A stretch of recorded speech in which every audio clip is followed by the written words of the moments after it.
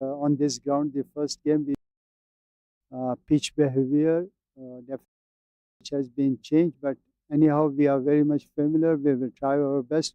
Our intervention was that to winning the toss and do the fielding first, but no problem. We will go ahead with this game with our full energy and full attention to this game of cricket.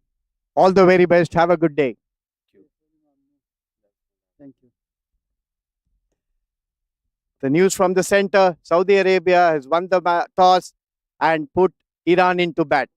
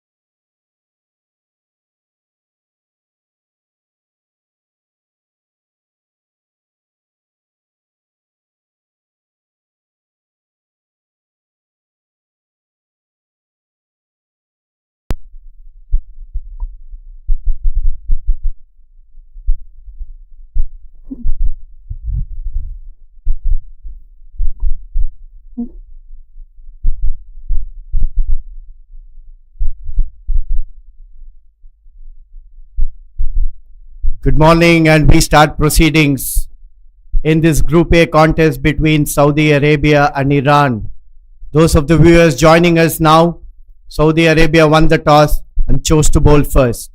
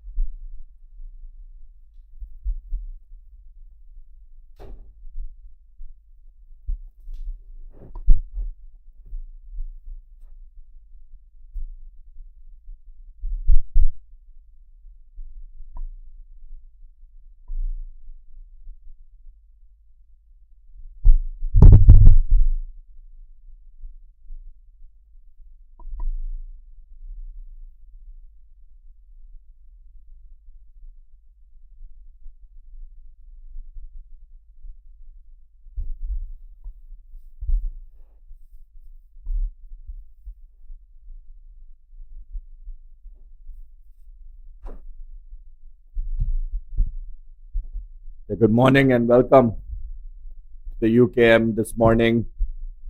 A Group A fixture between Saudi Arabia and Iran. The news from the toss was that Saudi Arabia won the toss and chose to bowl. Myself, Umair Siddiqui and Sunil joining me in the commentary box this morning. Good morning, Sunil. Good morning, Umair. Viewers, bit of an overcast conditions here. Yeah, there was a bit of overnight rain that will play into how this match plays out. Saman Sheikhi taking strike for Iran. And together with him, his partner Amir Khorsan. And in the first game against Nepal, Amir Khorsan was quite impressive. Sunil, he's a big hitter. He's able to reach the boundary with ease.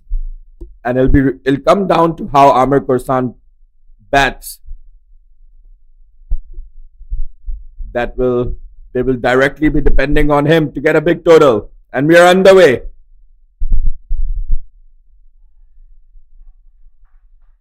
Abdullah Shiraz starting the proceedings for Saudi Arabia with the new ball.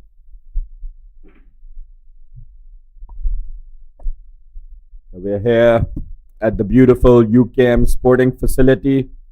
A Sunday morning over here. A lot of sport being played at their UKM sporting facilities this morning. We have the cricket game going on, football, rugby and hockey going on the adjacent pitches. And that's a great start by Saudi Arabia. Yeah, we see a lot of sport going on over here this morning, Sunil. There's a rugby tournament happening on the adjacent pitch. Football being played on the couple of other pitches adjacent.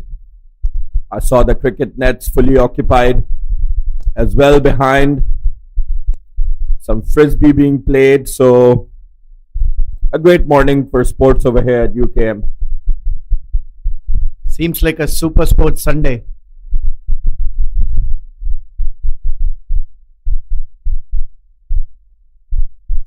And Iran now off the mark with a wide.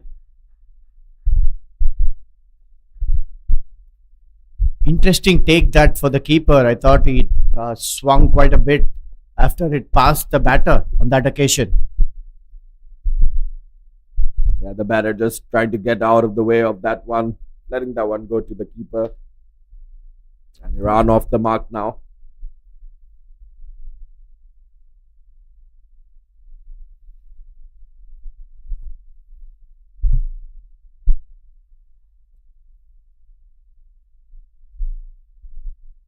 Good steady start this by Abdullah Shiraz.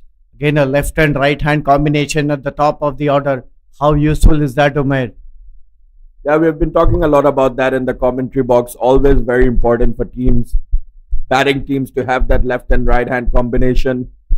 Can really unsettle the bowler. The bowler having to adjust their line and length for the left and right handed combination, as well as keeps the fielders active early in the day.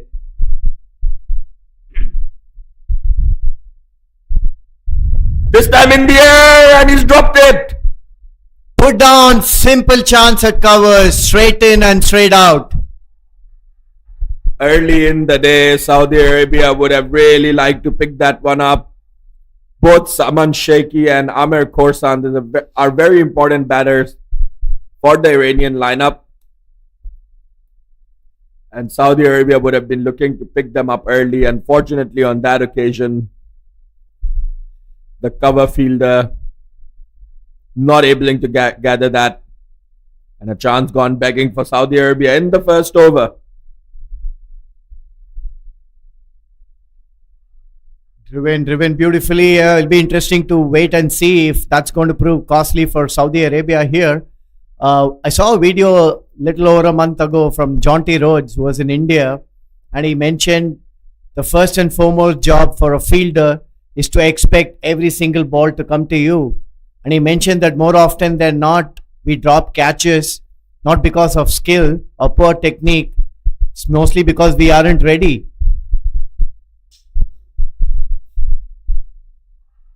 And he's got him. He's got him. Abdul Shiraz cleaning up. Saman Sheikhi all ends up. So the drop chance not costing the Saudi team too much in the end. Abdul Shiraz managing to rattle the stumps of Saman Sheikhi. Fast and straight, you miss, I hit. This has been terrific start by Saudi Arabia and Abdullah Shiraz. Saman Sheikh not troubling the scorers. That brings the end of the first over. Iran are 1 for 1.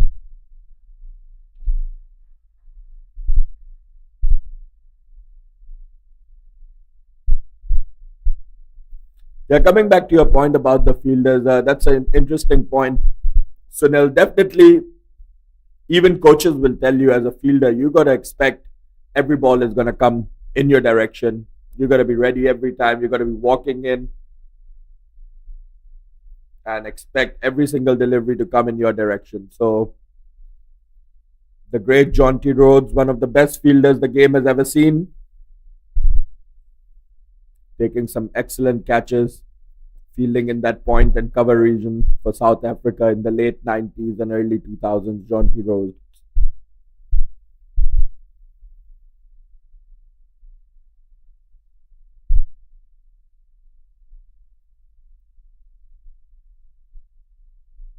Sharing the new ball with Abdullah Shiraz will be the Saudi skipper, Mohammad Ahmad Raza.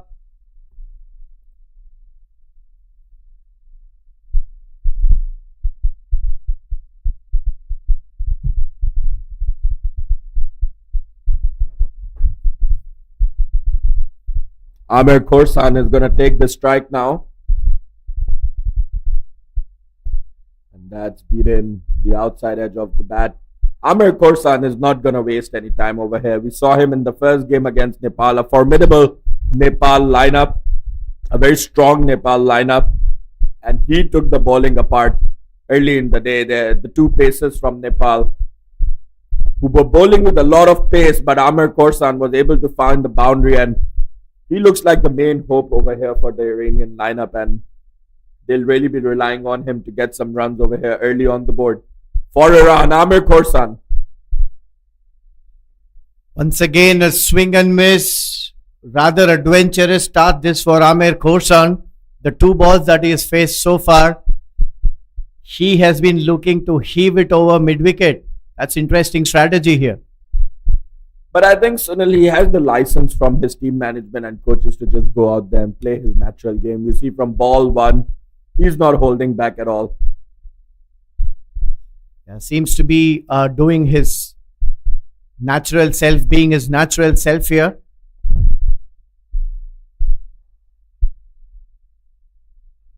Out there to support him, Salim Tal, the new batter at the non-striker end at the moment. Swing and a miss again, third time in the over, 3 consecutive deliveries. Salim Tal, an all-rounder who's able to bowl as well. Bowls a seam-up medium pacer. And batting at number 3, a very important spot in the batting lineup for any team. Absolutely pivotal. You are expected to provide the foundation for your team. It's one of the most critical batting slots, the number 3 position.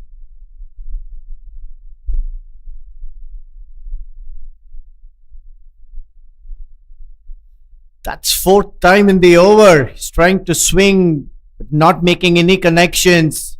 It's been swing and miss all of the 4 deliveries so far in the second over. Amir Khorsan is struggling to find his footing over here right now, and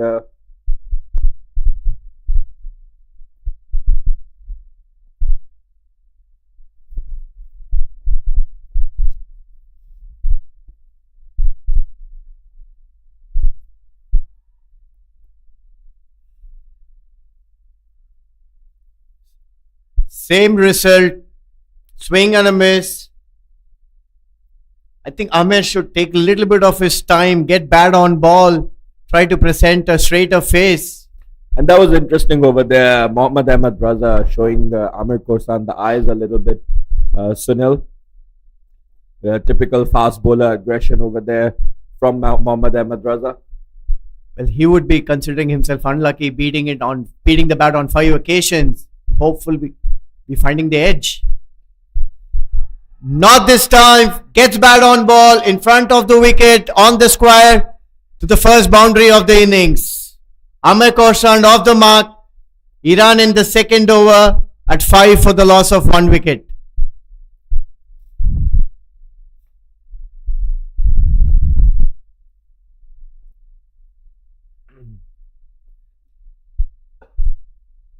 The Saudi team would have seen Amir Khorsand bat in the first game as well, and obviously a very aggressive batter. The question is, Sunil, when you know that a guy is going to just go for it, all ends up, does it still make sense to have 2 slips like they did for Amir Khorsand? Or do you just open the field up a little bit? I would say initially you should take the chance because any batter is vulnerable early on in their innings, and there is an element of risk involved in trying to hit the ball in the air. So they should still be on the attacking mode, especially after having picked up an early wicket in the first over itself. Salim Tal, the new batter, is going to take strike.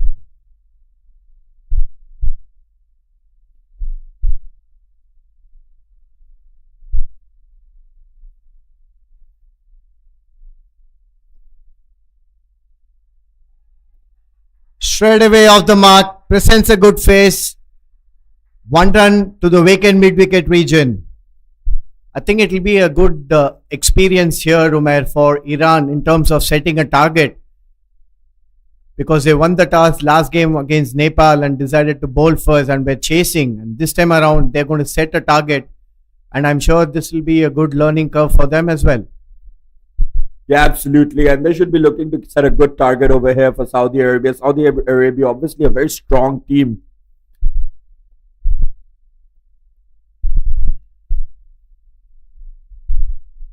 That's in the air. It looks like it's going to land safely just before the boundary and running away for a 4 in the end. Salim Tal off the mark.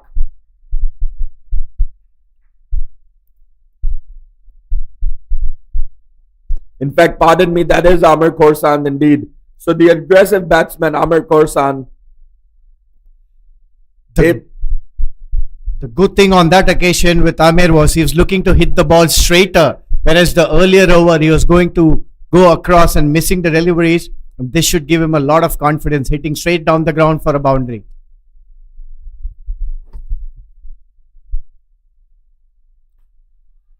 Yeah, we saw Amir Khorsand in the first game against Nepal. He's able to hit it on all corners of the ground.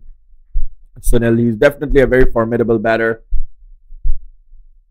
And on this occasion, showing his talent once again.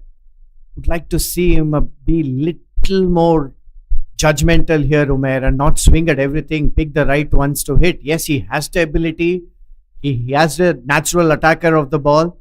Good to see a young attacking opening batter, but it'd be nice to see him being slightly more selective. That's an amazing pick. Straight back behind the bowler's head for a maximum. This is good batting by Amir Khorsand, making his intent very, very clear, and more importantly, hitting it straight down the ground again. I think he's just going to play his natural game over here, Sunil. And I think he has the blessing of the dressing room to go ahead and do that. It looks like there's only one way he knows how to play, and that's how he's going to come out and do it. As long as Amir Khorsand stays out there, Saudi team is going to be in danger, and a batter like this can really take the game away from you. So this is a wicket, a prized wicket that Saudi Arabia will be looking to pick up early over here. She is looking good at the moment.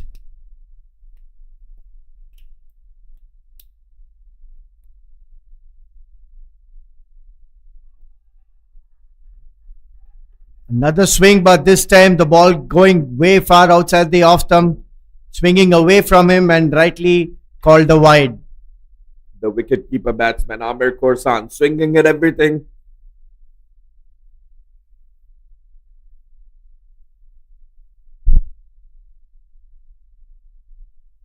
He's hit some fabulous shots down the ground. I think he should stick to hitting it straight down the ground.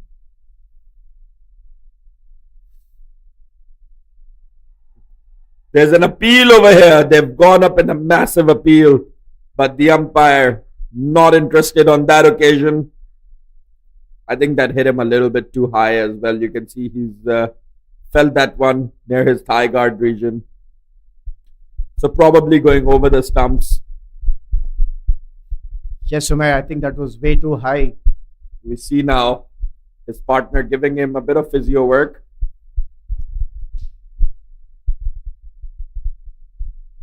It's extremely important from Iran's perspective that Amer stays for as long as possible, because he's a type of a batter who likes to go after the bowling. And the more he stays, the more runs are definitely going to be coming around. Yeah, he played exceptionally well against Nepal, and Nepal is a quality side with quality pacers. Hemant and Akash Chand, who were bowling with a lot of pace that day. This time, signal no ball by the umpire. So, Abdullah Shiraz overstepping on that occasion.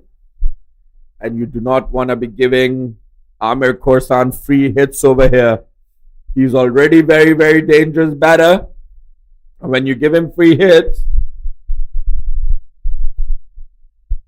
let's see if he's able to capitalize on this one. Amir Khorsan. Abdullah Shiraz running in to bowl the fifth ball of the over. Free hit. Excellent delivery, that pitching it just short and an intended bouncer. One can say that Abdullah Shiraz may be a bit under pressure after the couple of strikes that Amir gave him earlier in the over, but this is definitely a good comeback, especially in the free hit delivery.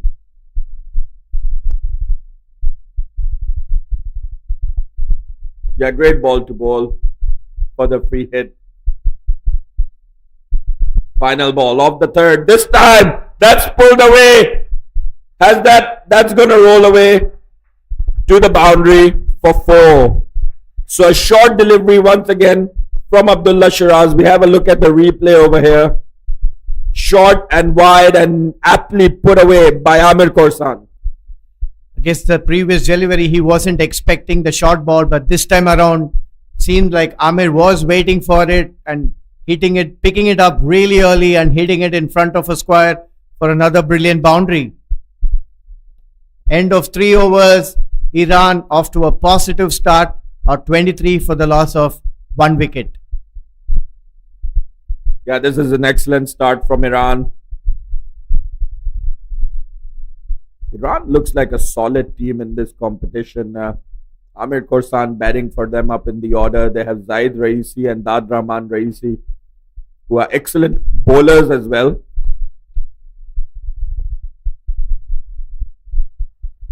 And we saw Zaid Raisi, Dad Rahman Raisi doing a lot of damage early on to Nepal, who are a formidable side early on in the first game of this tournament. If they're able to get a total on the board over here today, so they'll something in the region of 180 plus, they are definitely going to threaten the Saudi Arabian team as well.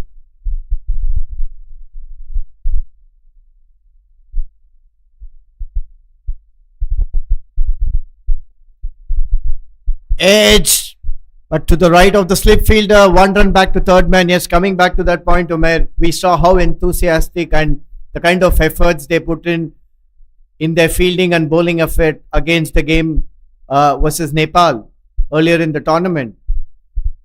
And fielding as well, you mentioned, Sunil. They were really good. They didn't really drop any catches at all. And they were excellent. And that's why they were able to dismiss Nepal. Even though Nepal got 353 runs, Iran got them all out within 40.3 overs. So impressive effort from Iran the other day. And now once again, the dangerous Amir Khorsan on strike. He's going to swing at it. He's not going to stop. When you see a batter like this, Sunil, when he's looking to swing at everything, what is your plan as a bowler? Well, mix it up a bit in terms of pace, as well as try to keep stump line, because if you notice some of the games, deliveries that he has been missing, uh, probably if it was on stump line, could result in a bold. It'll be interesting tactic here. They're getting another slip, a more attacking offside field now. Two slips, point covers, extra covers, mid off, and a third man. It's predominantly going to be outside off thumb. Certainly very aggressive over here for a batter like Amir Korsan. Two slips, a very interesting ploy by Saudi Arabia. Fine leg and third man deep. So you do expect a bit of short stuff as well. But you're right. I think mixing it up in terms of pace specifically is a very good option against a batter who's looking to go all ends up.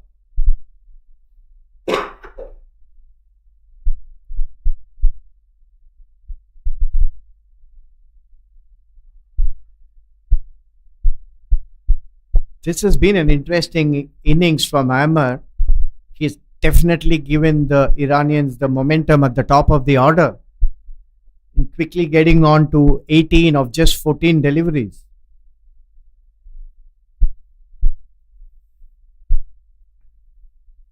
You can see why Iran has chosen him to be their opening batter. He can definitely do some damage early on. Amir Korsan on strike. Final ball of the fourth coming up. And that's edged away, and that's going to run away for 4. There's this golden rule: if you want to slash, slash hard. And that's exactly what Amir did, getting another 4. You see the replay over there. That ball slashed hard by Amir Korsan and over the slip cordon for 4. No chance for the slip cordon whatsoever. Iran in the 4th over with 28 for the loss of 1 wicket. Yeah, great start over here for Iran. 28 runs in their 4 overs. Abdullah is going to continue over here once again.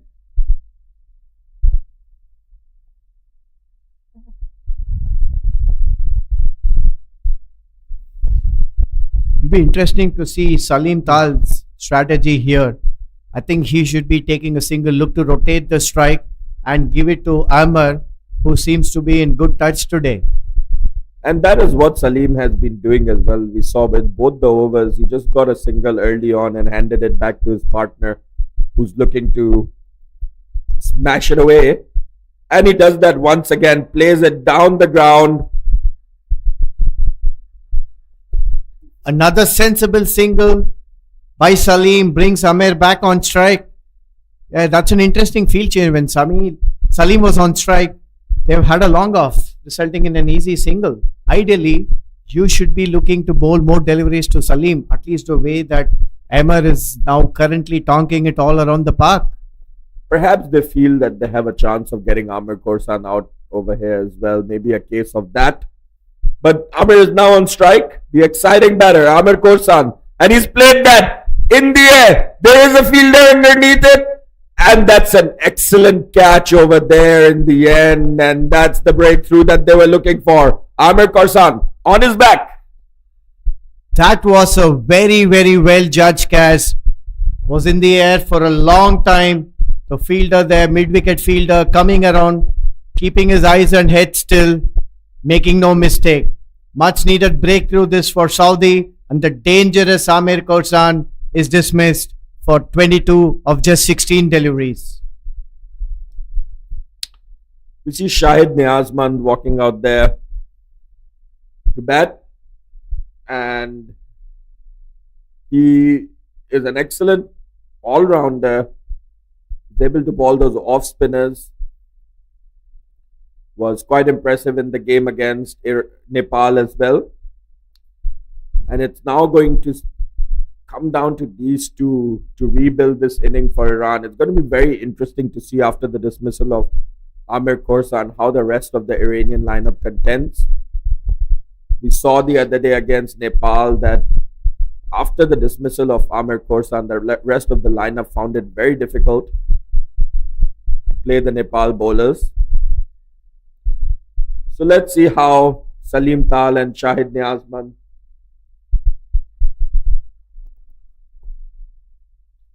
Salman Niazman, pardon me. Off the mark straight away, clipped beautifully on his pads, comfortable to the vacant square leg region.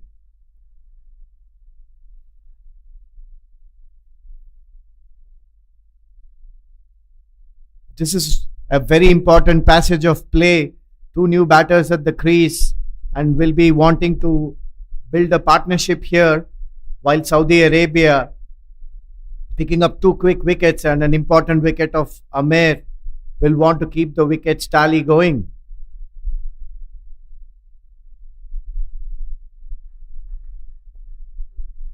Solid defensive that by Salman Niazman. As we discussed, this should be a very a good experience and a learning curve for the Iranian batters. Being asked to set a target. Saudi Arabia winning the toss earlier and choosing to have a bowl.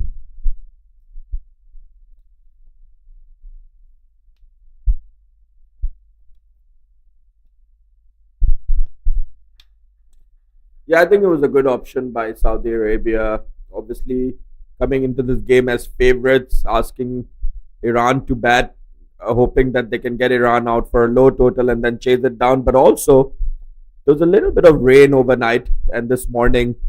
That would mean that the outfield is perhaps a little bit wet.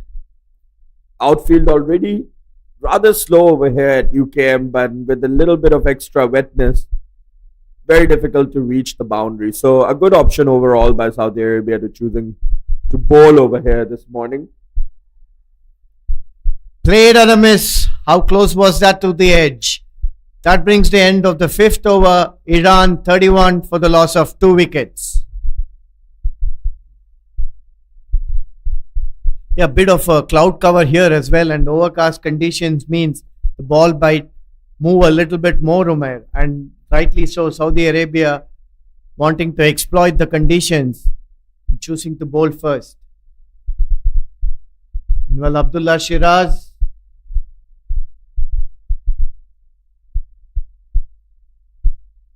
completes his over and Mohammad Ahmad continues.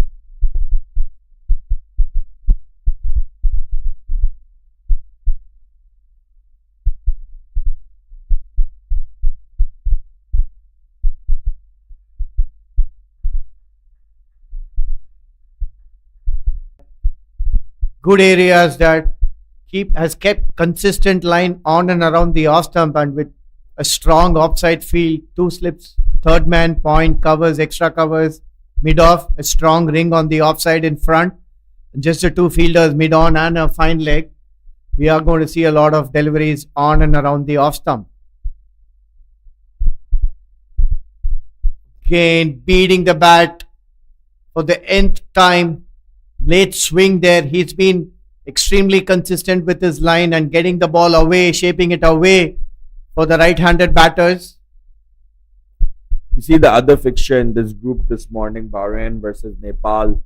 Bahrain winning the toss over there and choosing to bat, but that fixture delayed start because of rain going on at Bayumas Oval. Sunil.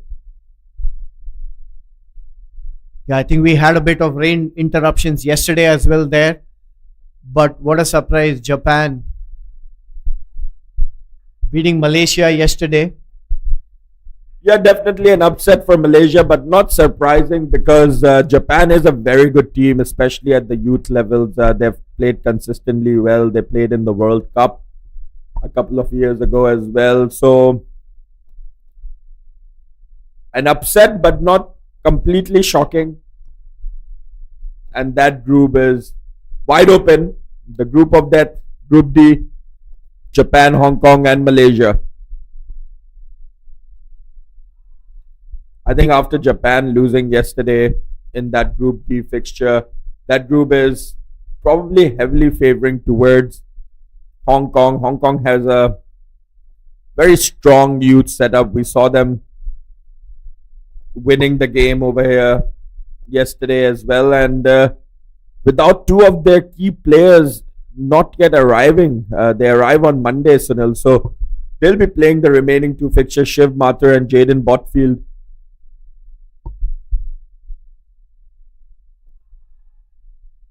Another play and miss. Ahmed Raza has been super consistent with his off-stump line, beating the bat time and again. I would like to see another gully out here. They have they have two slips and then they move an extra cover. I think I would like to see the extra cover go into gully when there's a lot of play and miss, I'm sure. Or another third slip. What do you reckon, Umair? Yeah, Mohammad Ahmed Raza is shaping the ball nicely away from the right hand. Certainly a very good option to add more fielders to the slip corner and perhaps a gully to test out Salim Tal over here. This time, he's gone up in appeal. I think, Sunil, that was definitely an interesting appeal because it looked like he caught the outside edge of the bat. Very, very loud and confident shout, but the umpire absolutely not interested. That brings the end of the sixth over. Iran 31 for the loss of 2 wickets.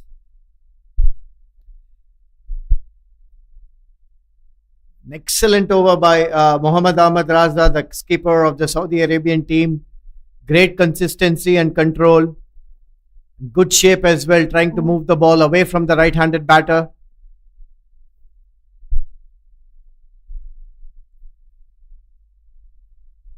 Meanwhile, Abdullah Shiraz continues his spell, coming on to his fourth over.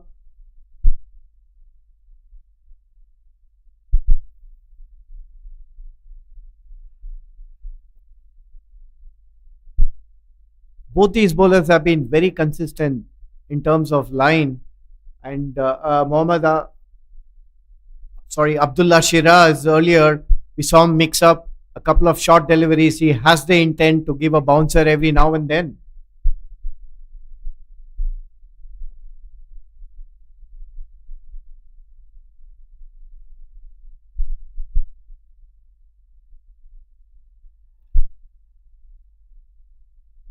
Timed nicely, right off the middle of the bat. Quick single.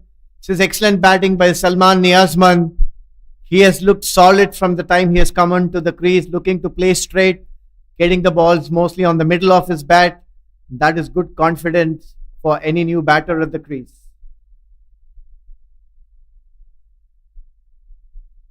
Salim Tal, the number 3 batter, is back on strike. He has looked to spend some time at the crease as well.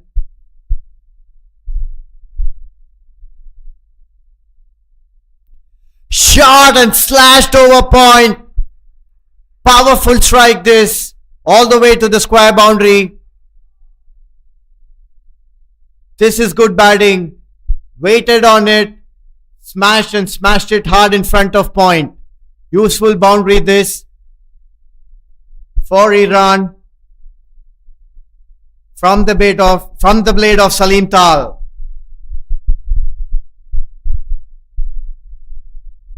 Iran moving on to 36 here.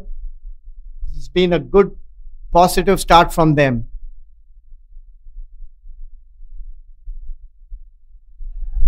This time off the front foot, beautifully timed, beats the mid-off fielder for back-to-back boundaries by Salim Tal. What an excellent shot this. Little bit of an overcompensation from Abdullah after the short delivery that was hit over point in the previous delivery. This time pitching it right up. But what a good shot that from the tall Salim Tal.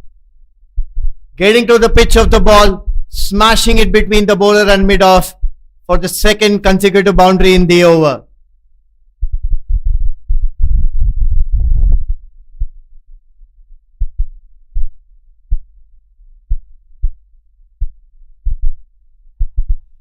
This time picks it up, over covers. Don't think it has enough to go to the boundary.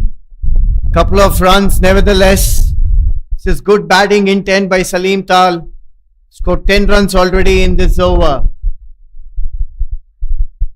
What's good to see Umair is he's trying to play, he's attacking both on the front foot and back foot. That is good to see from the number 3 batter here. Yeah, Salim looking very impressive over here early on against Saudi Arabia. Abdullah Shiraz once again. Abdullah picking up both the wickets so far. This time letting it go. Story from this group, Sunil, that at the end of the over, by the way, seven overs are now gone. 42 for 2 Iran. Coming back to this, the picture of this group at the moment, Nepal playing that first game against Iran over here, the opening match of this tournament played at this ground. Nepal having a convincing 275 run win over Iran over there. And then Saudi Arabia played Bahrain. Saudi Arabia batting first, getting 225 in their 46.3 overs. In response, Bahrain was only able to get 153. So Saudi Arabia also coming into the game with 1 win. Will be looking to make it 2 today. Saudi Arabia. That one beating the outside edge. And Nepal is due to play Bahrain today at Bayumas Oval. A little bit of a delayed start over there because of the rain. And for all intents and purposes, Nepal heavy favorites in that game. Heavy favorites to win this tournament overall. So this group is going to come down to the final game. If Saudi Arabia is able to win today, it's going to come down to the final game between Nepal and Saudi to see who goes through. So we are going to find ourselves in situations where it's going to be a virtual quarterfinal. Sunil, the game between Saudi Arabia and Nepal. If Saudi Arabia wins today and Nepal is able to beat Bahrain over in Bayumas Oval, then the game between Saudi Arabia and Nepal becomes a virtual quarterfinal to see who goes through the semi-final, and a very important game because only one team from each group is going to qualify. So it's very important that Saudi Arabia doesn't get ahead of themselves and focuses on this game, trying to overcome Iran first. Because Iran is not a walkover game, Sunil. They've looked like a very impressive team overall. As we saw them against Nepal, they were able to bowl out Nepal, even though Nepal got 353 runs. I think it's a huge deal for a team like Iran, who doesn't play as much cricket year around, to bowl out a team for Nepal, nevertheless, for 353 runs in only 40.3 overs. So impressive performance, nevertheless, from Iran.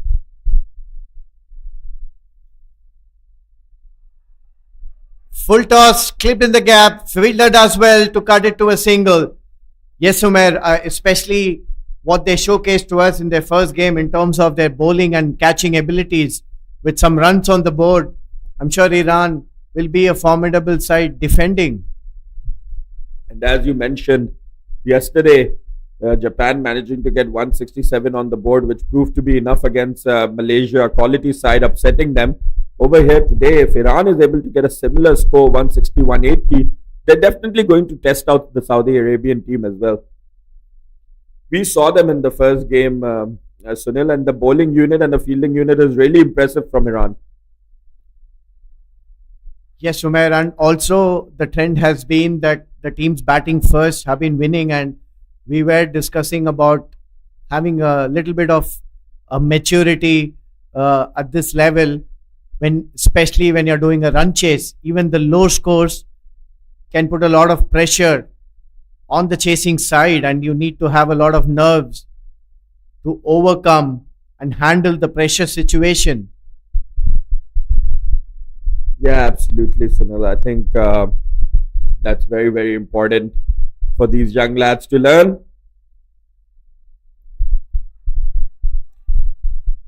Salim Tal is looking really impressive out here with the bat. He looks like he has a wide variety of shots. He has a lot of power. He's able to reach the boundary with ease. He's able to rotate the strike and pick up singles. And as we talk about that, that's the end of the over. 8 overs are now gone. Iran off to a good start at 44 for 2. Yes, Umair, and ever since Amer left, Salim Tal has taken it upon him to do the bulk of scoring. and he's doing it well over here at the moment. He played some wonderful strokes in his innings so far, and that has forced a bowling change from Saudi Arabia. The new bowler Varun Saravanan being introduced. One change, spin option, and it'll be interesting to see if this pitch offers a little bit of spin early on with some moisture on the pitch. Varun Saravanan, right arm.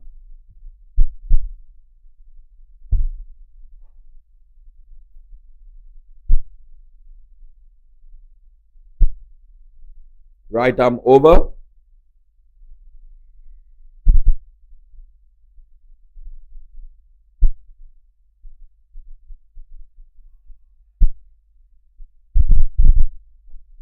Good start this, and equally well played by Salim. Watched it till the very end.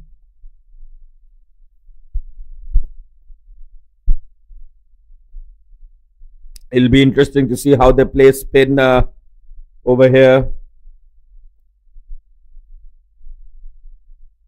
And I say that, Sunil, because Iran looked good early in that inning against Nepal as well, against the Pacers. But once Nepal brought on their spinners, the Iranian team folded very, very quickly. They found it very difficult to contend with the spinners of the Nepal team. So let's see if they struggle once again against the spin that is being presented to them by Saudi Arabia. And Varun looks like an interesting spinner as well. Looks like he's bowling a bit of finger spin over here.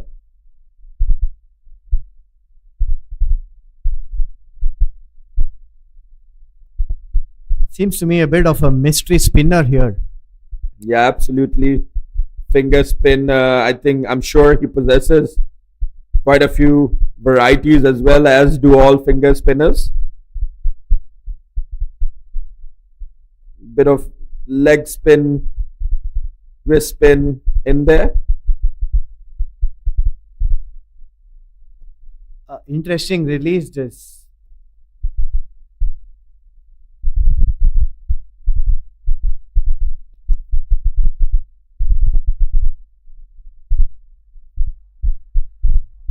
Yeah, we see an excellent proponent of that sort of bowling, Ravichandra Ashwin, with his finger spinners. And he has certainly influenced a whole generation of cricketers. We see Varun over here bowling a bit of finger spin as well. And that's the end of the over. So 9 overs are now gone, around 45 for 2. Steady start this by Varun in his first over, getting his line and length more often than not right, just conceding the lone single. And seems to be like a mystery spinner. I think the batters have to closely watch the release to pick up the delivery type, whether it's the one that's going to come into you or go away. Yeah, Varun Saravanan Mudialia.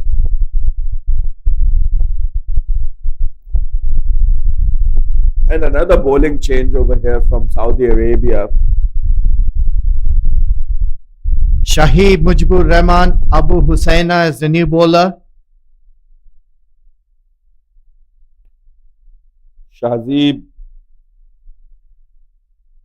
another spinner, right arm over, is going to take the ball. So now spin in operation from both ends for Saudi Arabia. And Iran did struggle a little bit against the spinners of the Nepalese team on the opening day of this tournament a couple of days back, and it'll be interesting to see how they deal with the spinners of the Saudi Arabian team over here today. So Shahzeeb is all set.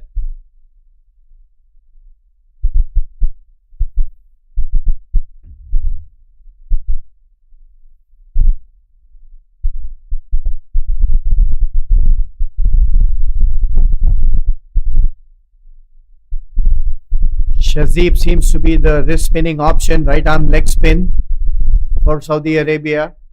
Yeah, more traditional leg spinner, unlike his bowling spin partner Varun. A much more traditional leg spinner with a very traditional leg spinning action, bowling action as well. A good technique, coming sidearm and following through, and you see he once he finishes his delivery stride, he's able to get the shape real good, gets into a good shape as well. So really good bowling technique, a bowling action over here, a very traditional bowling action for a spinner. Shazib, he looks very impressive.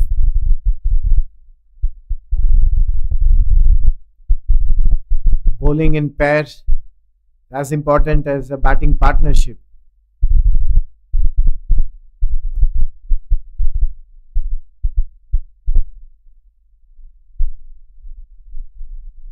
The Nepal and Bahrain game, the other game in this group, has started now at Bayumas Oval. 3 overs have gone by over there. Bahrain batting first. 3 overs have gone by. 8 runs for no loss. Bahrain. Bahrain has their work cut out today against a very formidable and strong Nepalese team. And Nepal will be looking to pick up another win over there on their way in their pursuit to win this ACC Under-19 Premier Cup here in Malaysia. Strong favourites, Nepal, to win the entire tournament and at least play in the finals of this tournament. Their fans will be expecting that they make it at least to the final.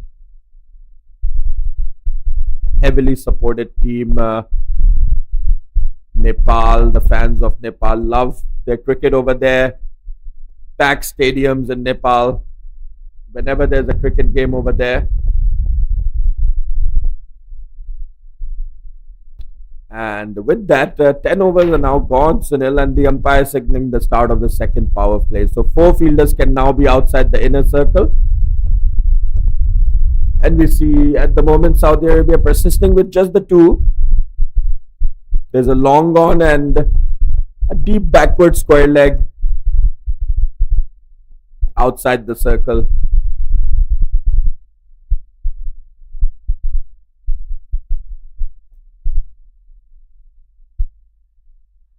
Iran off to a steady start here, and I'm sure they would want to build on this.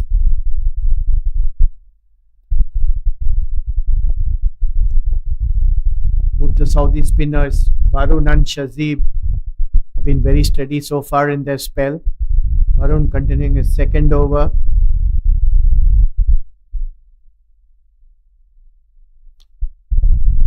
Interesting ploy here from Saudi Arabia. They don't have a third man or fine leg over here, so a bit of a scoring area over there. But we have seen that the Iranian batters really haven't gone for unconventional shots in that region.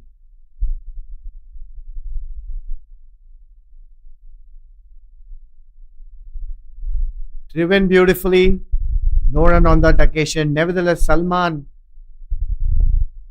has been very impressive since the time he has come out to the crease, looking to play straight and looking to get more deliveries in the middle of his bat.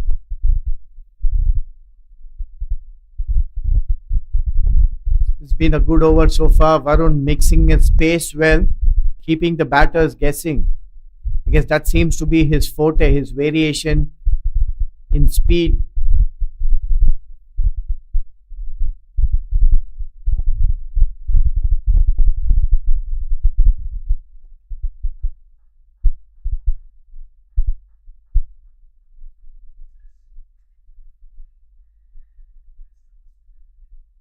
That brings the end of the 11th over. The Saudi spinners quickly getting away with their overs. Both Varun and Shazib keeping it nice and tidy and quiet, while the Iranian batters are looking to build a partnership. Interesting contest this between the bat and ball.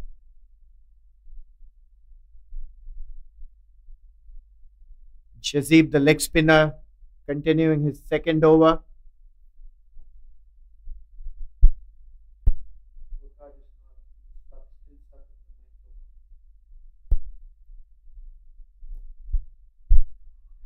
Full pitch, smash back over the bowler's head for a boundary. This time it's Salim Tal, the much needed 4 for Indonesia.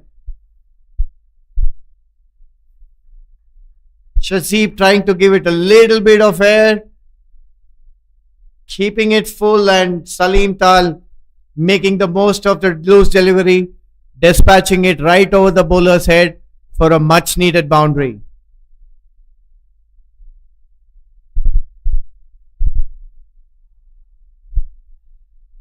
Iran one short of their 50 team total. We are in the 12th over. It's been a steady start.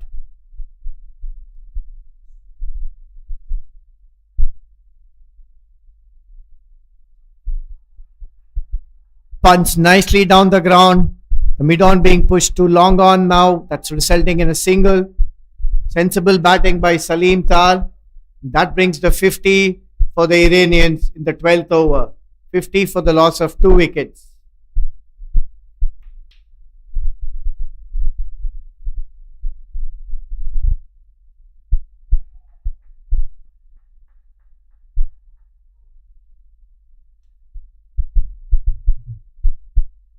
This is a good contest between bat and ball, the spinners and the Iranian batters. Driven, very well saved. Shazib diving to his left of his own bowling. That's an important stop.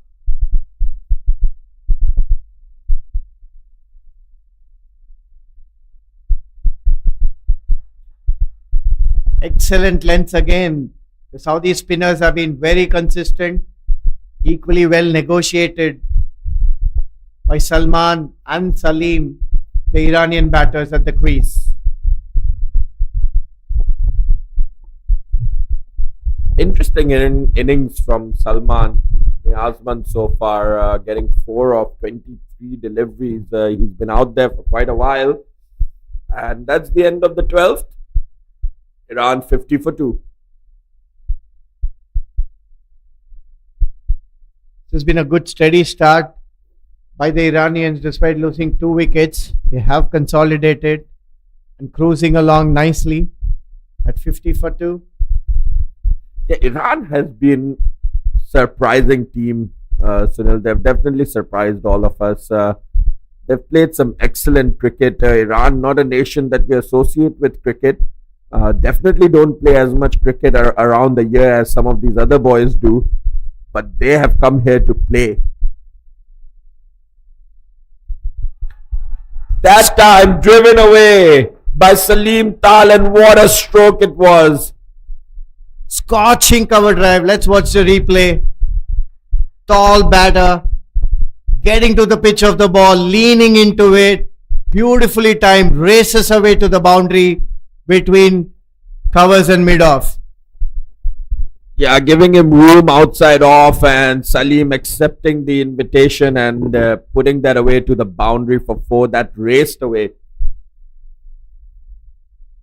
Terrific shot that by Salim Tal.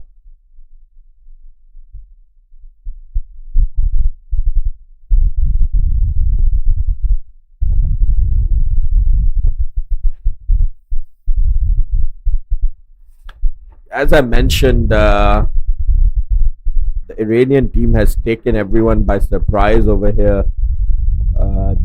Certainly the Saudi Arabian team as well.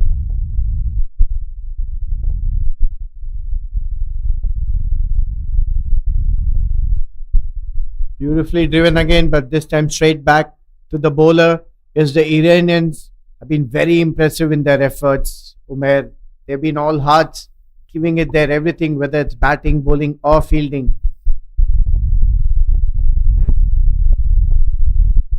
There is a big appeal over there, but the umpire not interested in that one. Perhaps height.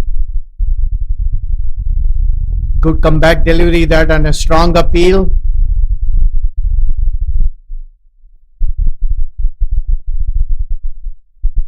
again, the flatter trajectory, uh, creating doubts in the batters when we are talking about how flatter trajectory the batters tend to stay on the crease, not come onto the front foot. Yeah, the Nepal spinners did that excellently well in the first game over here.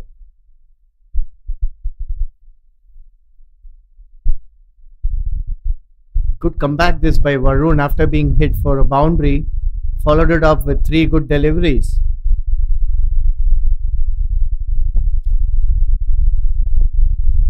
Driven comfortably but straight to the mid-off fielder.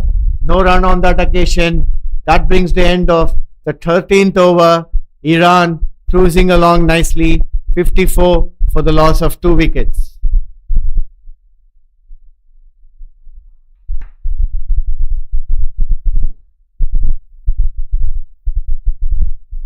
Salman Niazman providing excellent support to his partner Salim Tal, who's taking the responsibility of scoring the runs over here, while Salman is holding down the guard.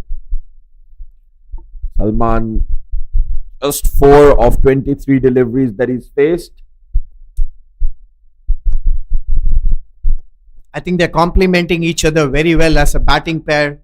Salim, the aggressor, and Salman looking solid at the other end.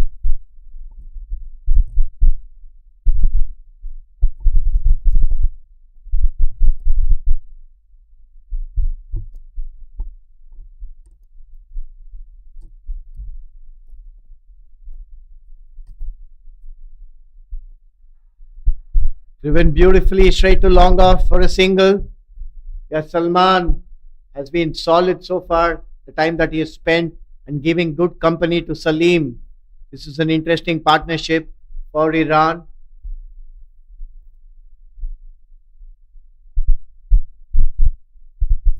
That's gonna go all the way. What a shot over there. Terrific pick that right over the bowler's head for a maximum. Salim Tal is on fire. Let's watch the replay. Picking the length beautifully, hoisting it right over the bowler's head for a clean 6. Salim Tal, we didn't get to see a lot of him in the last game. He was dismissed early on, and today he's getting the opportunity to bat over here. And how good is he looking, Salim Tal? That one looked like it was always going to go for 6 as soon as it came out of his bat. Once again, that's going to go all the way. That was a full toss over there. And Salim Tal not missing out on that one. Back-to-back sixers. Watch the replay. Another flighted delivery. Full pitch, in fact. Salim waiting for it. Hoisted it over the country region for a maximum. 2 back-to-back sixers. Very, very useful runs this for Iran. This is excellent batting from Salim Tal. 36 of 35 now. What an excellent all-rounder he is. We saw Salim Tal in the game against Nepal was not able to get runs, but he bowls seam up. So definitely a very interesting all-rounder, young prospect.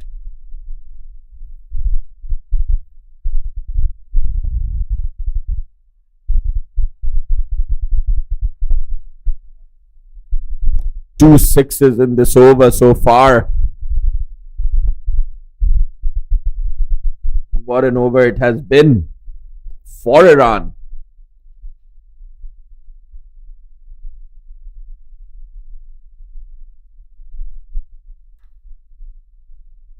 Another full pitch, but this time it's a missed opportunity. Drives that straight back to the bowler. Just Salim would have been disappointed not to put that away as well. But this has been good batting. That brings the end of the 14th over. Iran 67 for the loss of 2 wickets. Contrasting strike rates for the batters. But then they are complementing each other really well here. Salim and Salman.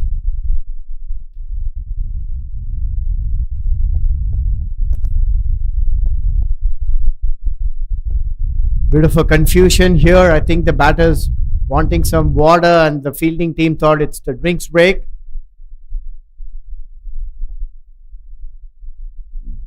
I'm sure we'll have another over minimum before the drinks break. Yeah, we have typically seen the drinks break happen at the 15th or 16th over mark. So perhaps another over to be bowled.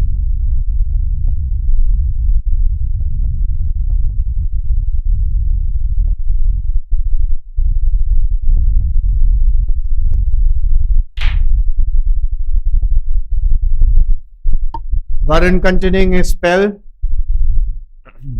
for Saudi, and I'm sure they'll be searching for the third wicket before the break. Yeah, this partnership beginning to look really dangerous for Saudi Arabia. They would want to get this one as soon as possible. Varun once again with his finger spin.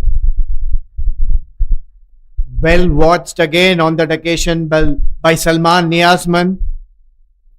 Salman solid in his defense and providing real good support to Salim Tal, who's looking excellent out here.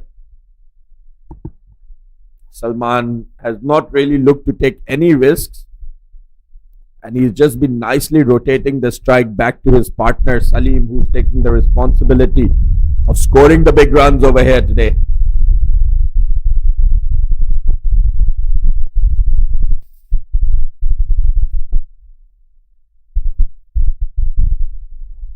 Punched nicely to the long on fielder for a single.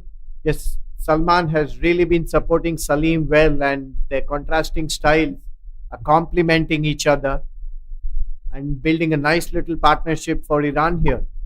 Yeah, this partnership beginning to look really dangerous for Saudi Arabia, and if Saudi Arabia is upset here today by Iran, if Saudi Arabia are not able to come away winners today, they're going to make it really easy for Nepal to just qualify from this group, because Nepal is looking like a formidable side. Saudi Arabia, the only team that's really out there to challenge them.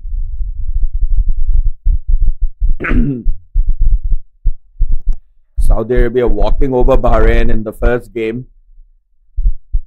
So Saudi Arabia will really be hoping that they can win this game over here and play against Nepal for the top place of this group.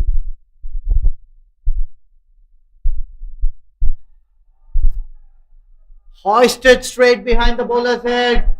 Another, is that a maximum? We'll need to wait and watch. Yes, it is. Another big six for Salim Tal. Good thing right over the bowler's head. Let's watch the replay. Picking up the length beautifully. Hoisting it right over the bowler's head. That's the third six of the day for him. How good has he been, Umair? Yeah, what a strike once again. Straight as well.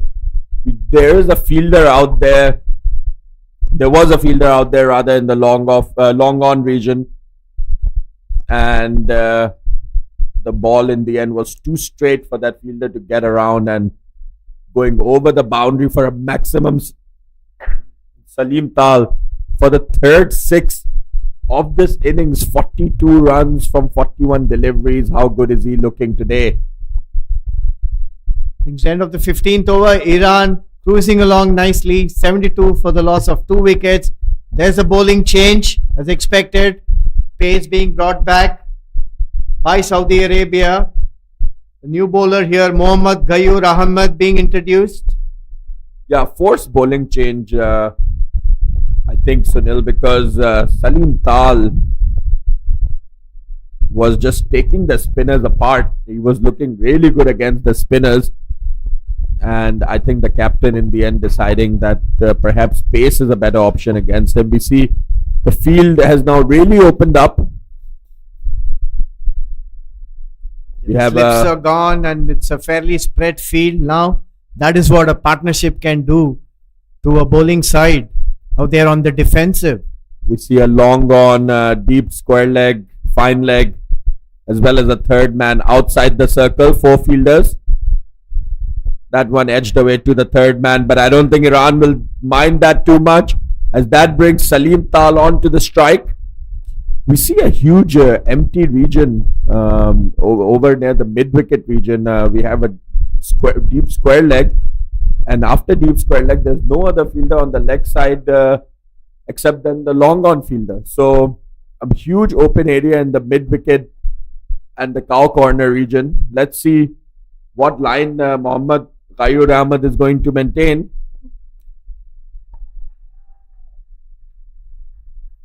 Has a tall, strong action here, and he is coming to hit the deck, running in hard.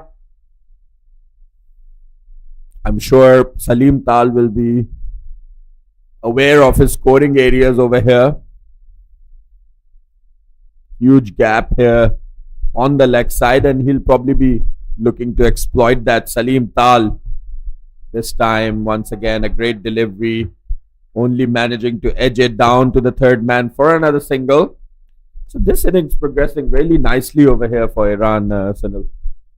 He started off really well here despite losing 2 wickets, maintained a decent run rate, just over 4.5 runs, 4.89 in fact, and has been a good partnership. Both Salim and Salman, they have been stitching it out here. Excellent delivery, that beating the bat convincingly. Mohammad Qayur seems to be running in and hitting the deck hard on and around the off stump channel.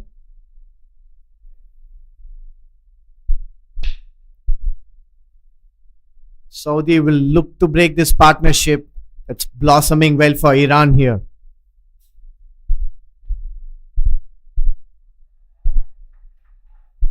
Another excellent length delivery, equally well negotiated by Salman.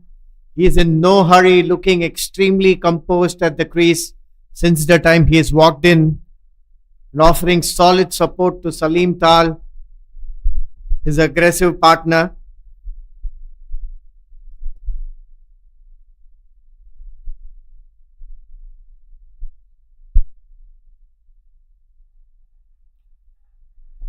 Good finish to his first over. 16 overs gone. Iran 76 for the loss of 2 wickets.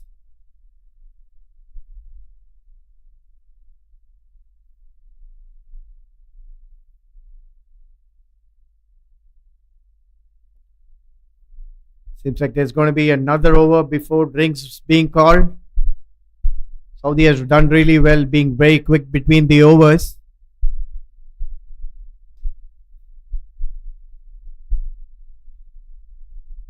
Iran have started really well this game, batting first in the tournament for the first time and looking solid, have the foundation at 76 for 2 in 16 overs. Meanwhile, Varun Saravanan continuing his spell for Saudi and will be searching for the third wicket, looking to break this partnership. Excellent delivery that beat the offside edge convincingly. He has been very impressive so far, Varun. Mixing it up, mixing his pace.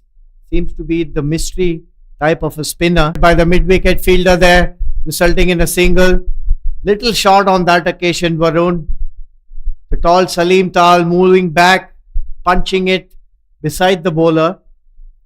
He's been batting really well and looked good both on the front foot and back foot. That's been very impressive. And what was more impressive was the fact that he's looking to hit the ball straight. That has paid him rich dividends today for Salim. Cruising along nicely. 44 in just 45 deliveries for Iran. Half-hearted appeal by the keeper and bowler. It's high on the batter's pads. Salman Niyazman, the batter, is being unmoved.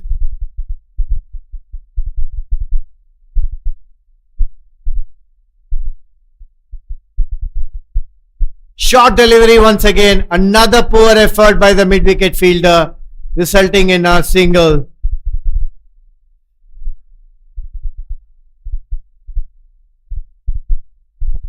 That was a bit sloppy effort. The fielder being changed from short mid-wicket, moving on to covers. A touch short on that occasion, Varun, in terms of length, giving the batter enough time to rock on to the back foot and punch it for a single.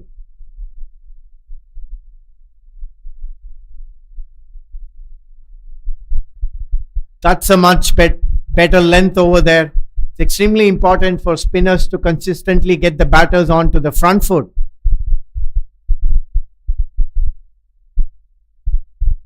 Very well watched by Salim Tal, who's been super impressive for Iran.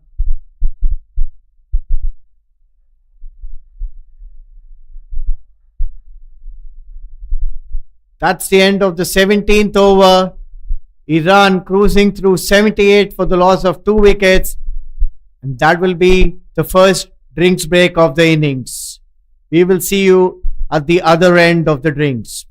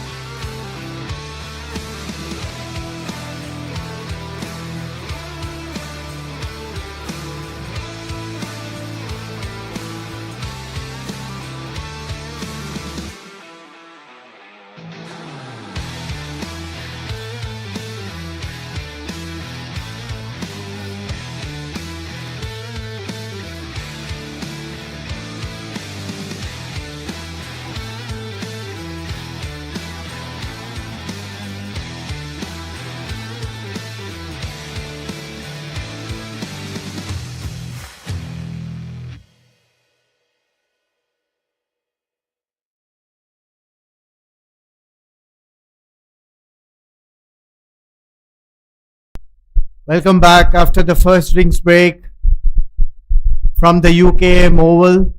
The match between Iran and Saudi Arabia. Group A contest this. Iran off to a steady start. 78 for the loss of 2 wickets in 17 overs. Yeah, what a start it has been for Iran over here today. Something that I think Saudi Arabia were not expecting from the Iranian team. And to be very honest, Sunil, none of us were expecting it, but nevertheless, very, very impressive Iran. They should be very proud of their performances already. They were placed in a tough group with teams like Nepal and Saudi Arabia, but they held their own and they've exhibited their skills and they've shown that they are forced to be reckoned with. So, a period of reset over here, perhaps. We all see Sunil in cricket. Whenever there's a small stoppage, especially specifically drinks break, it causes a lot of wickets to fall. as the batters have to reset a little bit. So it'll be interesting to see how the Iran batters reset after this drinks break. That was beautifully played. Straight back to covers, though. Nevertheless, a very elegant and time shot by Salman Niazman. He has been very impressive. Although he just scored 8 runs, but the way he has gone about giving solid support to Salim has been commendable. Played on a miss. That one's so close to the outside edge of the batter, and that's what we're talking about. Drinks breaks, stoppages in play are definitely going to unsettle the mind of the batter, and a period of reset just to regain the concentration, the groove. It's a one ball game for the batter, Umair. So you need to play every ball at the peak of your concentration. And as you rightly said, whenever there is a break, the batters need to come back, reset, and get into the groove. And it's really interesting that Saudi Arabia went back with a slip right after the break to attack as well. It's a good attacking mindset over here from Saudi as well. Yes, good intent there. Searching for the third wicket. Mohammad Gayoor has been impressive. He's running hard, hitting the deck in the right areas, on and around off stump. He's had a couple of beat-ins and still searching for the edge.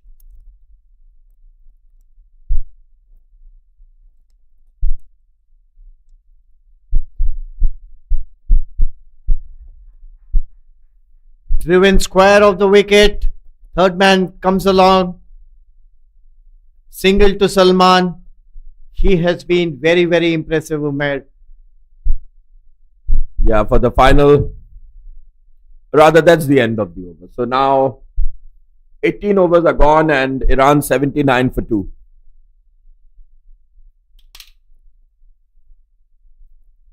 A beautiful day over here at the UKM Oval. Not too hot today. A cloud cover over the ground, but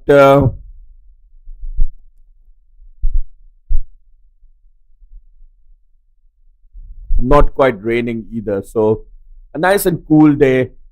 A good day to be out in the field. The Saudi fielders will be enjoying this.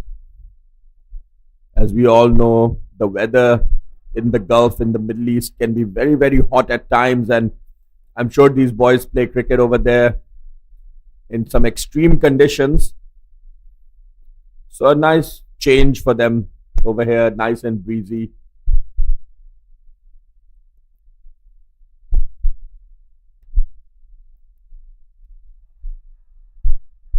Tucked beautifully off the pads. An important aspect of Salman Niazman's batting has been the way he has been picking the gap and rotating the strike.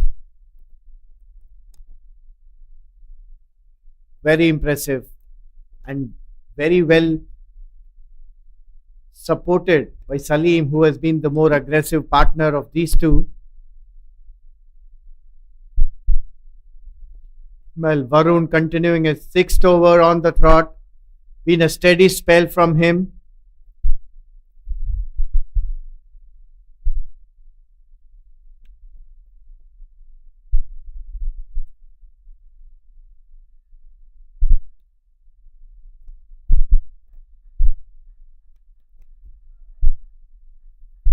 Misfield, but no run taken. Yeah, run was definitely available over there. Long on and long off back at the boundary line, but not choosing to run for the misfield, the Iranian batters on that occasion. Salim Tal, he's looked dangerous against spin. This has been really controlled aggression from Salim Tal. He's looked to put away bad deliveries. He hasn't swung at everything. Unlike his teammate Amir Korsan, who comes out and goes from the word go. So, a really intelligent batter, Salim Tal. It's very, very Impressive batsmanship this. That brings the end of another steady over by Varun. 19 overs gone. Iran 80 for the loss of 2 wickets.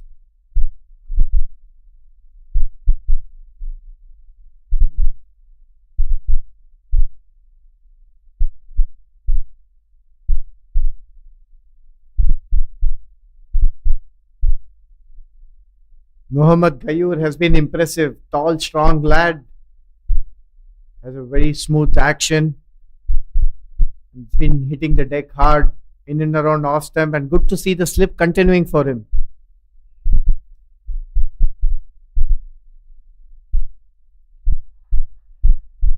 Driven square of the wicket. The third man comes along. Once again, Salman Niazman doing the sensible thing, rotating the strike and giving it to his aggressive partner Salim Tal, who's actually been batting sensible as well. 44 of just 51 deliveries. Much needed foundation laid by the Iranian batters here. Toss driven, but driven straight back to covers. That's a missed opportunity, especially with no fielder on the offside boundary in front of the wicket. I'm sure Salim Tal would be disappointed on missing out on that full pitch.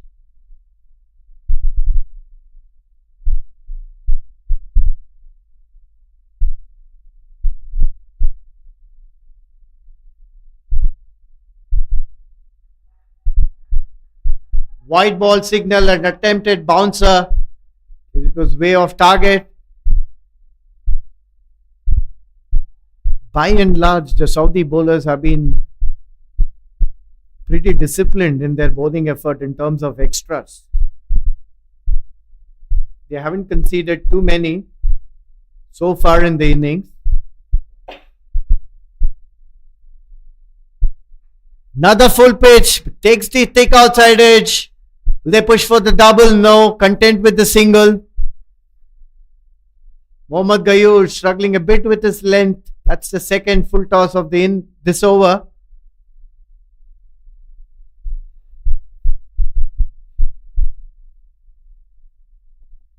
Iran cruising along nicely.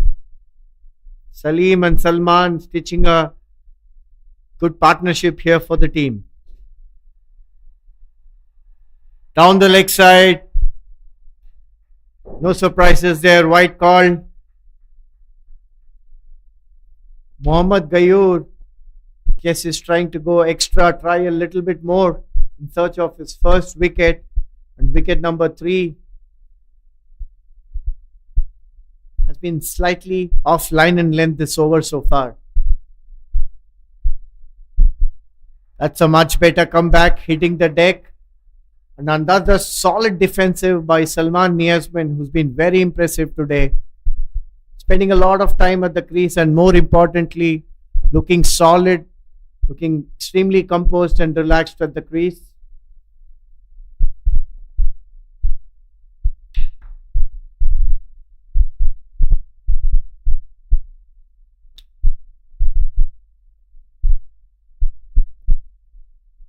Two balls left in the 20th over.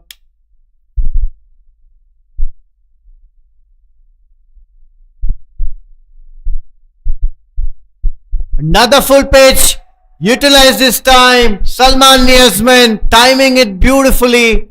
Putting it in the vacant mid-wicket region for a useful 4. Let's watch the replay. Picked it actually from off in middle. Mohammad Ghayur again erring in length. It's the third full toss of the over, and this time Salman Niazman making the most of that loose delivery, dispatching it to the mid-wicket boundary. Moves on to 15 of 44 deliveries. Iran 88 for through in the 20th over. Much better delivery. The finish the over. 20 overs gone. Iran 88 for the loss of 2 wickets.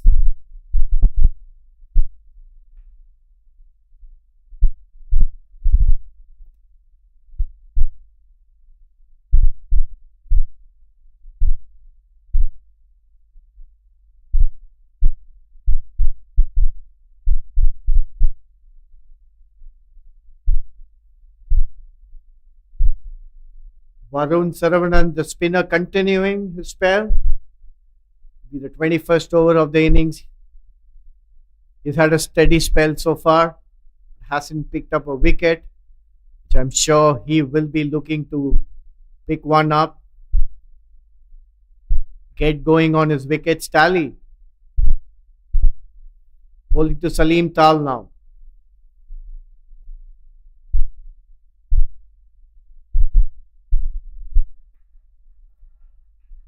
Well watched by Salim Tal, allowing the ball to come on. Nicely close to his body and a solid defensive.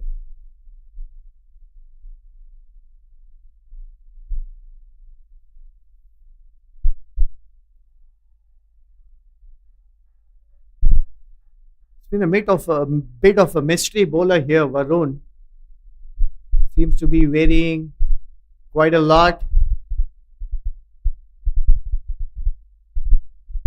An umpire intervention. Wonder what that's all about.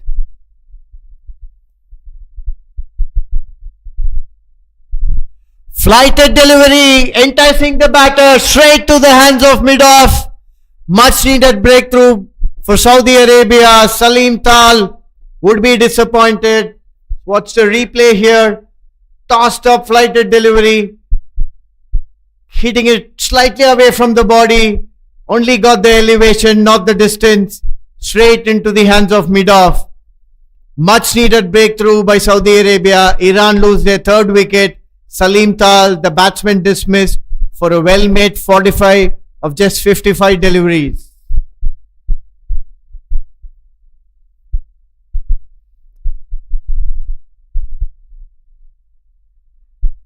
The Saudi fielders really celebrating this wicket. And what an important wicket this has been. Excellent knock by Salim Tal, the number 3 batter for Iran today. Iran are 88 for the loss of 3 wickets. Well-deserved wicket for Varun in his 7th over, enticing the batter. This has been a reward for his consistent bowling.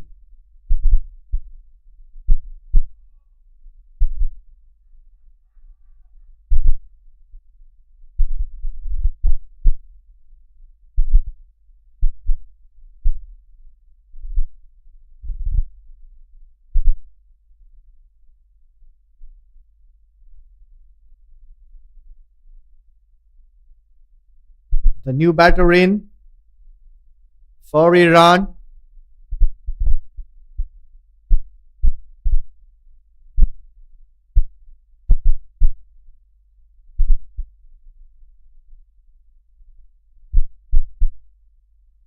Will be Rahman Raisi, the captain of the Iranian team.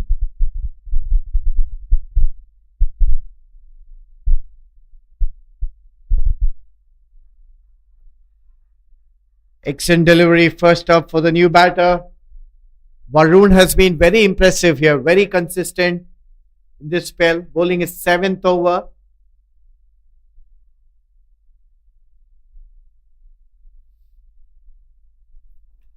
Thick outside edge, no slip.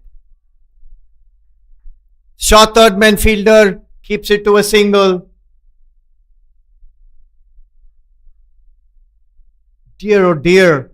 Should have been a slip there, especially with the consistent line that Varun has been bowling. That was a missed opportunity. Had there been a slip fielder, could have been a comfortable catch. Nevertheless, no ifs and buts in cricket. Varun continues.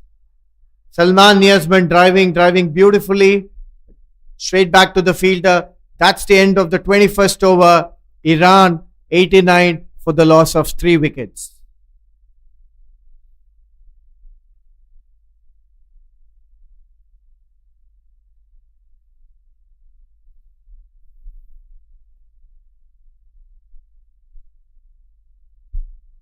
Rahman Raisi, the Iran captain, joining Salman Niyazman. Salman has looked solid at the crease. Been a very compact and composed innings so far. He's consumed 46 deliveries for his 15. but provided a very solid partnership and an able partner for Salim Tal, who got dismissed earlier over.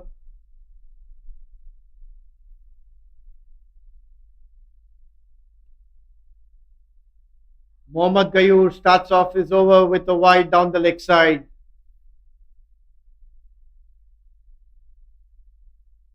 The new batter in place on strike. We have a slip, point, covers, extra cover, mid off, a wide mid on, deep square leg, and a deep front leg. It'd be interesting if he's going to test a new batter with bouncers. Not really on that occasion. Pitching it up, getting the batter to get onto that front foot. But good to see Saudi retaining the slip right through Mohammad Gayoor's spell. You would have liked to see the slip continue for Varun as well at the other end. Down the leg side again. Wait for the umpire's call. 4 signal. Seems like a tickle racing away to the fine leg boundary. Dadman Raisi's first 4 of the inning.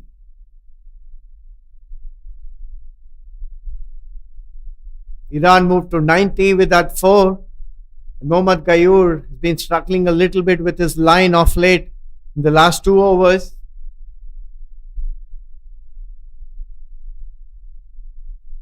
Much better on this time.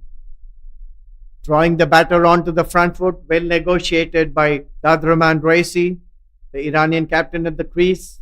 Batting number 5 for his side. And Salman Niazman, this non-striker who came in at number 4, looking really good.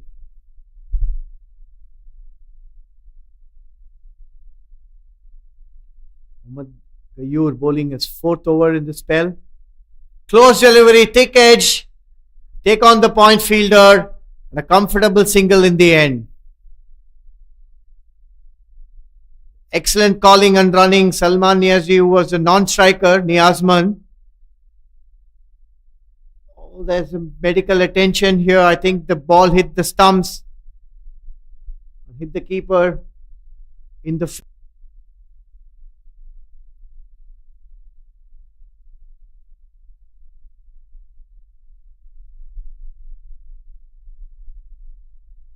The physio in action.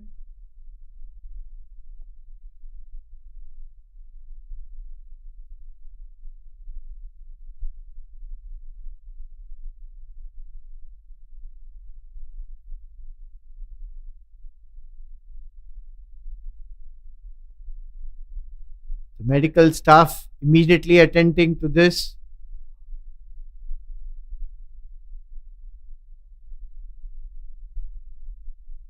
For those of you joining the coverage, Iran having put into bat first by Saudi Arabia on 95 for the loss of 3 wickets. This is the 22nd over in progress, and we have had a small interruption of play.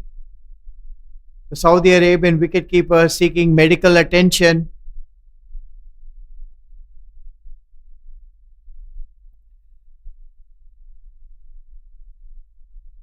Iran will be extremely happy with their efforts so far.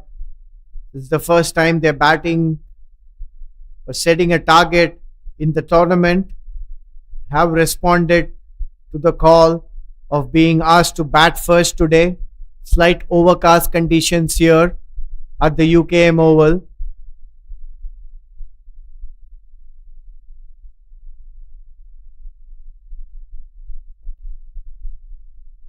And we hope it's nothing serious.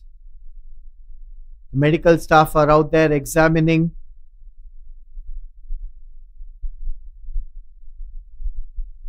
These are anxious moments.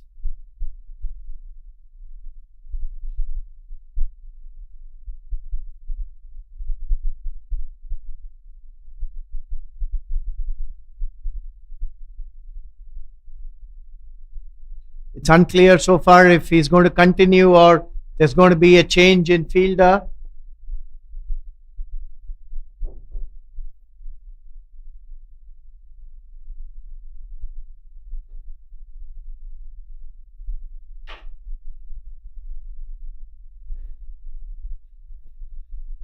I think it's Mohammad Akil, the wicketkeeper for Saudi Arabia. He's been brought out of the field. There was a deflection off the stump, and he had a hit on the face. It's excellent sportsmanship by the Iran team. They're very curious about the well-being of Mohammad Akil Ramzan, the wicketkeeper of the Saudi team.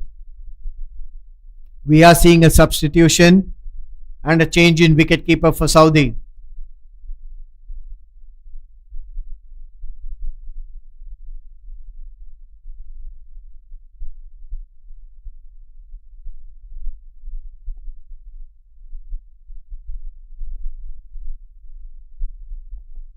These days, Sunil, any blow to the face requires the standard procedure of concussion checks, and under the playing conditions, you are allowed to substitute the player. A concussion substitute is allowed, where you can bring in one of your 3 bench players into the playing 11 if the player is deemed not fit to continue. But we see that within the playing 11, CAF has taken the wicketkeeper pads and gloves.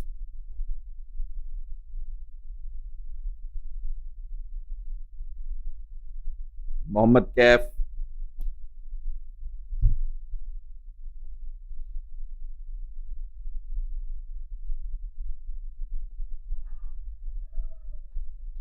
Excellent shot this. Right after that interruption, Salman Niazman in the act. Just short in length. Smacks it over covers for a good couple of runs. That's a very unfortunate incident, and we hope that it's nothing serious for Mohammad Akil Ramzan, the original wicketkeeper, the Saudi Arabian team, who is back in the dugout for some medical attention.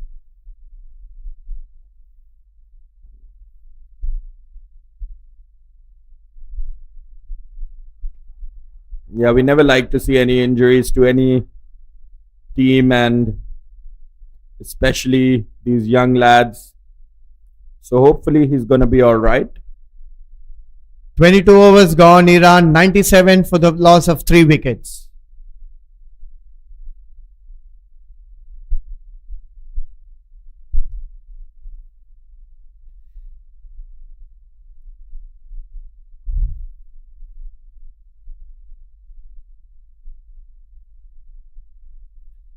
Salman Niazman and the captain Dadraman Raisi now out in the middle.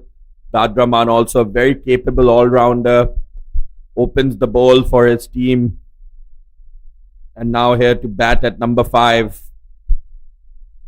Iran 97 for the loss of 3 wickets at the moment, and this score is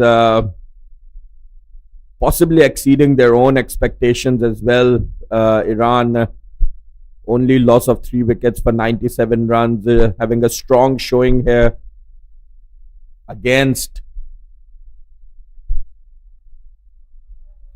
Meanwhile, Varun continues his spell. It's been an extended spell for him and has been super steady right through his overs today. Picked up the crucial wicket of Salim Tal earlier, who was looking so good.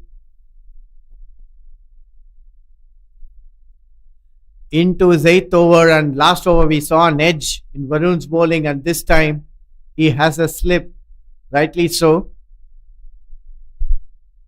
Been very consistent with his line on and around the off stump, beating the bat on a lot of occasions, Varun.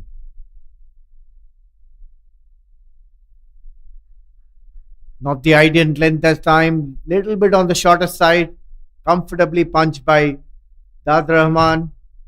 No run on that occasion, straight back to the fielder.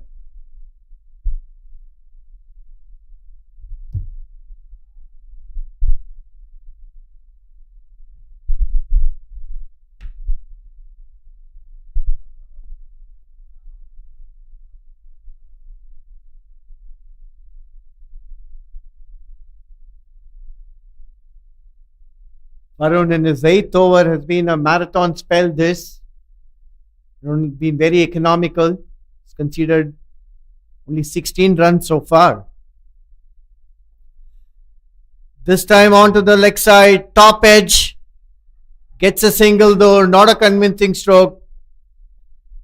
It's good to see the Iranian batters trying to play an unconventional shot, because we see the fine leg is a bit square. The third man is also inside the circle. So there's definitely a scoring area behind the wicket, and trying to exploit that on that occasion with a lap shot. So good thinking nevertheless. The outcome not favorable, of course, on that occasion, but good thinking. So that's the end of the over. Iran 98 for 3.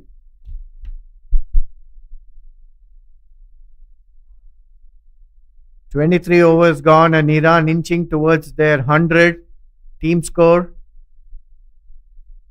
on a reasonable run rate of 4.26.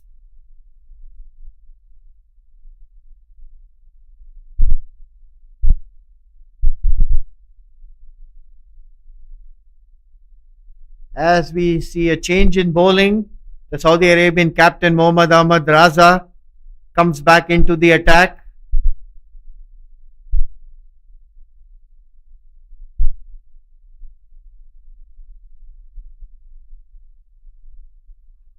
Excellent start this in his second spell.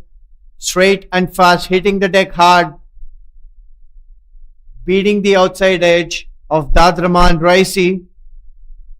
Captain to captain here. Crucial passage of play this. Iran looking to consolidate and build on the start. Saudi Arabia looking for the fourth wicket.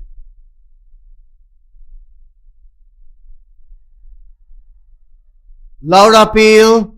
Seems like down the leg side. 1 run taken.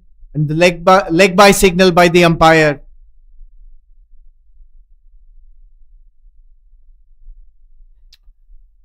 Bring you to the other game of this group going on at the Bayou Mas Oval.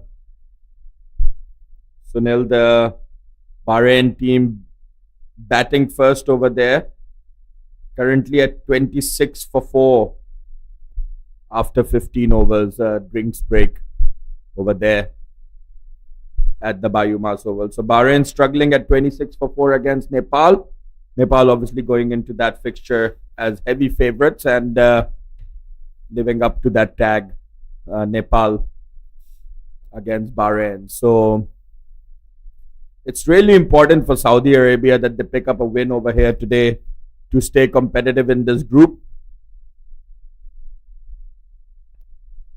If they lose to Iran over here today, Saudi Arabia, that group A would mean that Nepal would just be looking like heavy favorites to go through from there,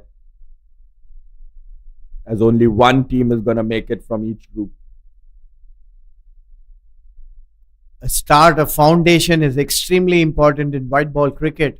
We see here Iran has done the hard work in building that foundation.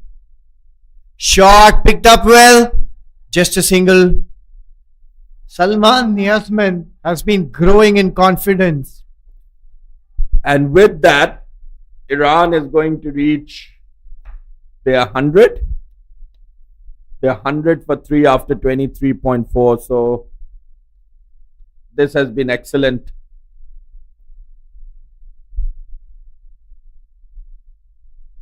From Iran today. And that one, that time, edged away, races away to the third man fielder. Will just be a single. And this is a really strong showing from Iran today, Sunil.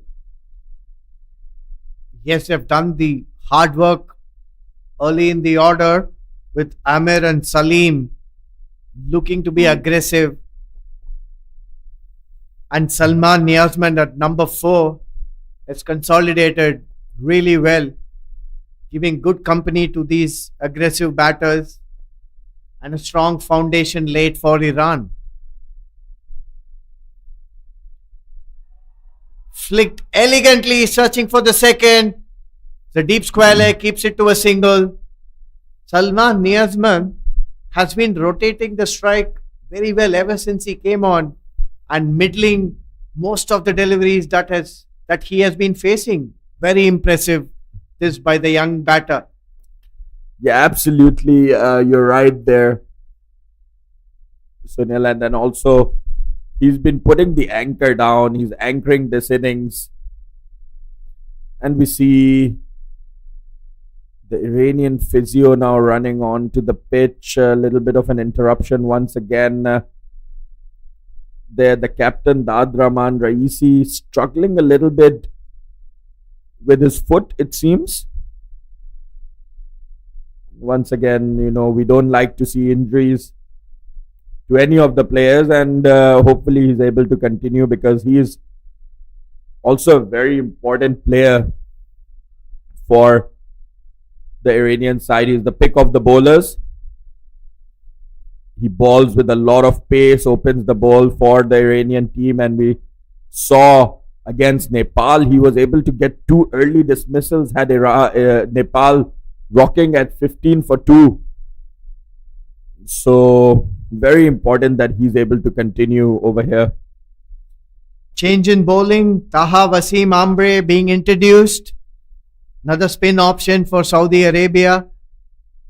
I think it's the Yorker. He got it on the toes last over from Mohammad Ahmed that the Iranian captain needed medical attention for. Driven beautifully once again by Salman Niazman for a comfortable single. He's growing in composure. The more time he's been spending on the pitch, the more and more easy it has been for him. This is good battership by Salman Niazman. Moves on to 20 with that single. Yeah, just moving it along nicely at the moment, Iran. And the Saudi bowler is not really looking to threaten Iran in any way. There's a very sort of defensive feel about the way Saudi Arabia is approaching this. But as we know that the grounds and the pitches, the way they've played in this tournament, there have been low scoring games. And we saw yesterday Japan batting first were able to upset Malaysia. So Saudi Arabia should not be looking to take this too easy. As we already know, Iran's strength is in their bowling. They're an excellent bowling unit, an excellent fielding side. And if they let this score get away from them, it will become very hard for them to chase it down. This is the game of glorious uncertainties, Umair. You can never relax until the last run is scored or the last wicket taken.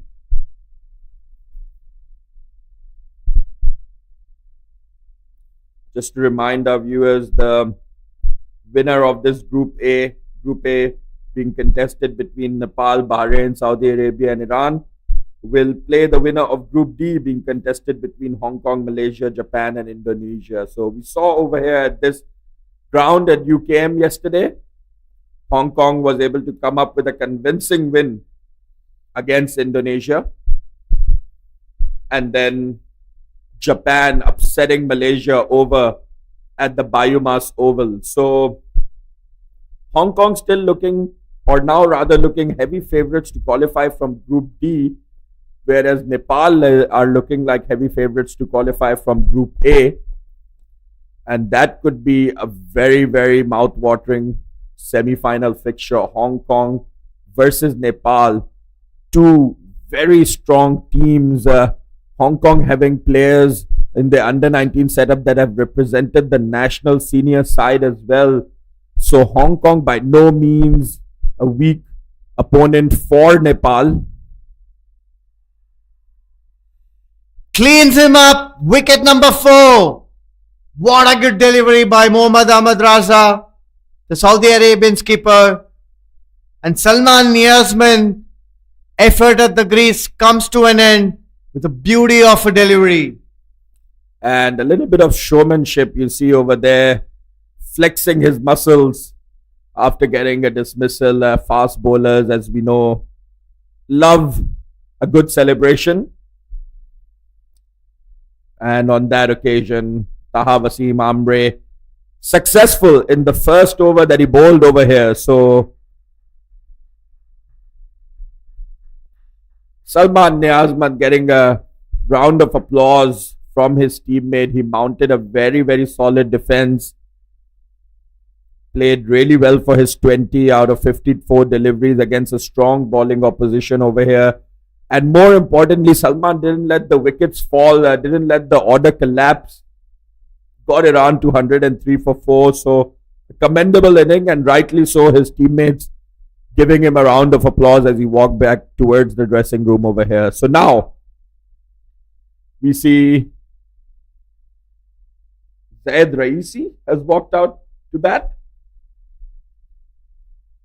It was an extremely determined innings by Salman Niazman. Zaid Raisi, another all-rounder. He was excellent in the field the other day. And he was excellent with the ball, and he's a opening bowling partner to his brother Dad Rahman Raisi. So two brothers out there in the middle. Had a chat with the coach the other day. He informed me that Dad Rahman Raisi and Zaid Raisi are brothers, and captain and vice captain of the team as well. So an impressive cricketing family over here for Iran. Yeah. And they opened the ball together as well, interestingly. Yeah, we don't see that too often, do we? Yeah, not at all in modern day. Obviously, famous brothers have played together. A run out chance here, but not able to cleanly collect it on that occasion. My mind goes to 1999, Sunil, Brett Lee and Shane Lee, the two pace bowling brothers playing for Australia over there.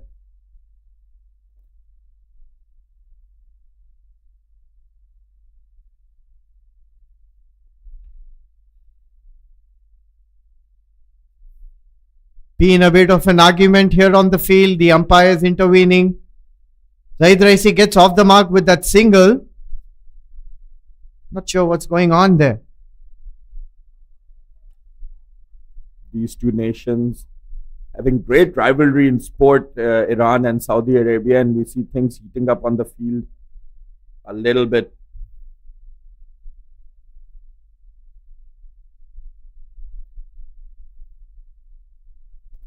Another famous brothers partnership, fast bowling brothers, LB Morkel and Morne Morkel, that played for South Africa more recently.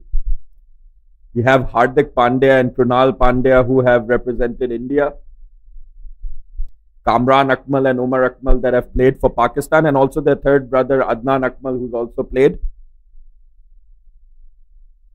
And of course Sean Marsh and Mitchell Marsh that have gone to represent Australia. Another partnership over in Australia, we used to have Michael Hussey and David Hussey as well. And very famously for India, Irfan Pathan and Yusuf Pathan, the formidable all-round brothers. And of course, to round off, famous brothers, how can you forget Mark Waugh and Steve Waugh, the legends of Australian cricket. So Australia certainly has had quite a few brothers represent them in the past.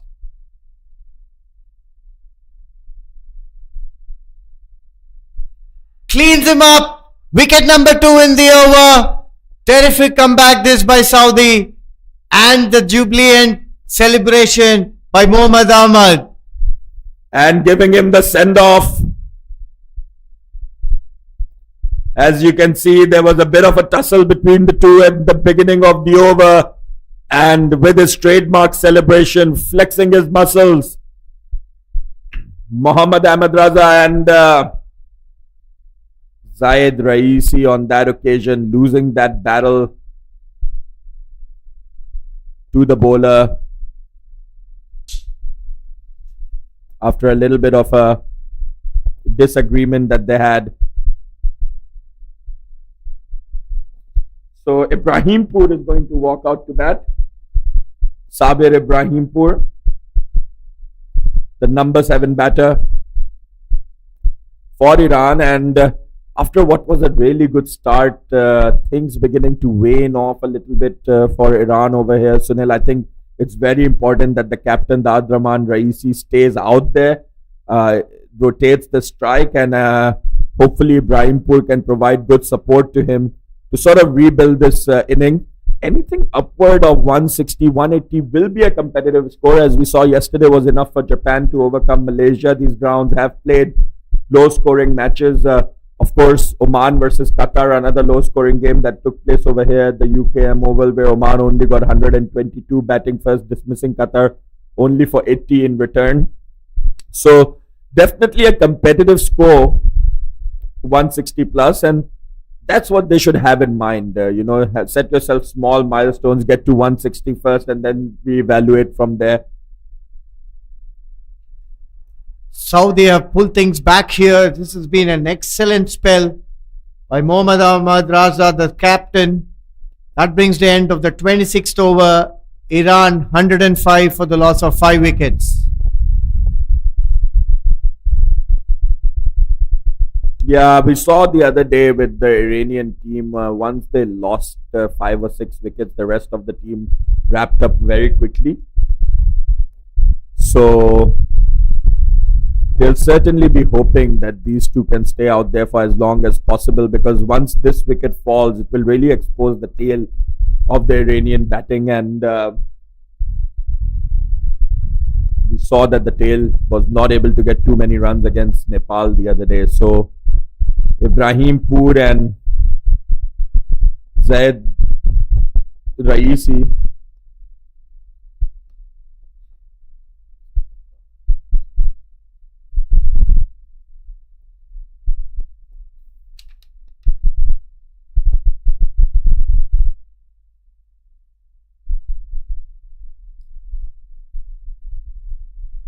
Zaid Raisi and Sabir Ibrahimpur will be hoping. Again, the trend of 2 new batters in the crease is never easy for the batting side. Ideally in white ball cricket. Drives well to long on for a single. What I would like to see from Saudi Arabia is to attack a little bit more over here, Sunil, because these two batters are new to the crease, and after this, it's going to be the tail of the Iranian batting. We see long on, long off outside the circle. We see a deep mid wicket as well. I'd like to see a little bit more attack over here from Saudi Arabia, just to wrap this up and set themselves as low a total as possible. Because certainly the strength of the Iranian team lies in their bowling and their fielding. Yes, Sumair, especially with 5 wickets down, 2 back-to-back wickets in the earlier over, the pressure is certainly on the Iranian batters, and would like to see catching options and fielders within the 30 yards building more pressure.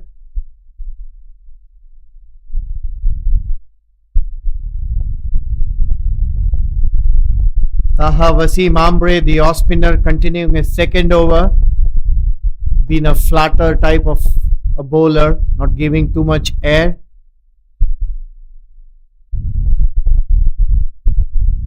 Yeah, when Saudi Arabia won the toss and chose to bowl this morning, I think what they had in mind to restrict Iran for a low total. They should really be hoping that this doesn't get out of hand over here for them and make it very difficult for themselves to win this game. The captain did mention at the toss that they want to bowl them out cheaply, and there's always an eye on the net run rate in this series.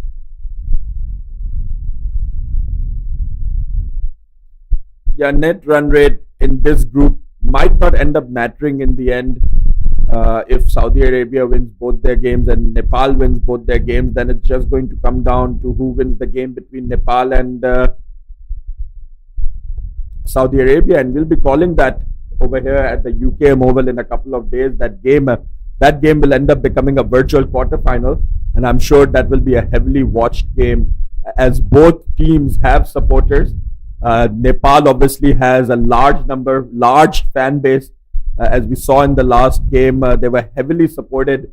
A lot of viewership on the ACC channels for the Nepal team, and Saudi Arabia as well. They have a massive cricket community in Saudi Arabia. Cricket is a sport.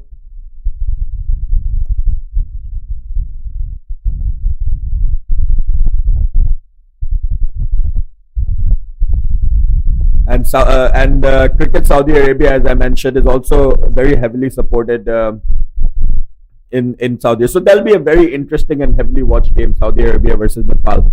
But in order for that game to matter, Saudi Arabia have to first pick up a win over here, and Nepal have to do the job against Bahrain. And talking about Nepal doing the job against Bahrain, they have Bahrain struggling at 31 for 4 after 20 overs. So Bahrain mounting a solid defense nevertheless, 32 for Bayumas Oval against Nepal. And that time, a great delivery beating the outside edge once again. So Mohammad Ahmad Raza, 6.1 overs, 16 for 2, looking very, very dangerous. And the Iranian batters finding it very difficult to contend with. He is supercharged after picking 2 back-to-back wickets in the previous over of his spell.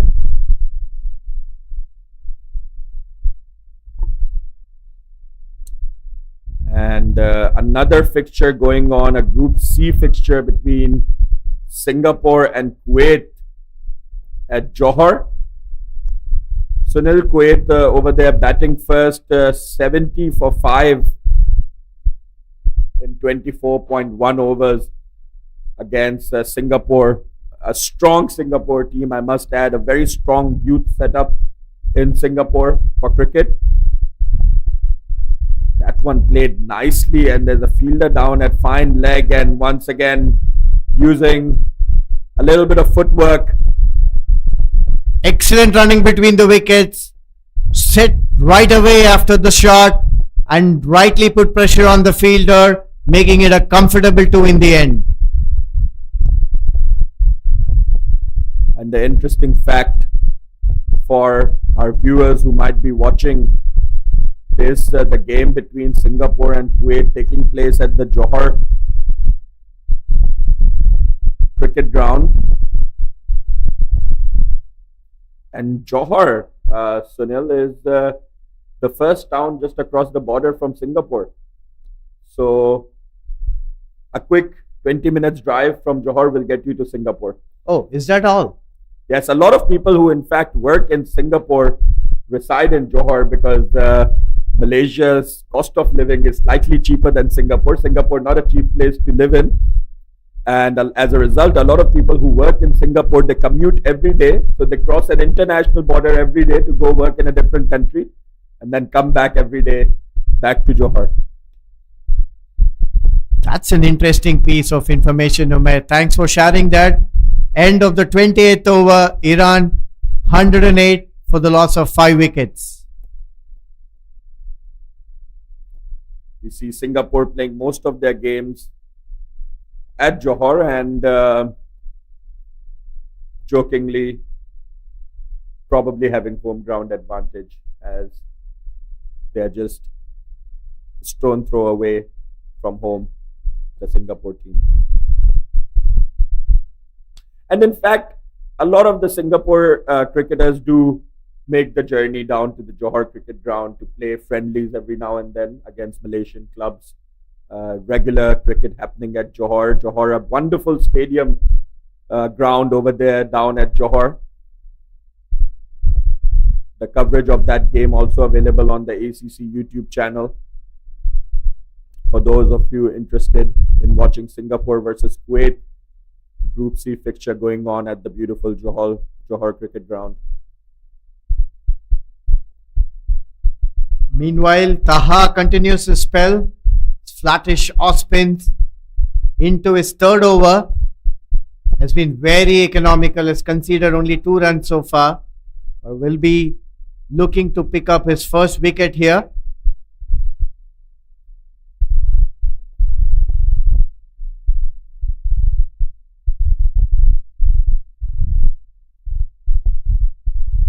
So these two at the moment looking like they're doing exactly what the plan should be, just to anchor the innings down after a fall of quick wickets, and really have to stay out there, because after them the tail of the Iranian batting lineup will be exposed. But as I say that, Sabir Ibrahimpur just smashing that one down the ground. It was uppish, up in the air for a period of time, but safely landing before the long off fielder and picking up a single on that occasion, bringing his partner Zaid Raisi back onto the strike. Zaid, the vice captain of the Iranian team, an excellent batter, an excellent bowler, and an excellent fielder. This time it's in the air, and that will be the end of Zaid Raisi's inning.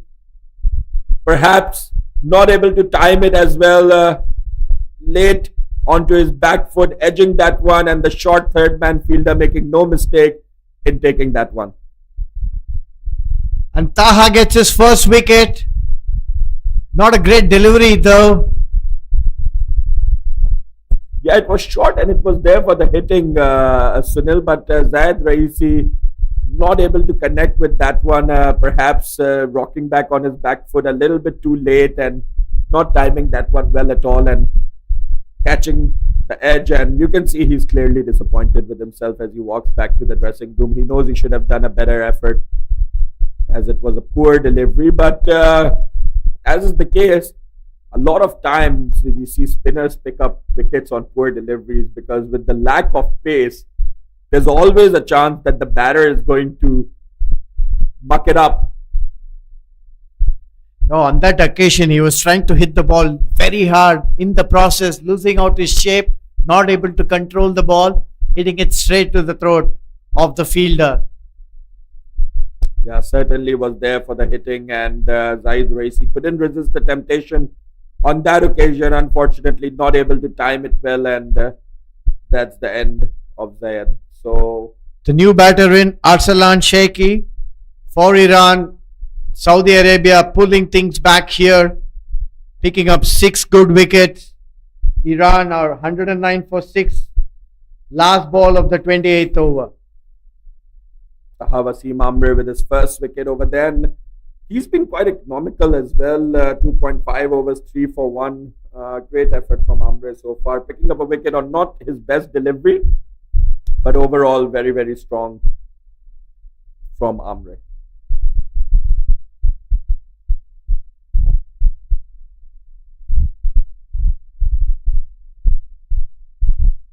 Slip in place for the last delivery. Brings the end of the over. 29 overs gone. Iran 109 for the loss of 6 wickets.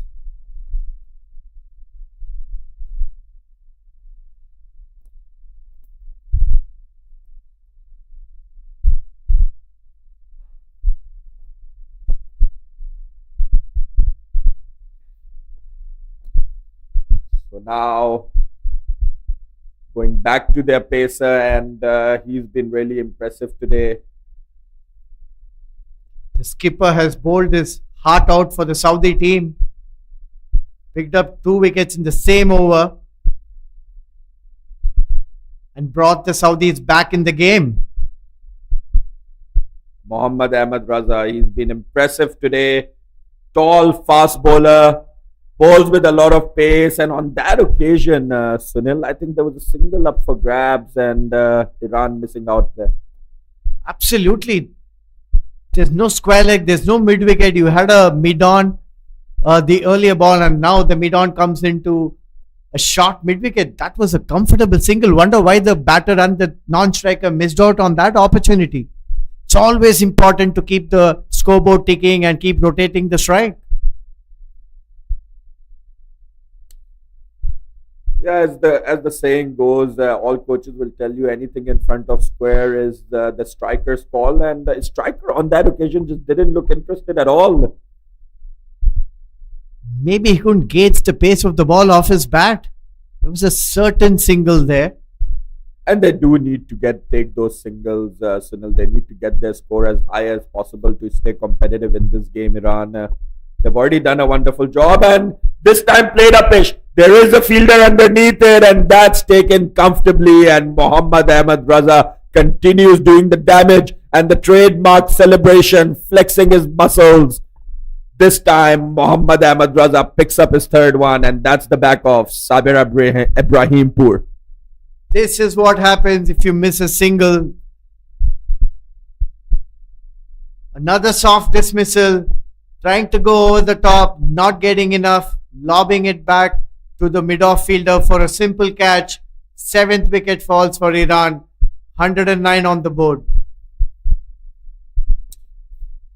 Yeah, he was trying to go for the expensive stroke over there, Sunil, and on that occasion, not able to get the connection with his bat, and the fielder making no mistake on mid-off. The fielder taking an excellent catch, settling himself under the ball, and making no mistakes in taking that one. So that's the third wicket now for Mohammad Ahmed Raza, the captain of the Saudi Arabia under 19 team. Pardon me, and what an economical spill it has been as well. 7.3 overs, 18 for 3 from Mohammad Ahmed Raza. Economy rate of just 2.4. So this is an excellent spell of fast bowling. And what's been really good to see over here in this tournament is we've seen some excellent fast bowling, Sunil. And some long spells as well. That's a testimony to their fitness. We've seen pacers bowling, giving in 4, 5, 6 overs at times, continuously on the trot under hot and humid conditions. This is another terrific effort by Mohammad Ahmed. New batter Amin Baluchi for Iran has a task cut out. Solid defensive to start off. This has been a very, very impressive spell by the Saudi captain in his 8th over. Picked up 3 crucial wickets, got a double breakthrough, and brought Saudi right back in this game. Yeah, that's an excellent point there, Sunil. The credit must go to the coaches that work on these lads. Fitness levels have been amazing to see at this tournament from the young guys. And that's, for a second, looked like was a chance. But I think that caught the inside edge of the bat, and therefore there was no appeal. But certainly looked like an amazing delivery, swinging in from outside off, and that is the kind of delivery that can rattle your stumps. She is in a very good rhythm now, running in hard, looking dangerous, and having the intent to pick up wicket of every delivery here.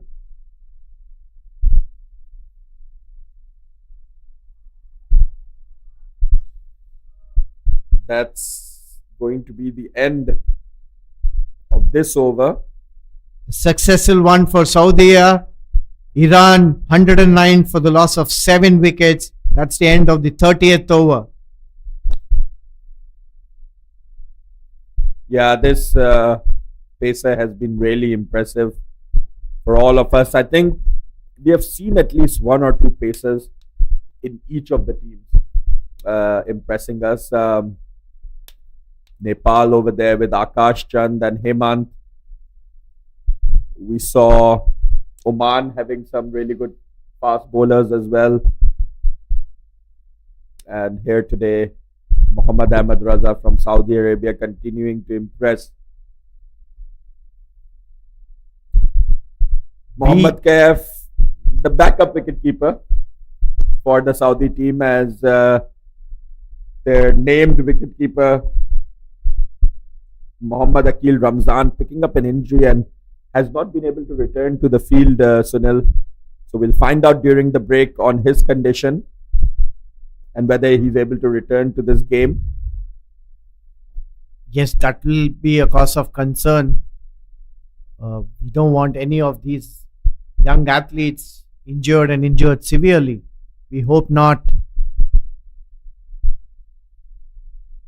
Another terrific delivery. Taha has been super consistent, beating the outside edge on a lot of occasions. And again, Umair, why is there no first slip? Yeah, they should really be attacking number 9 batsman over here. But we do see attacking field setup over here, you see that the point and cover fielders are a few yards inside the 30-yard circle, a few paces inside.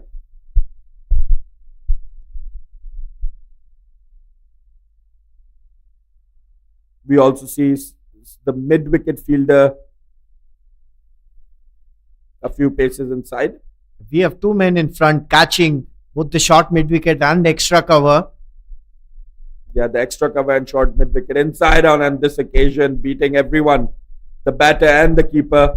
So we see that we have Mohammad Kaif is a backup wicketkeeper for Saudi Arabia. Saudi Arabia will be hoping that their first choice wicketkeeper, Mohammad Akil, is going to be fit once again, because this is a long tournament and they have important games to go. They have the big game against Nepal, the game that is probably going to decide this group.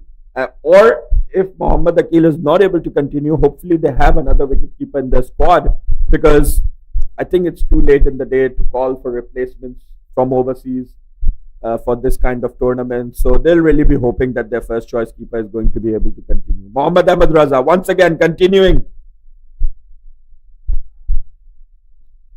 Searching for his fourth wicket here. He's in the midst of a very, very good spell. Running in hard, excellent rhythm, lots of energy.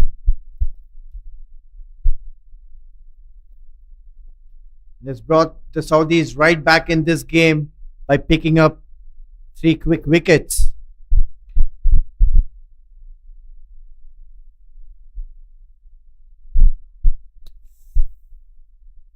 Another play and miss. Excellent channel this. Not going to be easy for the lower order batters when a pacer is in such good form and rhythm coming hard at you. It's going to be a tough task handling it as a batter.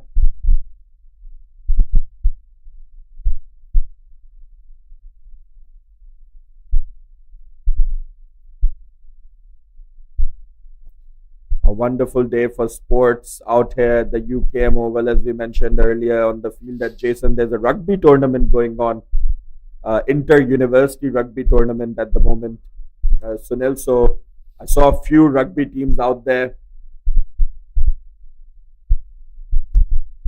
People enjoying their Sunday here, and good weather as well, not too hot and humid, which is ideal for outdoor activities. Yeah, absolute perfect day for sports. Not too hot out here today, and we see that the students of the University Kebangsaan Malaysia enjoying their sport out here today at this beautiful sports complex that they have over here. Very, very scenic. We see wildlife as well running around. Really a beautiful ground to play cricket at. Real treat to be out there in the middle as well for those of us who have played at this beautiful ground.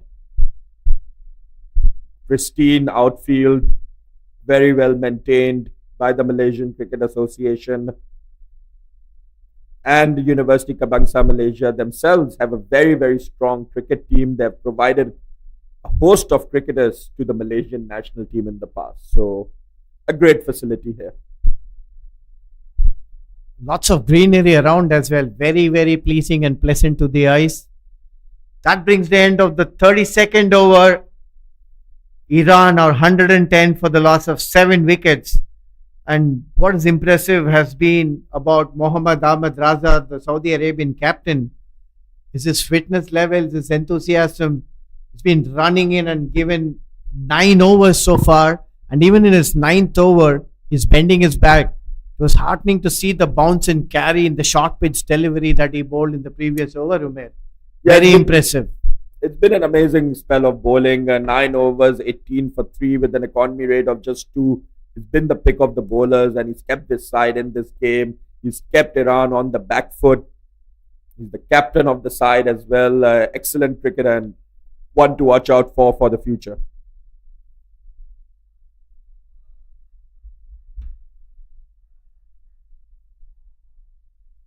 Taha Wasim, meanwhile, continuing his spell, is into his fifth over, already picked up a wicket and conceded only 4 runs so far.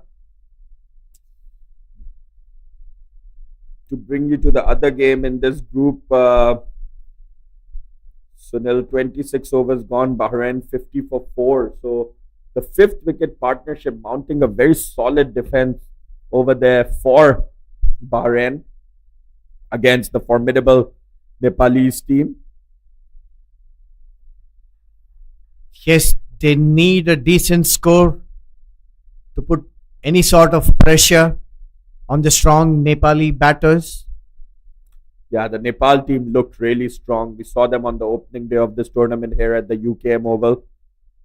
A very strong team indeed, and we're going to see them here again in a few days playing against Saudi Arabia at the UKM Oval. So, strong team, and even though Bahrain is 50 for 4 in 26 overs, we saw that their spinners are almost impossible to put away.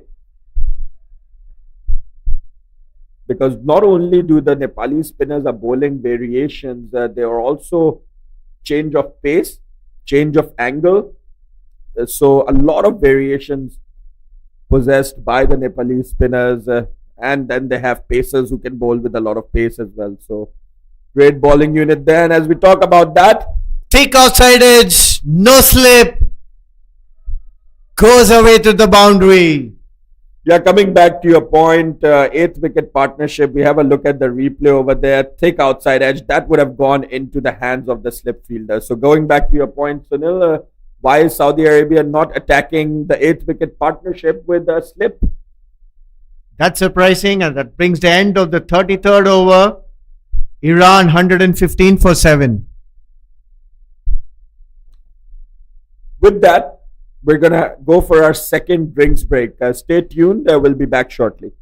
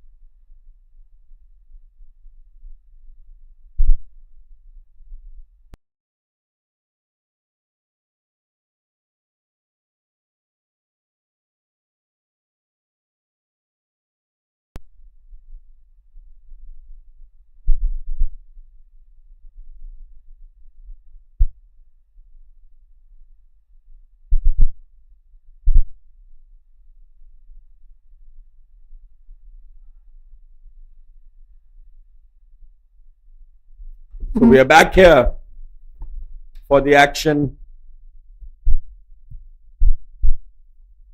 This is going to be the final passage of play in this innings after the drinks break. Another 17 overs to come. We see Mohammad Ahmad Raza, the captain of the Saudi Arabian team, is going to take the ball for the final over of his 10-over spell. Saudi have certainly peg things back by picking up wickets at regular intervals.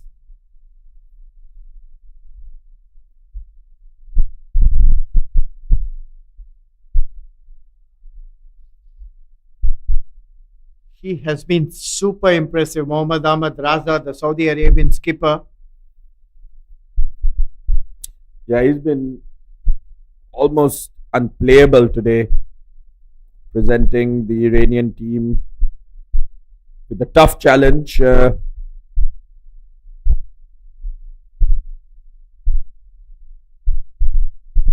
That's in the air, and they have fielders in catching positions, but that one landing safely.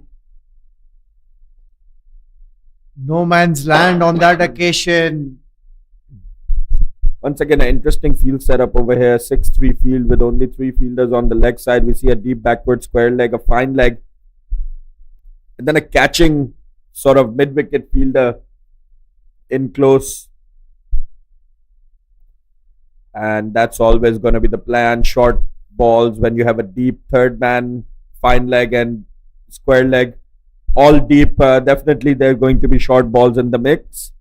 Look at that efforts for someone bowling his 10th over, coming in and giving his all, hitting the deck, excellent bounce and carry. And he's been using the short ball every now and then to work on the batter's mind. Yeah, he's been absolutely wonderful over here today, Mohammad Ahmad Raza. 3 more balls left in his spell. He'll be looking to pick up another one. Wide on that occasion. Perhaps the 10 over spell finally catching up with him, but he'll be looking to pick up another wicket over here, Mohammad Ahmad Raza, for his team. He's been impressive so far, picking up 3 already. Most certainly, Umair. And what a take by the makeshift wicketkeeper there. Mohammad Kaif saving a boundary of sorts, diving to his left. It's a fairly wide delivery.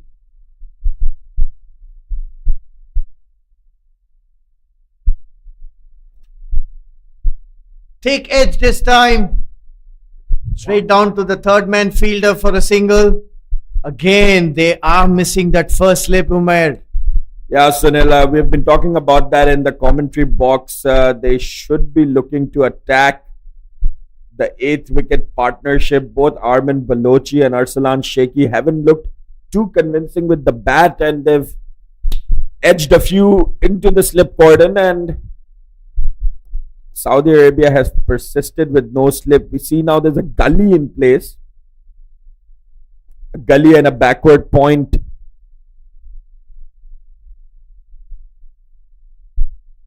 But we would really like to see a slip here, specifically for Mohammad Ahmad Raza, who's threatening the outside edge of the batter every few deliveries. Especially considering this is his last over. There's no harm in even keeping 2 slips. The kind of spell that he has bowled has been outstanding today. Yeah, absolutely.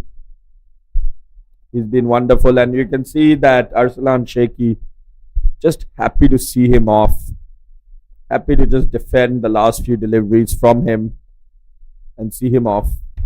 That's the end of the 34th over. Iran or 117 for the loss of 7 wickets.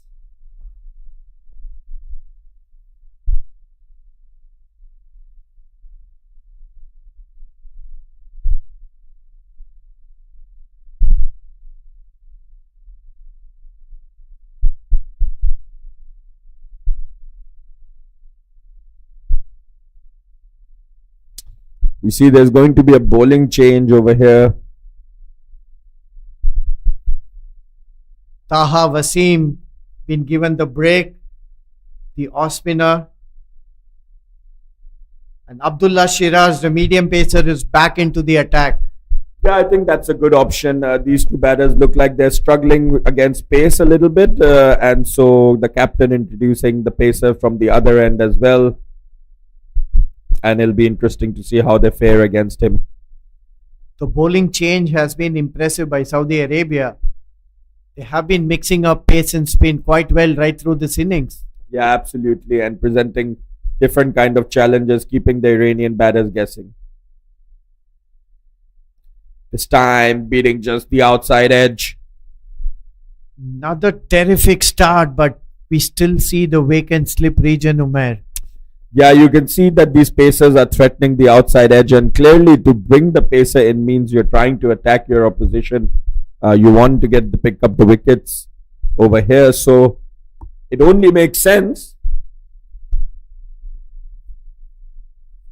to have somebody in the slip cordon, but once again Saudi Arabia persisting without the slips, and you see once again the outside edge being threatened. Another play and miss. Abdullah Shiraz has looked very good in the 2 balls that he has bowled in his second spell. Right on the money, hitting the right channels, creating doubt in the batter's mind, beating the outside edge.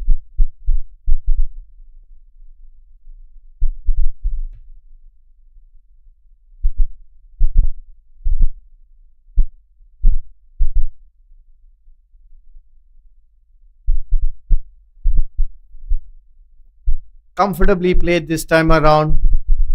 Armin Baluchi and Arsalan Sheikhi taking their own time in building a partnership here for Iran. Must say Iran have done well.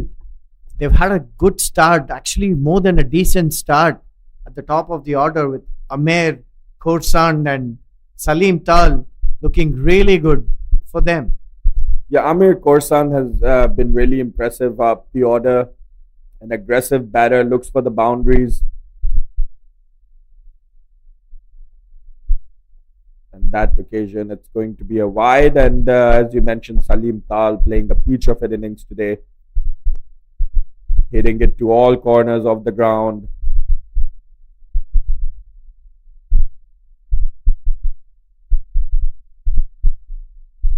Saudi has been impressive as a bowling unit with spin and pace options, and they have been rotating the bowling changes well so far.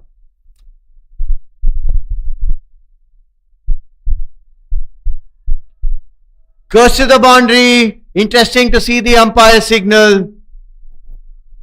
That's a 4. So the umpire saying that there was a bat involved. Straying in line, gets the punishment. We see the captain Mohammad Ahmed Raza having a word with his pacer over here, and a very interesting manner in which he's having this word, very assertive and probably just encouraging his pacer that look, that's fine. That happens to the best of us. Just keep your mind on the target, young man. Abdullah Shiraz, 2 for 38 in 4.4, and once again beats the outside edge. You can see he's shaping away from the right hander. A slip would make a lot of sense over here, Sunil, but Saudi captain persisting without it. And Abdullah Shiraz has been a little bit expensive today, 2 for 38 in 4.4. I think it was because Salim Tal took him apart in 1 over, hitting him for 2 sixes there. Yes, he was expensive in his first spell with the new ball. Both Amer and Salim being very aggressive at the top of the order for Iran.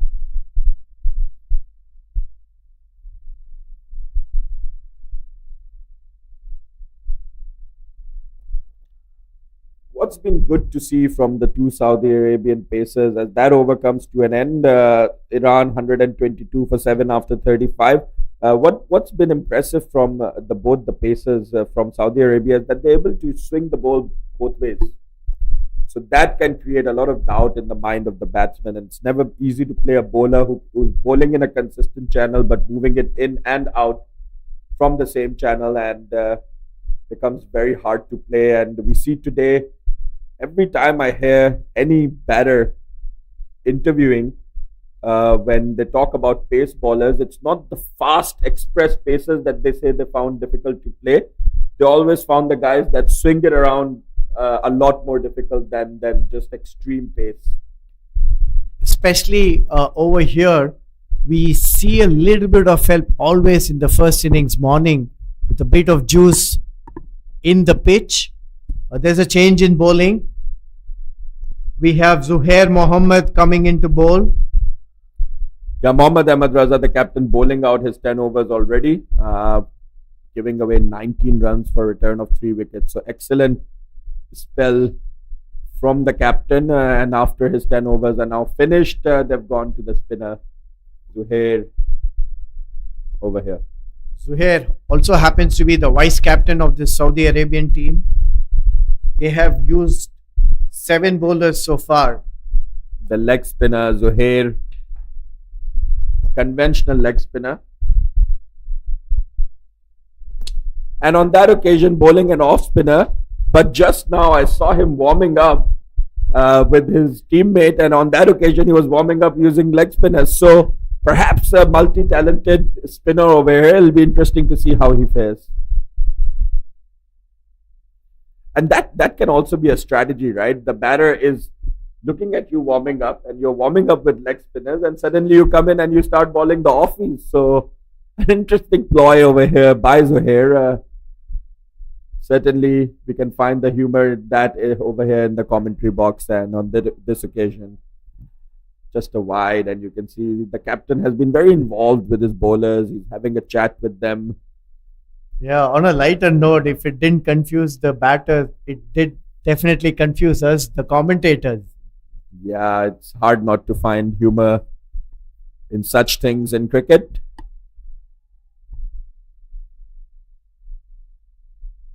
Both these batters, Arsalan and Armin, trying to spend some time, having batted 20 and 18 deliveries respectively. Once again, you see... Mix up here! Has a fall, bat through, got chance, run out chance, gone begging. That was an interesting passage of play, Sunil. First of all, once again persisting without slips. We saw another catch going in the slip region. Then there was confusion between the two batters, ending up in the middle of the pitch, and a poor throw from the short third man player, and the makeshift wicketkeeper not able to collect it cleanly and missing a run out opportunity. So 2 chances gone begging on the same delivery for Saudi Arabia, and the captain really has to think that 3 chances have gone by in the slip region since these two have been out there. Yep, drama all around. That brings the end of the 36th over. Iran 123 for the loss of 7 wickets. Very, very interesting to see this. The captain has seen 3 chances gone by in the slip cordon. Is still persisting without a slip. They have 2 men catching in front. One at really short mid-wicket and one at short extra covers. And we see third man and fine leg back, backward square leg as well. I would like to see a lot more attacking setup over here from Saudi Arabia just to wrap it up. 123 for 7 Iran. That time a full toss, missed out Iran, and Saudi Arabia. I don't know if they have played against this Iranian team before, but Iran can surprise you with the ball as they did with Nepal. They had Nepal rock them twice early. Nepal, the formidable team that Nepal is, was rocked twice early on by Iran. And another key point is that Iran is excellent in the field. So I don't know how much Saudi Arabia has played them, but they should be looking to restrict them for as low as possible. Otherwise, things could become difficult for them. That time in the air and past the point fielder. Runs away to the third man and just a single on that occasion. But that was uppish. And we can see the bowler having a bit of sweat in his palms and hands. So young pacers playing under hot and humid conditions should definitely have a short towel or a wristband to manage the humidity and sweat. Yeah, and scoring or chasing has always been difficult in this series so far, Umair. The teams batting second have struggled to chase down targets, whether high or lower targets. Jan, at the moment, it just seems like Saudi Arabia is letting them get away with this almost by not being a little bit more attacking. Now we see that they have taken in a gully / backward point sort of region now, and more backward point, I would say, and still not attacking enough. And if Iran is able to get up to 150, 160 over here, I think this game could be on because, as I said, I don't know how much they've played against this Iranian team, but they have a few surprises in their bowling unit. Absolutely, and anything over 150 with early wickets being lost as a chasing unit can put you under some sort of pressure.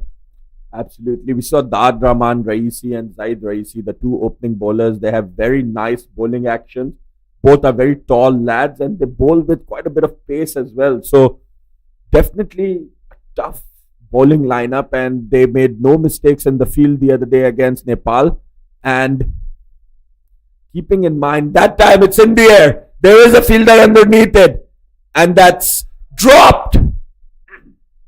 Put down, positioning himself so well, but not able to hold on to it in the end. Unlucky for the bowler Abdul Shiraz and lucky for the batter on that occasion. That must have been taken. The tough part was reaching to it. I thought the fielder did very well placing himself under the ball. Not able to hold on in the end. Another opportunity goes begging this time for Saudi Arabia. One too many chances are being given away to the Iranian team. And now we see the captain is having a chat with the umpires. I don't quite know what that's about, but that definitely must have been taken, Umair. yeah, that's a big chance gone begging for sure. We're talking about how Saudi Arabia should be looking to restrict them for as low as possible, and this is not helping from the field at this time. Slash hard between the two fielders, square of the wicket. Welcome boundary this for Iran.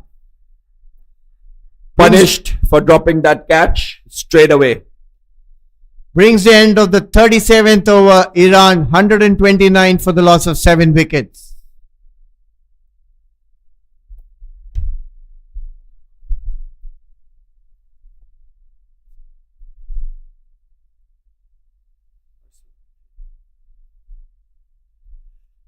These are useful runs for Iran.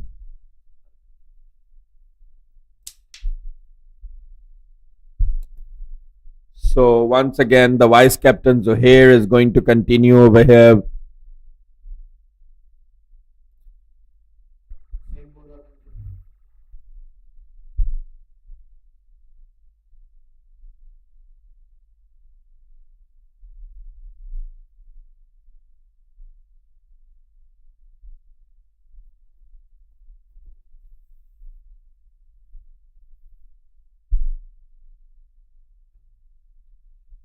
Flighted delivery to begin with, driven straight back to covers.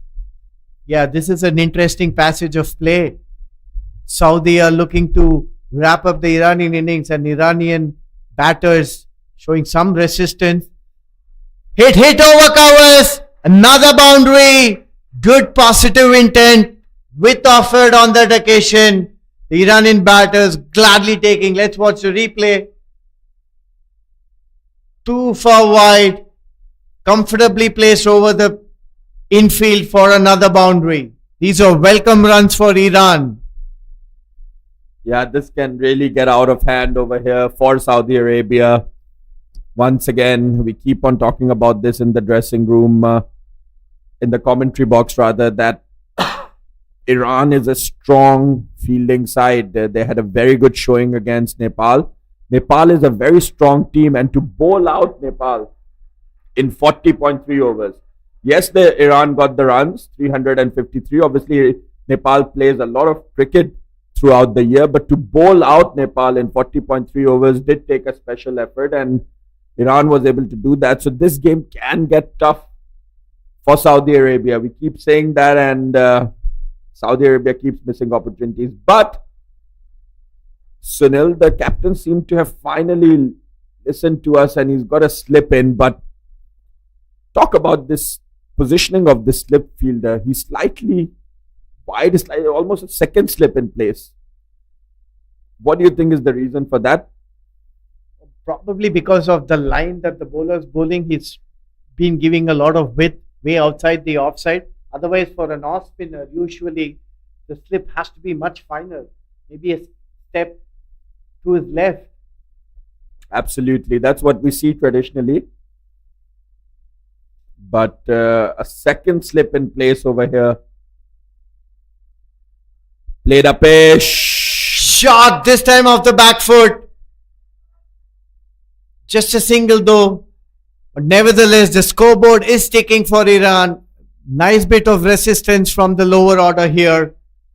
38 overs gone. Iran 135 for the loss of 7 wickets. And what's good to see from Iran, Sunil, is that they're getting close to the 50 over mark. A lot of teams have not been able to bat out 50 overs over here. Obviously, Saudi Arabia has also been letting this game sort of get away from them. But credit must go to the Iranian team. They've done wonderfully well to bat for 38 overs. Saudi Arabia came into this game as heavy favorites, but nevertheless, Iran's performance has been impressive today. Well, they did impress us with their bowling and catching in the first game, and they have most definitely impressed one and all with this batting effort going on. Nice little partnership and resistance in the lower order. And we see the other fixture in this group being played between Bahrain and Nepal over at the Bayumas Oval. Bahrain over there 64 for 6 after 31 overs against Nepal. So Nepal, as expected, heavy favorites going into that game against Bahrain and living up to the tag over there, Nepal. But Saudi Arabia coming heavy favorites into this game, but letting it slip a little bit.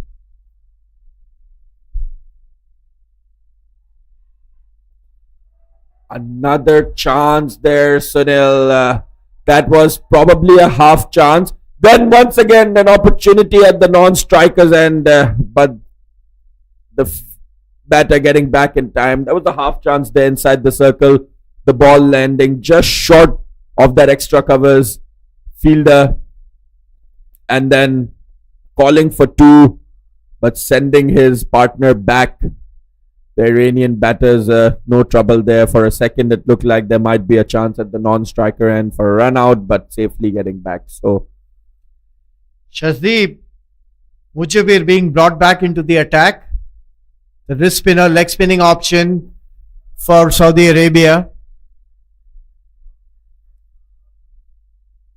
we can see that the backup keeper Mohammad Kaif is struggling over here a little bit. There have been a few buys that have gone by, and for the sake of the Saudi Arabian team, we hope that their first choice keeper Mohammad Akil Ramzan is going to be fit once again.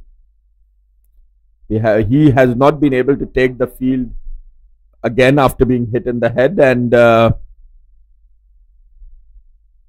hopefully he's all right. We hope it's nothing serious, and it is a specialist job, Umair. Never easy to stay behind the stumps. Yeah, we have wonderful medical staff to assist the physios that some of the teams have. We have medical staff over here at the UKM to attend to any serious injuries that might occur on the pitch. And we see that they've been very active. Every time a player goes down, they're very quick to run onto the pitch. So good job to the medical staff over here. They've been excellent. 39 overs are now gone. Iran is 137 for 7. You think when they came into this game this morning and they got a chance to bat first, what do you think was the total Iran would have been hoping for? Well, to begin with, they have been mighty spirited. Batting first, or asked to bat first, with a little bit of overcast conditions and something in the pitch. I think they have started really well, showed a lot of character and attacking instinct. Both Amir and Salim going after the Saudi Arabian bowlers who have come back later in this innings, pull things back. They're still looking to be good for batting out the 50 overs, and it will be an amazing effort if they manage to do so, man. Yeah, 11 overs still left, and we have seen that teams have consistently been falling short of the 50 over mark. There's a huge appeal on this occasion, and the umpire raises his finger, agreeing with Taha over there. And finally, the resolve of Arman Balochi and Arsalan Sheikhi comes to an end. Much needed breakthrough that for the Saudi Arabian team. They've done well to pick back, keep taking wickets at regular intervals.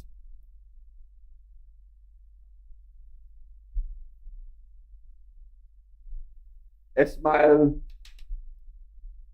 Bajar Zahi, pardon me, Ismail Bajar Zahi, the new batter, walking out to bat, and that was an excellent batting effort over there from Arsalan Sheikhi. He played really well, and rightly so, getting a standing ovation from the coach and the players, his teammates, because that partnership really brought Iran out of trouble. They were struggling at 103 for 7, I believe it was, and 137 for 8 over here. A good 30 odd run partnership, helping them get to that 137 mark, and another 20-30 runs from here would make it a competitive score for Iran. Something for their bowlers to bowl at,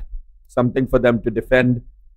As we know, they're an excellent bowling side. We keep talking about that in the commentary box, and not only are they an excellent bowling side, they're also an excellent fielding unit. Very fit guys, the Iranian team. We saw the fitness levels were immense. Dad Rahman Raisi, Zaid Raisi bowling long spells there against Nepal. And once again, getting the Nepal team all out for 353 nevertheless, but in 40.3 overs. So Iran team impressive, and once again impressing today with the bat. Change of hand has worked for Taha Wasim Amre. He's picked up his second wicket. Started off his first spell from the other end, and Ismail is off the mark with a convincing flick to the square leg boundary for a single. The responsibility now falls on the shoulders of Arman Balochi and how he plays, because he's the set batter. He's been out there for a while, and it's going to be on his shoulders to take this score to a competitive score for his side.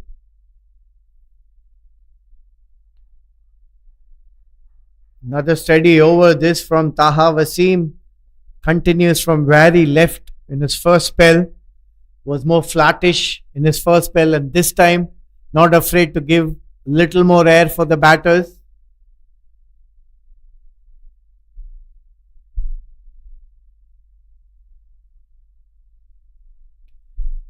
End of a successful over. 40 overs gone. Iran 138 for the loss of 8 wickets. Yeah, I think the coaching unit for the Iranian team will be really happy that the team has batted 40 overs against a stronger opposition. Saudi Arabia play a lot of cricket throughout the year on an international level as well as locally. They have a pretty good cricketing structure. Pardon me. Over there in Saudi Arabia. So these kids probably get to play a lot of cricket over there. And as we say that, the signal of the final power play. So now 5 fielders can be outside the circle. I don't think that'll make a huge difference at the moment. Saudi Arabia will look to continue to attack over here. You see the slip is in place now. And a flighted delivery on that occasion, a full one as well, but just played down the ground for a single, and patience being shown by Bajar Zahi.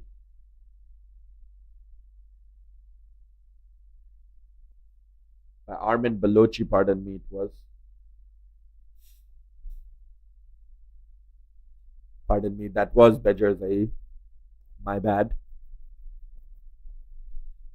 Shazib as well trying to give it extra air, resulting in a full toss on that occasion.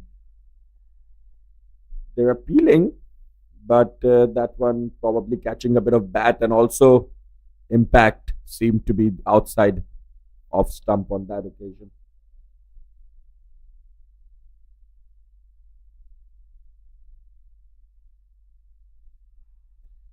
And he's got him. That's the end. Clipping the top of off on that occasion. A wonderful delivery from Shazib Mujibur Rahman. A coach's dream. We have a look at the replay over here. Clipping the top of off, and that's what the coaches like to see. Classic leg spin dismissal there, giving it a bit of a tweak. The batter completely missing the line and taking the off bail. Excellent wicket this. Iran 139 for the loss of 9 wickets. You see Bahrain versus Nepal going on at the other stadium, and Bahrain finding it very difficult to score against the formidable Nepalese team. 64 for 7 on that occasion, and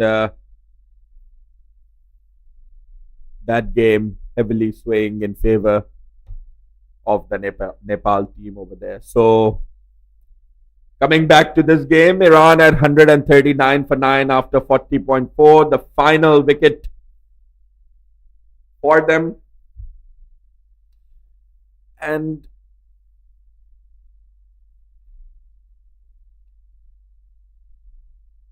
we're on to the 41st over of the innings. The way Iran started today, we would definitely have wanted them to bat the 50 overs. But this is no lesser effort. Nevertheless, they have batted over 40 overs, which is truly commendable from Iran's perspective. Hanzale Derakhshande has now walked out to bat. The number 11 batter and the left-hander. So final wicket partnership, a bit of left and right hand partner combination going on as well, and he will be looking to provide support to Armin Balochi, because Armin Balochi has been there for a while. He is the set batsman, 12 runs of 34 deliveries. He looked excellent when he was building that partnership.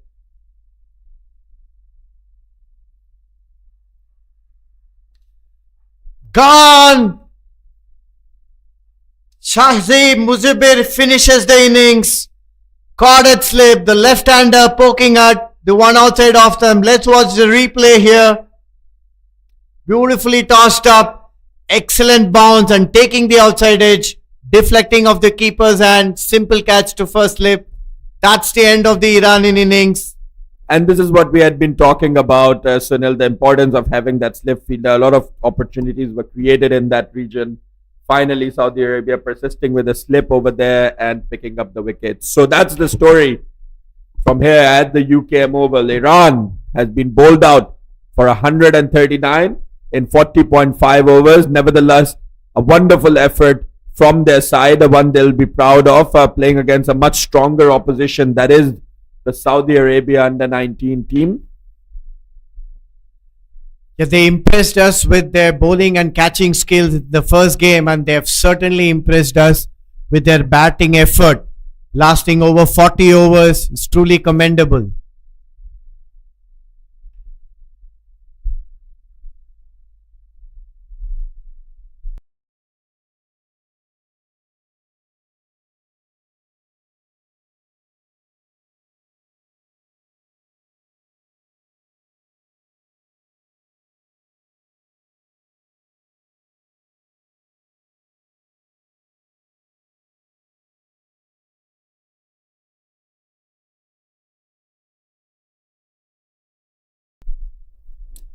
So that's the story from here at the UKM Oval. Iran batting first.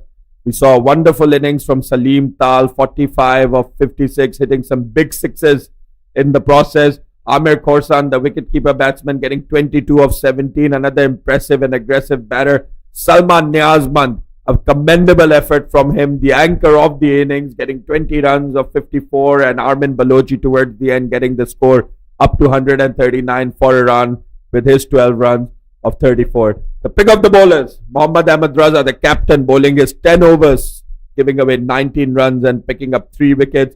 Taha Wasim Amre,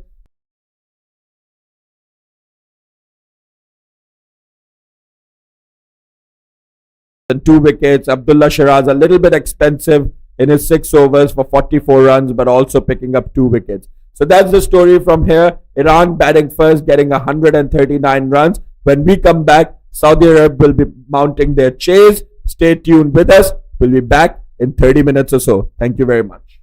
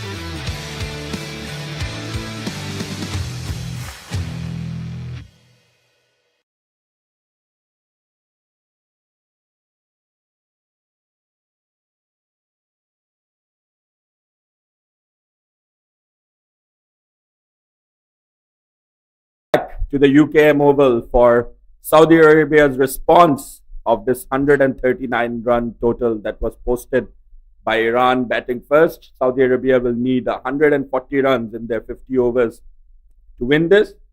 The conditions seem like they've gotten better for batting over here.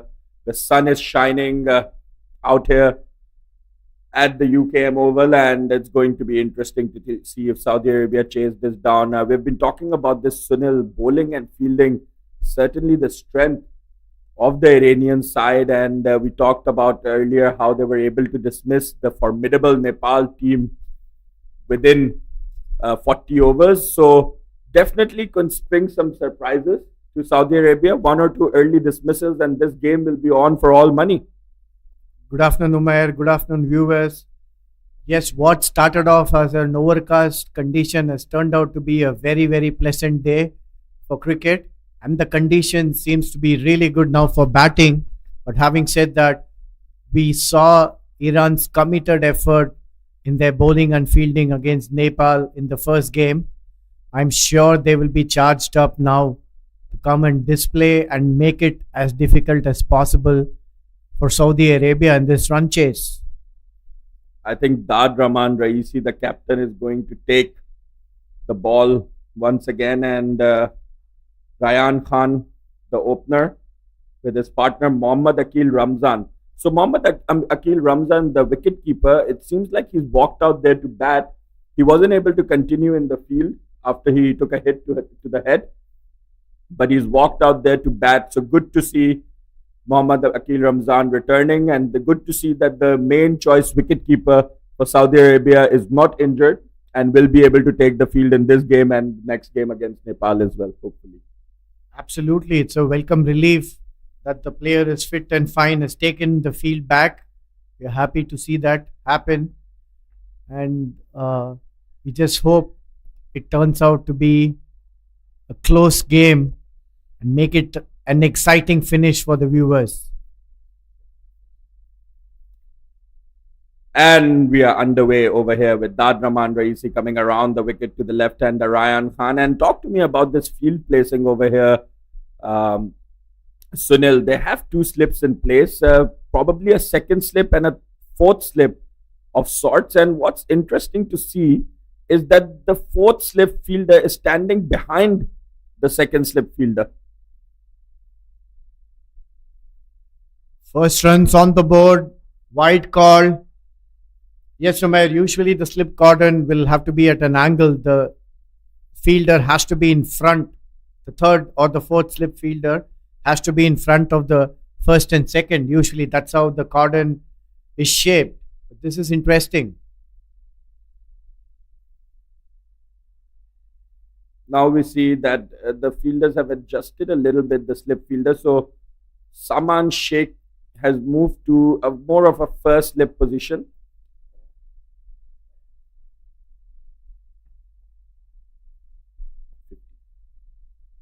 And Ryan Khan is taking strike, the left-hander over here against Dad Rahman Raisi, the captain of the Iranian team. Able to get that shape away from the right-hander, from the left-hander, pardon me. And we talked about how important it is that he picks up early wickets for his side for Iran to stay competitive in this game.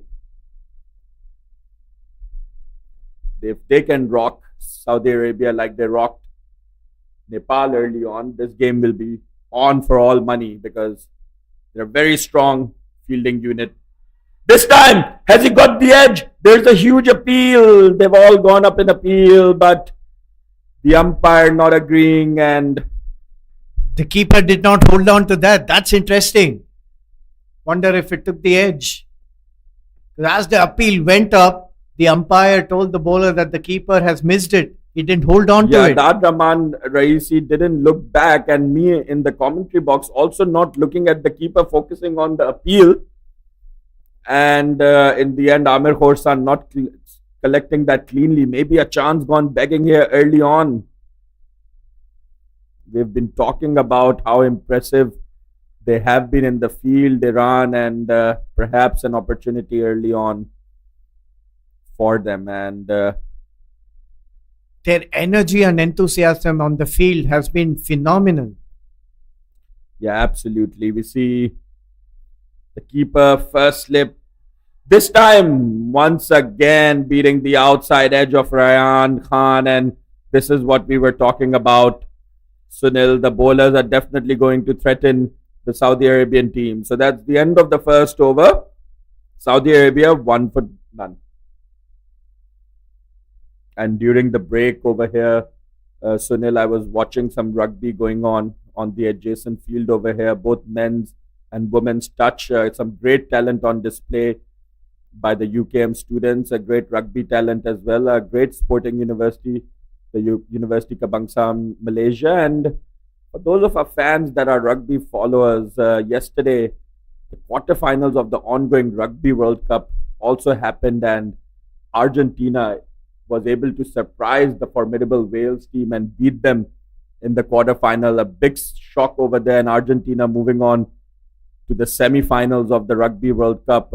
Certainly a very big moment for Argentinian fans. They weren't expected to go this far in the tournament, but they've made it to the semi-finals of the Rugby World Cup. So a huge achievement there for the Argentinian team, one to be proud of, and they will face the very strong New Zealand team who have won the Rugby World Cup a few times. So the Rugby World Cup and the Cricket World Cup men's on at the same time, and great month for sport overall. We come back here. Zayed Raisi this time. And we talked about Zayed Raisi in the first game. Sunil, he has a very, very nice, repeatable bowling action. He's a pacer, but it looks like he doesn't stress his body too much with that bowling action. Very nice and clean, biomechanically strong bowling action from Zayed Raisi. Excellent start to his first delivery here, first spell, right on the money.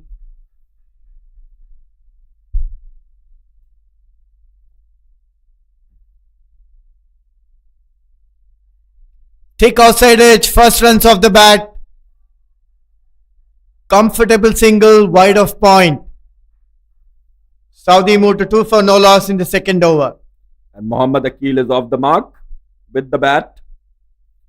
Once again, you have talked a lot about this concept, Sunil, the left and right hand combination, the opening partnership over here, the left and right coming into play for Saudi Arabia. And we saw that Nepal, when they had the left right going on against Iran, that troubled them a little bit. They found it difficult to adjust their line and length and ended up giving away a lot of extras. So it'll be good to see how they fare over here today. And we see that they've taken away the second fielder from the slip cordon, moved to a backward point position. Now only one slip in play for the left-hander.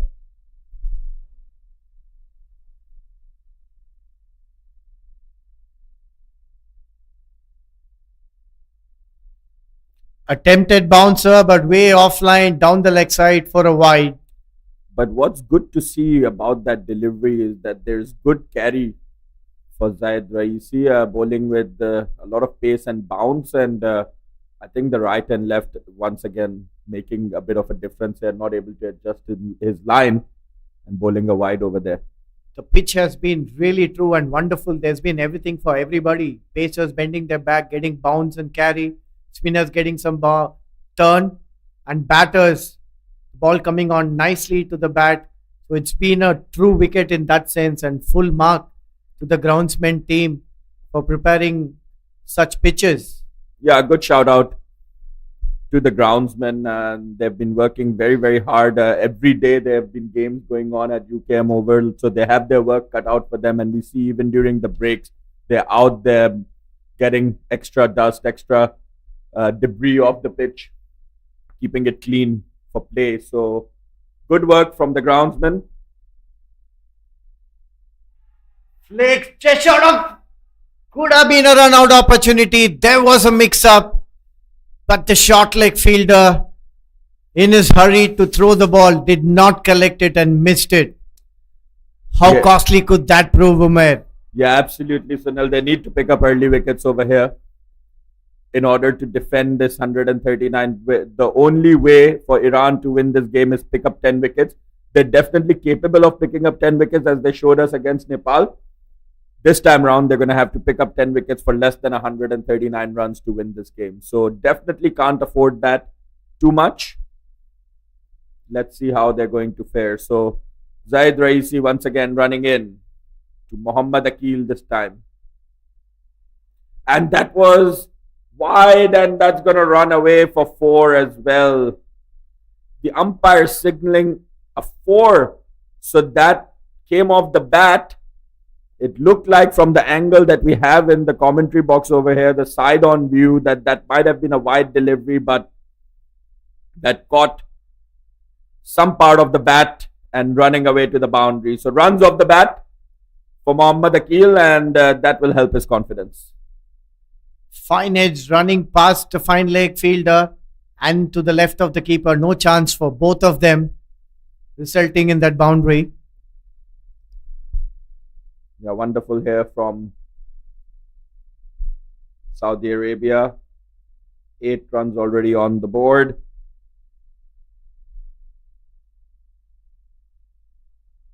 And a good ball to finish off the over by Zayed Raisi. So that's the end of the second. Saudi Arabia now 8 for none. Are you a big rugby fan, Sunil? No, Mer, I have no idea about rugby, unfortunately. That's a strong sport of rugby, very popular here at UKM as well, together with cricket, rugby, and we were talking about the Rugby World Cup yesterday. I managed to catch the Argentina and Wales game after the Pakistan and India cricket game that was played, and because that ended early, it gave me an opportunity to watch the Argentina versus Wales game, and what a game that was to watch. Wales upsetting, Argentina upsetting Wales, a huge upset over there. Argentina were not expected to make it this far in the tournament, and now they'll be playing semi-finals against the big boys, New Zealand. Just to make it this far is a huge deal for their fans. So, well done, Argentina over there. Back to this game. Tad Rahman Raisi going to start off with a wide.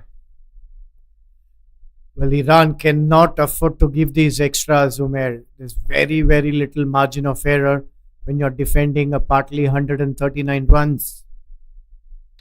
Yeah, absolutely. We saw Tad Rahman picked up wickets in the first game against Nepal, but he did struggle with the extras at the same time. So it'll be interesting to see how he controls that, and on that occasion, a much better delivery. That's the channel he needs to be bowling, Sunil. Another play and miss. Almost took the edge there. He has been extremely impressive and is constantly on the lookout for taking a wicket. Shaping the ball away from the left-hander beautifully well over there. And we see that shape away once again, carrying to the keeper, and he swings it in the air quite a bit. You see the keeper collecting that near the first slip region, and this is a good start nevertheless by Tad Rahman Raisi, and it'll come down to him and his brother Zaid Raisi whether they're able to rock this team early on. Another good delivery. Interestingly, he started off bowling around the wickets for the left-hander, but quickly moved on to over the wickets, and I think that's been a very good move. How he is angling it away from the left-hander and causing the doubt in the batter's mind and beating the bat consistently.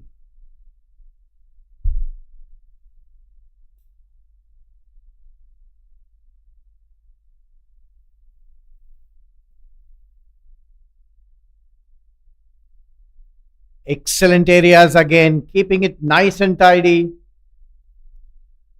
Yeah, dot balls over here for Iran, but dot balls are not going to be enough. They're going to have to pick up wickets, and they're going to have to pick up wickets at regular intervals if they're going to want to have a chance in this game. We see that Nepal is comfortably walking away with a win against Bahrain, looking very comfortable over there and probably going to come out on the winning side. And as we talk about that, the ball taking the outside edge of the batter, running down to the third man region for just a single.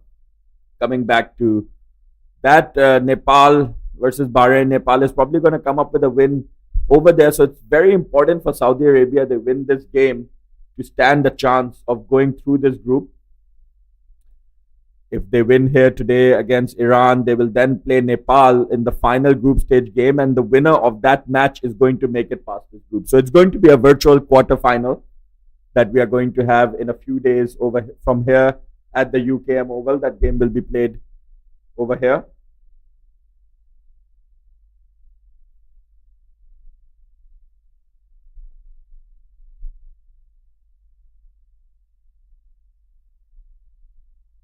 And that game is scheduled to be played on the 19th of October. Good areas to finish the third over. Saudi Arabia 10 without loss. And it is still important that Saudi Arabia pays attention to their net run rate over here, because Nepal's net run rate is just immense. And in a situation where the game between themselves and Nepal gets washed out, Nepal is going to walk away with a win because of their net run rate. They're going to qualify for the semi-final because of their net run rate. So Saudi Arabia should really be trying to use this game to improve their own net run rate as well. You can't leave it up to the weather in Malaysia. The weather is very unpredictable. It does rain every now and then. We saw some rain delays down at Bayumas Oval. So they shouldn't leave it up to chance. They should be looking to get this one over with as soon as possible. Thick edge. Past the slip fielder to third man for a single. They had two slips in for Dad Rahman, but Zaid only bowled with one slip even in his first over. And on that occasion, the ball going to where the second slip would have been, and definitely a chance there for Iran. Zaid Raisi managing to find the edge of the batter. Unfortunately, no fielder in that region. So once again, we see interesting fielding ploys. We have a second slip in place, and he's standing far behind the keeper.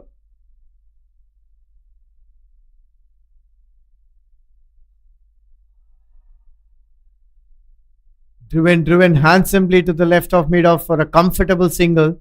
Mohammad Akil looking very good, offering his full face of the bat initially, timing the ball very well so far. Both Akil and Ryan look like they have solid batting techniques. They look like very formidable batters, and Saudi Arabia will definitely be looking to them to get big scores so that they can get over the line comfortably over here against Iran.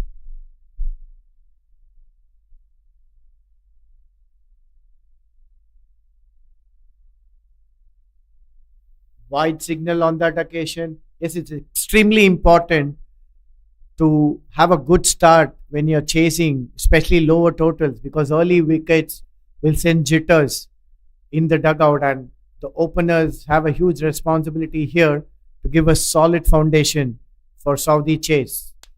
And yeah, Iran definitely has the capability of doing that.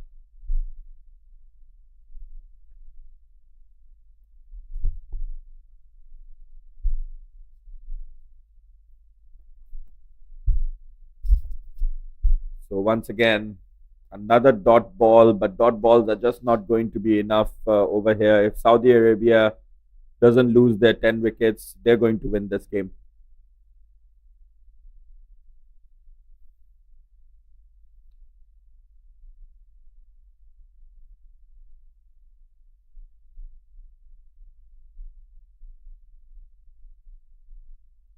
Saudi Arabia under 19 team at the moment in command of this game, and that's a good delivery from Zaid Raisi, trying to pull it away, and good to see a bit of sportsmanship, catching the rib of the batsman, and a couple of them going up to the batter and ensuring that he's okay. That's a good sight to see. They're playing it hard, but they're playing it fair as well. Immediately as the batter got it onto the body, the bowler as well as the keeper and the captain rushed and to check if everything was okay with him. That is good sportsmanship, and that's the way the game should be played. Hard, but always fair and in true sportsman spirit. We've seen some great sportsmanship from all teams over here. Sunil, yesterday, boundary being signaled by the fielder after he made an excellent effort to try and stop it. Those kind of things really make a difference, especially these guys. They're young gentlemen, and their coaches will be looking to shape them not just as players but as people as well. And it's very important to stay honest and humble. And we have seen some great sportsmanship on display from all teams that we have had the pleasure of commenting on from the commentary box up here. Another play and miss. Zaidi Reyes is really troubling the left-handed batter, angling it away, searching for his first wicket. Full toss but not put away, straight back to the fielder. That's a missed opportunity for the left-handed Ryan Khan. End of the over, 4 overs gone. Saudi Arabia 13 without loss. Yeah, Saudi Arabia looking comfortable at the moment. Iran should not let the grip of this game go. It's still early in the innings. Now is the time to try and pick up wickets over here. I think Dad Rahman Raisi is going to continue. He bowled a long spell the other day against Nepal. So certainly a very, very fit young guy. And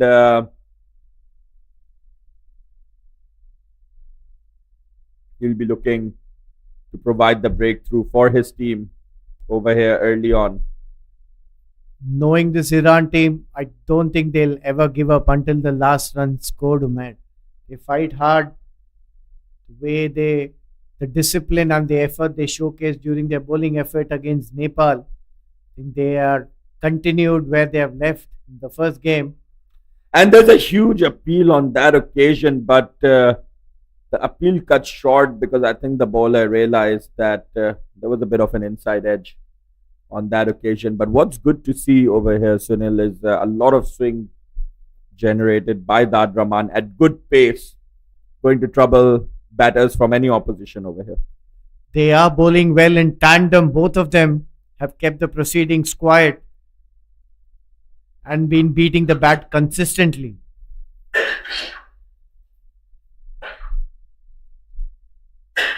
Another wayward delivery down the leg side, wide signal, 2 runs. The keeper couldn't get his hands onto it.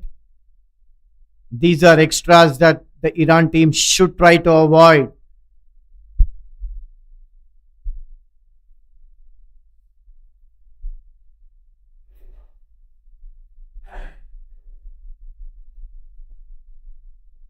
Brings the left-hander Ryan Khan onto the strike.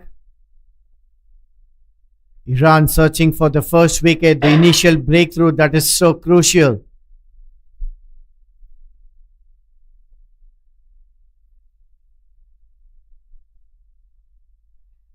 Flicked in front of square, beats the fielder, races away to the boundary. Excellent pickup shot this from Ryan Khan.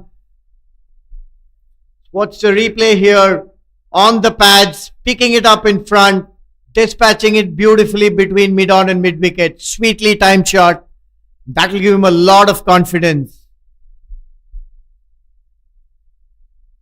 Just a touch onto the leg side in his line and quickly latched on by Ryan Khan. Very severe on anything on his legs. Better line there, thick outside edge. Goes to third man for a single. I think that's a better area to bowl to Ryan. He seems to be very strong on the pads and from the middle stump. The right thing to do is to angle it across and test him outside off stump. He has been looking slightly vulnerable there. Yeah, Saudi Arabia also looking a bit comfortable at the moment. I think Iran has to test them out a little bit. They did wonderfully well against Nepal early on. We'd like to see more of the same, and once again beating the outside edge of Mohammad Akil. Another play and miss, and the good thing about the bowler has been that he's adapting to the left-right combinations reasonably well in terms of sticking to a consistent off-stump line for both the batters.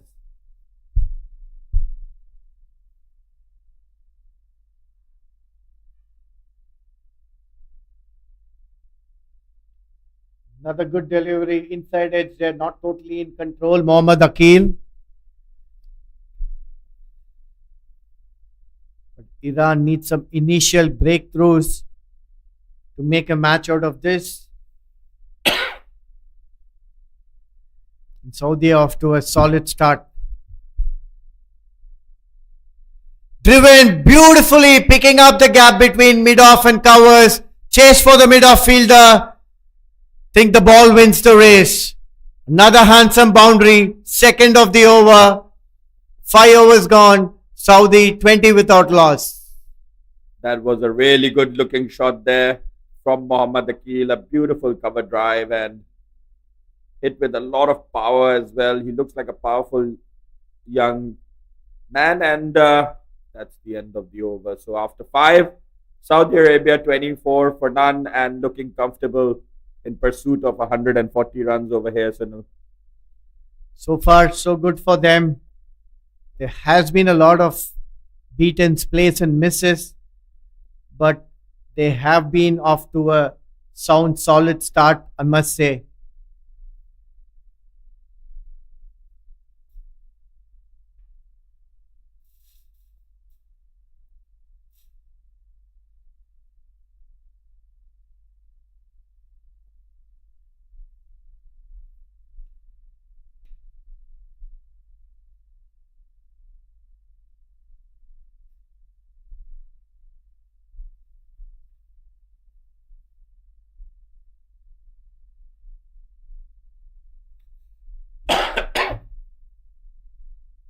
So Zaid Raisi once again continuing over here.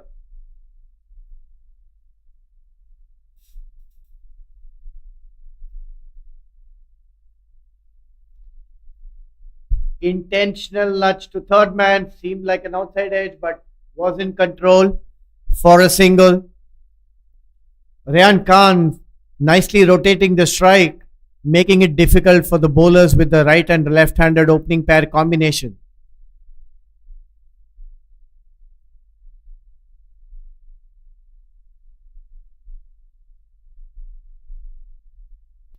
This has been a sensible start.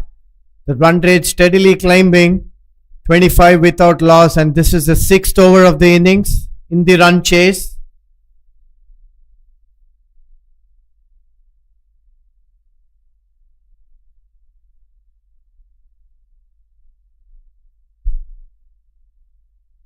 Driven beautifully straight past the bowler, straight to mid-off.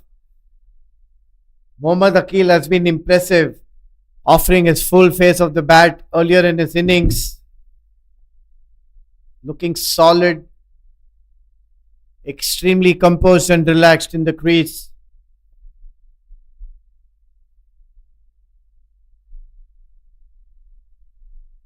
Iran need an initial breakthrough. Short and wide, couldn't get bad on ball. Excellent save by the keeper. Keeps it to 1 wide. Erratic line nevertheless by the bowler. Mohammad Akil looks like he bats with a very solid batting technique over here. Looks like a solid player from Saudi Arabia. Opening batter, wicket keeper, multi-talented. Beautiful square drive, but straight to the fielder. He's looking excellent, especially strong on the offside. He's been very, very comfortable from the time he's been at the crease, Umair. Yeah, it's important for both of these batters to stay out there and get some runs. It's going to be important going on to this later in this tournament. If they find some form, they will have a very important game coming up against Nepal in 4 or 5 days. So it's very important that these two find some runs over here today. Another wide, this time way outside the off stump for the right-handed batter. The left-hand, right-hand combination creating trouble for the Iranian pacers, who are handing out a lot of extras, which they can't afford to in a low-scoring contest like this.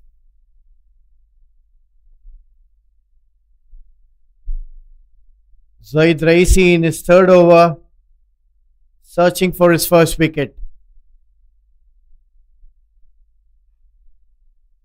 Full toss and a missed opportunity. Getting it in the bottom of his bat. Not able to get the timing on that occasion. Mohammad Akil. Zaid Raisi getting away with a full pitch delivery.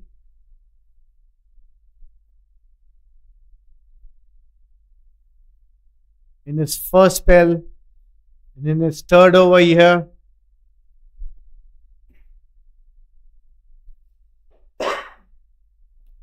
Swing and a miss. Just to take you to the other game in this group, Sunil, Bahrain all out for 77 in 37.5 overs. Nepal in response 7 for 2. So Nepal once again losing 2 early wickets over there. They did the same against Iran. Nepal still heavy favorites to win that. Bahrain just not able to get enough on the board to really challenge the Nepal team. But Nepal losing 2 early wickets in their defense. In their chase rather. So beautifully driven. What a superb cover drive that. Leaning into it, getting it right off the middle of the bat. 4 glorious runs. That'll do him a lot of confidence. We have a look at the replay over here. He just leaned into that one and beautiful cover drive for 4. We love seeing that in cricket. It's a glorious sight to see a batsman play a cover drive, and on that occasion, Akil executing it to perfection. End of the 6th over, Saudi Arabia 31 for the loss of no wickets. And we see now Saudi is really beginning to look very comfortable over here, Sunil, in their chase. And as I said, I think it's going to be very important that these two get some runs over here, get their confidence up for the big game that they will have coming up against Nepal in a couple of days' time. That will be played here at UKM as well.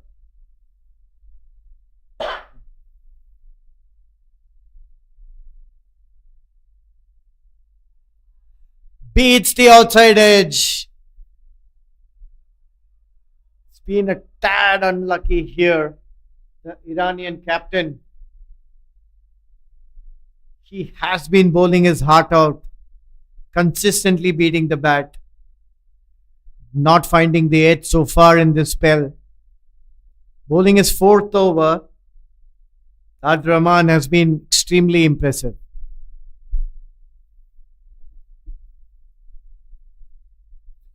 You can see when the batting team is batting well, it can really throw the bowlers off as well. And extras have been a problem for Iran.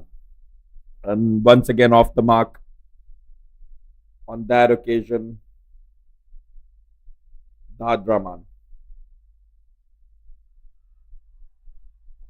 Loud appeal once again, but the umpire not interested. I think it's the bat hitting the ground. How close was that? Tad Rahman has had some close calls, but not a bit of luck. Still searching for his first wicket. It's been a good spell, but Iran should definitely cut down on the extras. They've been bowling quite a few extras, wides in particular, in this innings.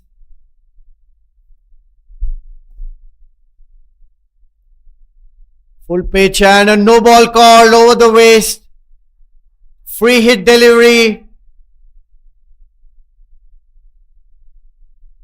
Definitely over the waist side. I think the ball slipped out of his hands. It's a free hit nevertheless for Ryan Khan.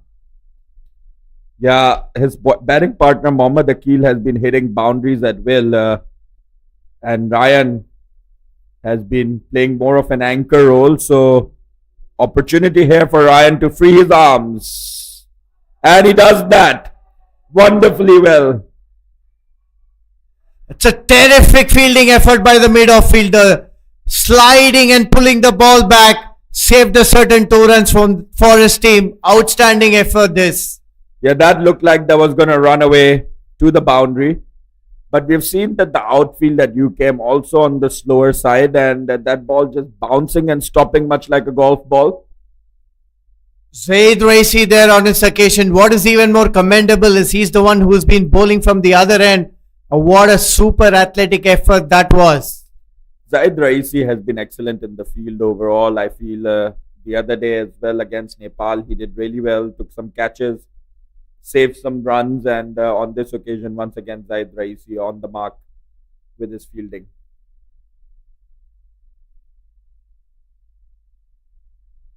Another wide, this time down the leg side for the right-handed batter. The right and left combination really throwing off Dad Rahman Raisi. He struggled with the same problem against Nepal as well. Nepal having right hand, left hand combination early in their batting lineup, and he was giving away a few extras. Beats the outside edge once again. There has been a lot of play and misses today, but unfortunately for Iran, none of them have found the edge so far. Yeah, Saudi Arabia looking very comfortable at the moment in pursuit of 140 runs, 35 for none in 6.4 over here. And that's wide, and it's probably not going to run away for a boundary. Cut off by the fine leg fielder, but a wide signal by the umpire and another run picked up by the batting team. Far too many extras being conceded. Sure, the Iranian bowlers would like to see runs off the bat. Every time you bowl a wide, you not only give runs, you're giving them extra deliveries to score as well.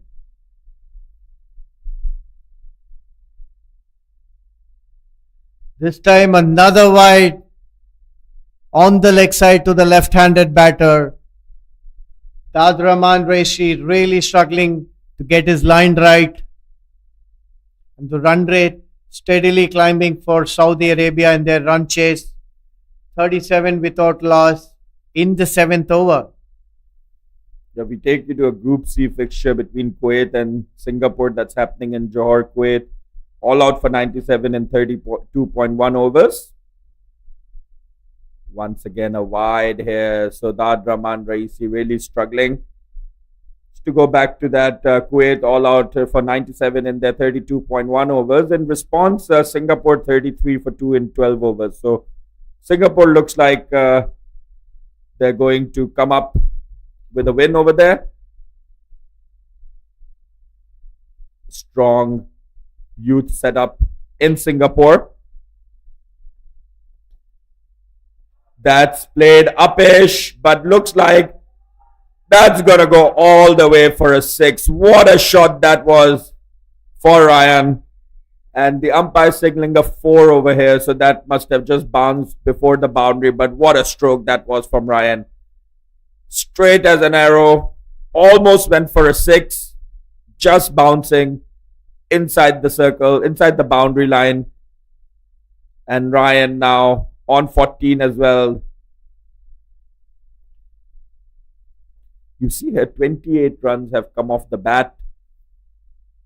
Once again, this time it might carry all the way, and yes, it's going to. So Ryan Khan has found his groove over here, Sunil. 2 wonderful strokes. First one going for a 4, this time going all the way for a 6. Absolutely delightful.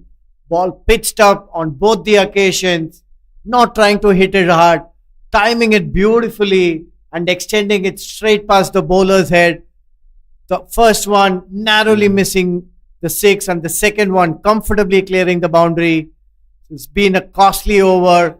An excellent batting this by Ryan Khan. I think we're going to set up a very mouth-watering contest between Nepal and Saudi Arabia. I think the two teams look very, very strong. It's going to be virtually a quarterfinal because Saudi Arabia looks comfortable over here at the moment, and Nepal looking comfortable against Bahrain at the moment. So that would mean that both teams would have picked up 2 wins. A change in bowling meanwhile here. Salim Tal being introduced. He had a decent day with the bat, and I'm sure the Iranians will hope that he gives them the initial breakthrough. Starts off well, beats the outside edge of the right-handed Mohammad Akil. Salim Tal struggled the other day with the ball against Nepal, but I think when you have a good showing with the bat as an all-rounder, it always gives you confidence when you come out to bowl, because you have had a good innings on the back, and with that confidence, a lot of the times you see a good bowling performance from all rounders as well. Another play and miss. Excellent line, and he is starting to generate the pace.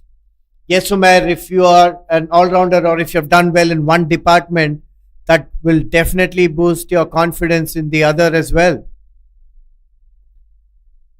We see the Salim Tal, the first bowling change on the mark with his 2 deliveries so far.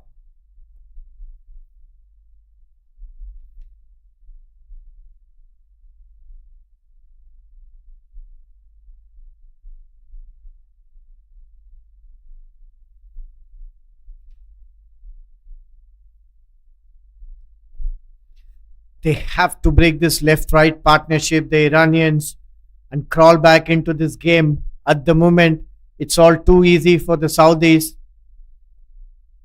Comfortably cruising along, 49 without loss in the 8th over. Yeah, absolutely. Saudi Arabia having a strong command on this game at the moment, and it'll be really good for them to see that their openers are getting a good partnership going, as well as getting some runs in the process for the big game that they will have against Nepal over here at UKM in a couple of days' time. Another wide down the leg side, this time for the left-hander. The Iranian bowlers really struggling with their line today. And yes, having batters among runs, especially at the top of the order, is going to help any team score, Umair. Your number 3, number 4 and the openers, if they are going to be amongst the runs going into the competition and the later stages of the competition, it's going to be immensely beneficial for any side. Talking about Nepal, at the moment, the game going on in Bayumas Oval, Nepal at 12 for 3. So they've lost 3 wickets, chasing only 78. You got to feel that if Bahrain was able to put a few more runs on the board, they would have really challenged the Nepalese side. But 77 just not enough.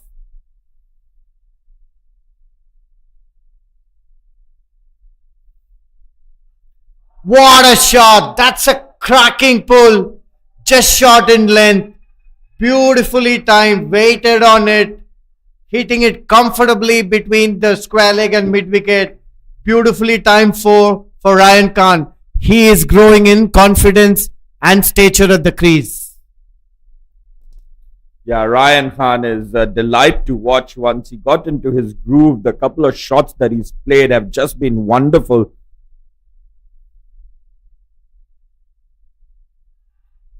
Steps down, trying to go over the top. The short mid-wicket fielder gets his hands, but not holding on to it. Should be called the half chance, Umair. Yeah, absolutely. I think when you're defending a low total, you have to take all your chances. On that occasion, unfortunately, not the case. But these 2 batters are looking comfortable. Ryan has this lazy elegance about him, which is just beautiful to watch. Some really good stroke making going on, not from just him. His batting partner Mohammad Akil has also looked really good, and these guys, it's the matchup between them and Nepal is going to be really interesting, because Nepal has 2 opening bowlers, Hemant and Akash Chand, who bowl with a lot of pace, and these 2 look like that if you present them with pace, they're going to put you back for runs. So it'll be an interesting matchup. They seem to like the ball coming on to them. They played some delightful strokes today. All parts of the park.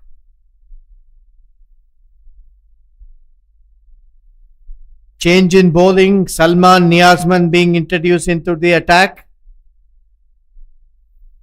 Salman Niazman, the off spinner, bowled really well against Nepal. Picked up wickets there as well.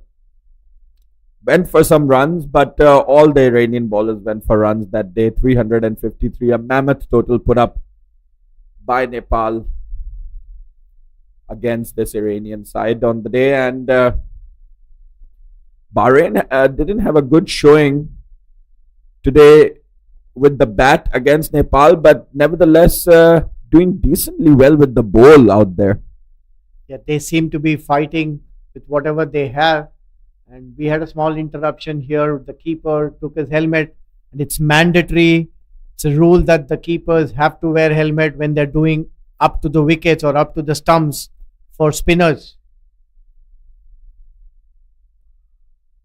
I think the new playing conditions dictate that any fielder fielding close has to wear a helmet now. But what I find surprising is the definition of a close fielder, because why not the slips as well then? That's an interesting point, Umair.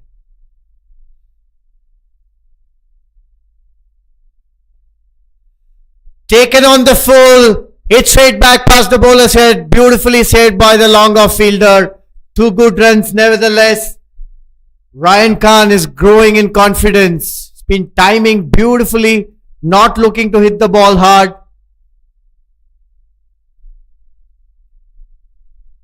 So I think they just took a single.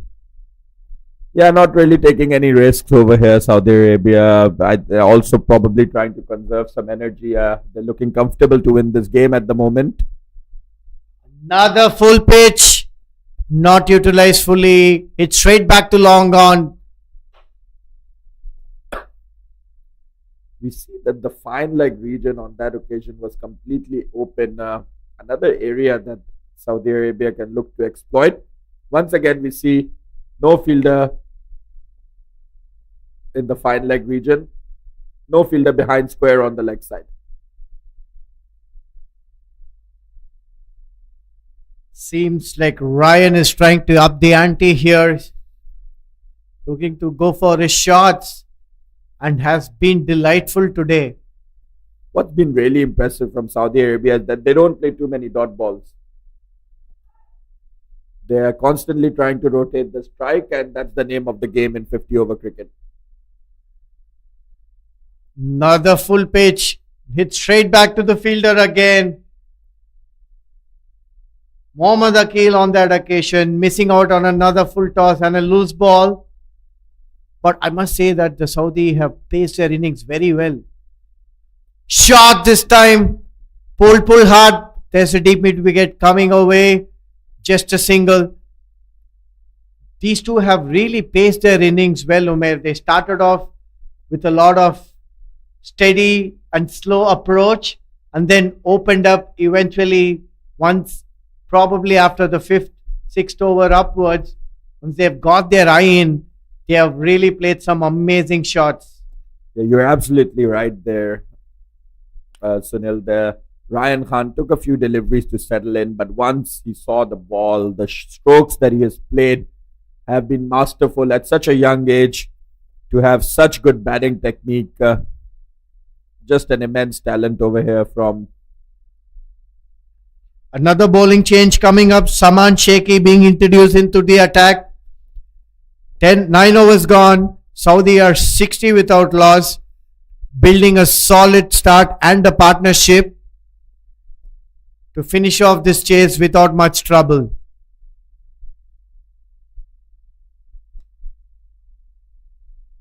Yeah, Saman Sheikhi, the slow left armer. It'll be interesting to see. He likes to flight the ball up. We saw against Nepal the other day. Was also amongst the wickets.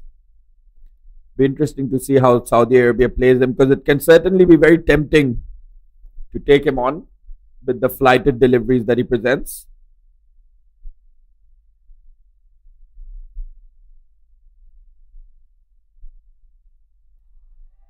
Starts off with a short ball and put away in the gaps.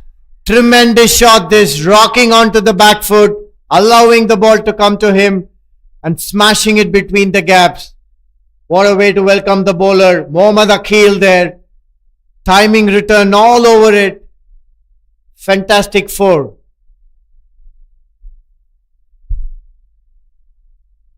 Yeah, real good looking stroke there. Once again, Saudi Arabia, strong command of this game, and now it looks like it's just a matter of time.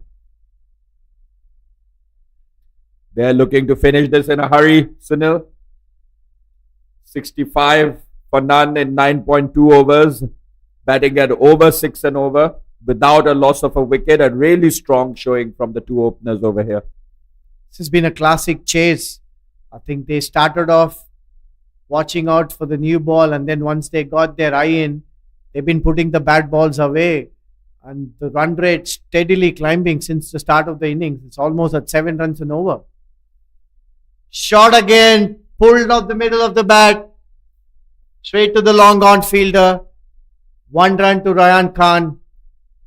We talked about this the other day that one of the ways to chase down a low total is just to go for it, because complacency can set in if you think you have too much of time, and one way to do it is just the openers going berserk, and that's exactly what's happening over here from Saudi Arabia. We saw the men's cricket World Cup game yesterday between India and Pakistan.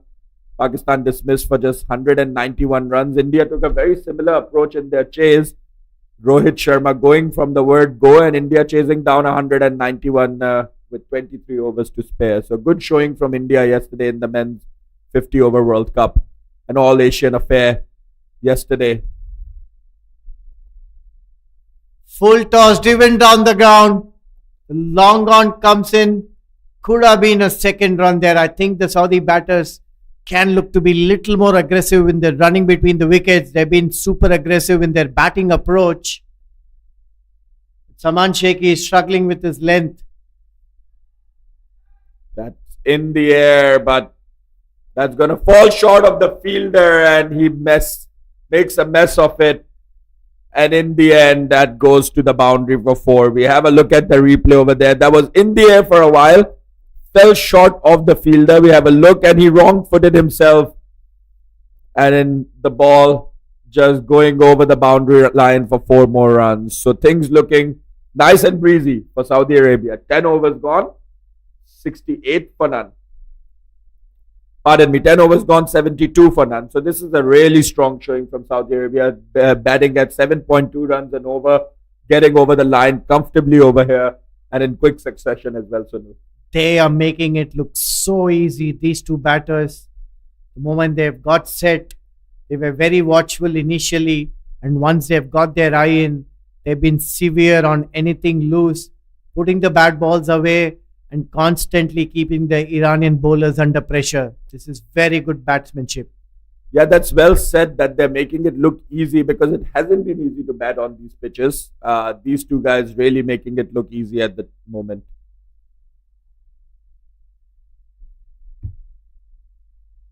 Saman Sheikh continuing his second over.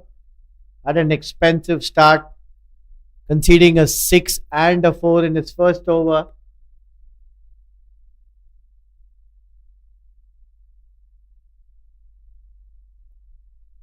Much better lengths this time around. Started off well in these two deliveries. We keep going back to the point that the length is a very, very critical factor for a spinner.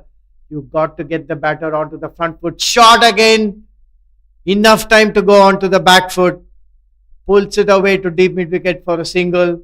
Ryan Khan has been extremely good on anything short and anything pitched up as well. We saw him hit some beautiful sixers right over the bowler's head. Yeah, they have good coverage in that area. So just a couple of runs on that occasion, a single in fact.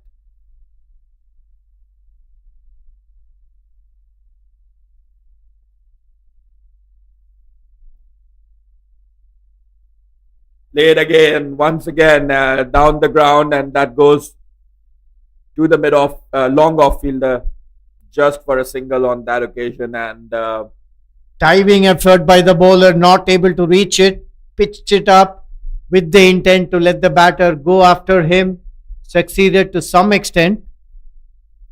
We're keeping a close eye here in the commentary box, and that's played upish. Good fielding effort in the deep. Cuts it down to 2. Ryan Khan really showing his intent. He's been middling the ball beautifully through this innings and is having a very, very aggressive approach and intent now. Yeah, we are keeping a close eye on the Nepal versus Bahrain game over here as well. Once again, played beautifully.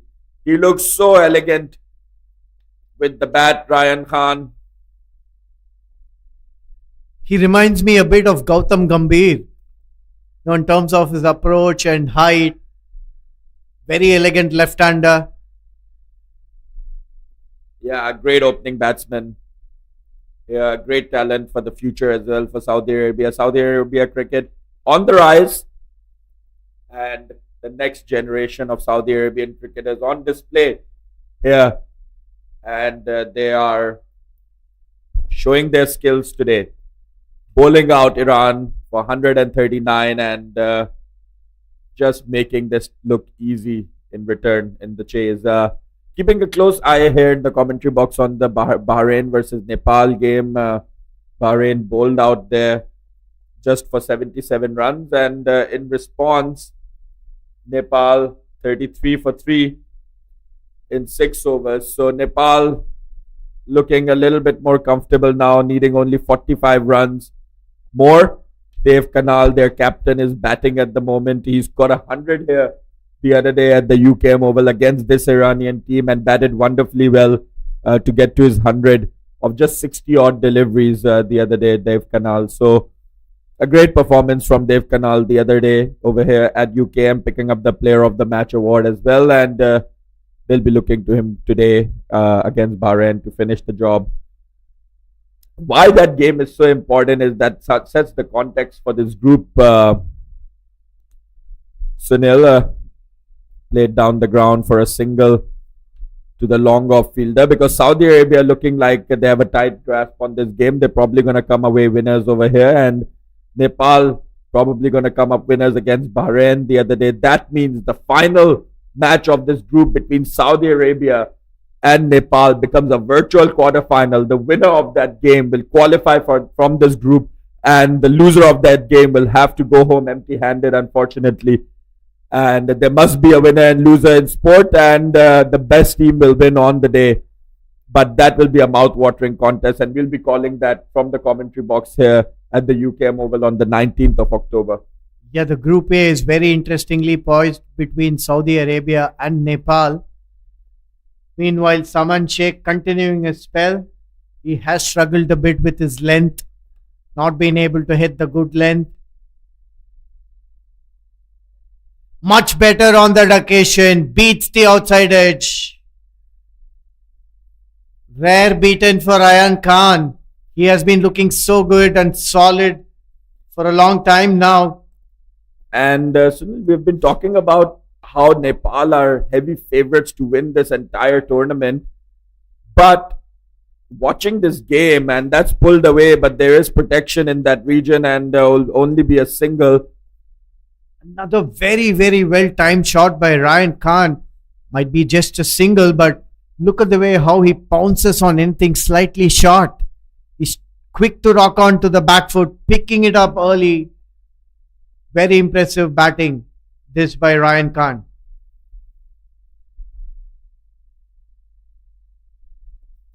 Going back to Nepal, we've been talking about how they're heavy favorites to win this tournament, but watching this display out here today from Saudi Arabia, I think that's going to become a very evenly contested game now.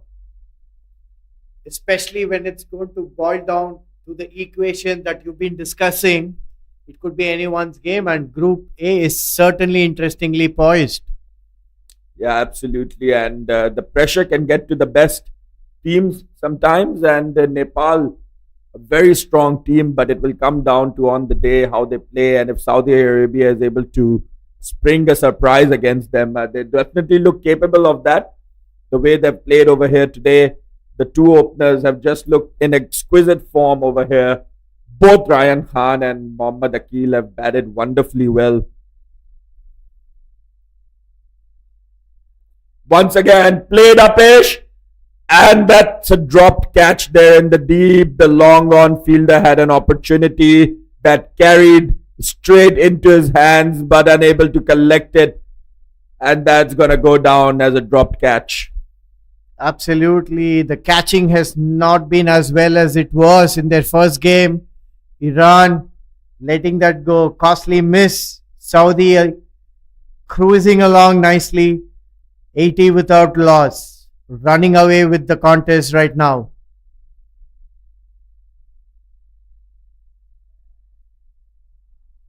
Yeah, absolutely. That was one of their better fielders as well. I believe that was Zaid Raisi. He took some really good catches the other day on that occasion. The ball once again finding him, but he was not able to find the catch, dropping that one on that occasion. And unfortunately, wicketless Iran at the moment. Still searching for their first wicket. But Ryan Khan has been extremely impressive here. The way he has been timing the ball, picking the back gaps, and look comfortable on both the front foot and back foot. Yeah, a lot of cricketing talent present there in Saudi Arabia.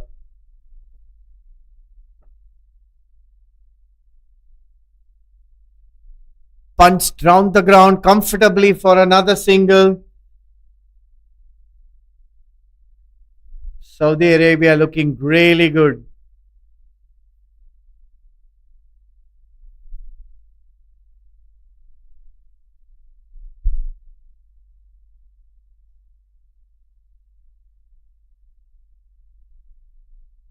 Timed well, but that time it's straight back to the fielder.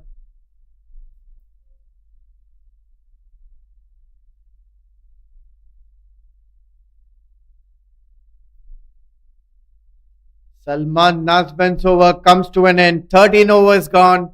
Saudi Arabia 84 without loss.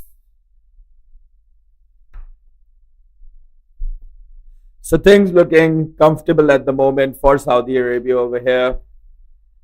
84 for none in 13 overs. Needing just 56 more runs to seal this one. And they've done it in quick succession as well. We see the batters just grabbing a quick drink over here.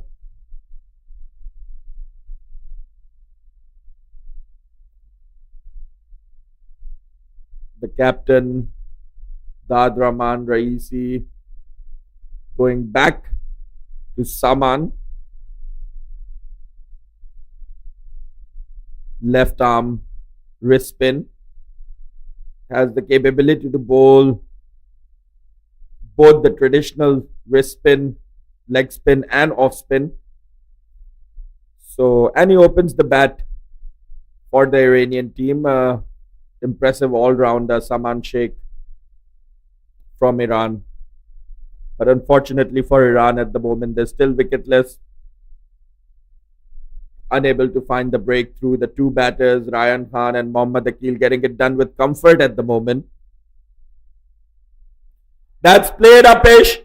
That looks like that's going to sail over the fielder's head for a six. That's gone all the way. What a shot that was. Have a look at the replay over here. Mohammad Akil on this occasion, finding the middle of the bat and sailing over the fielder's head for a six. So that's a huge shot. A big six over there. Carrying well over the boundary. And Mohammad Akil joining the party with his partner Ryan Khan. Both batters now on 37 as Akil plays that away to the long off fielder for a single, bringing his partner Ryan back onto the strike. Hitting a massive six in this over, Mohammad Akil.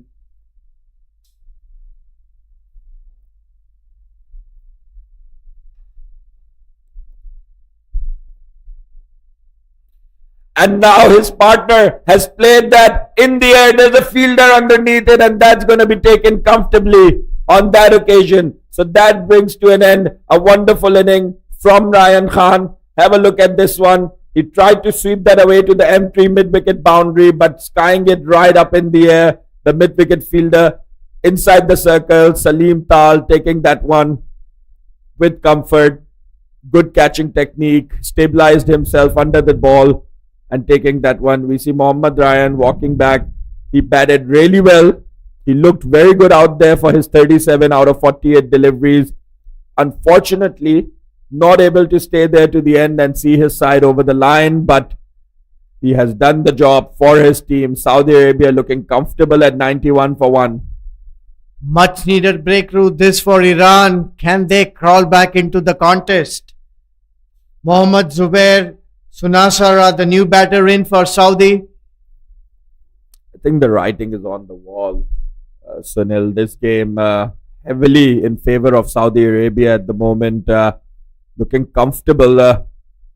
Only way Iran has back into this game if they're able to pick up at least 3 or 4 wickets in quick succession. They can't afford to give away any more runs. That's the only way Iran will have to come back into this game. Otherwise, at the moment, Mohammad Akil looking comfortable out there, hitting Saman Sheikh for a massive 6 over the long off fielder behind the side screen. So really making his intent clear. The fielders could just watch that sail over earlier in the over. So new batter out. Zuhair Mohammad, the vice captain of this team. He's out there to bat. Joining Akil Mohammad, who's looking in wonderful form. And it's good to see Akil Mohammad recovering from a knock that he picked up earlier on, which prevented him from taking the field, but came out to bat.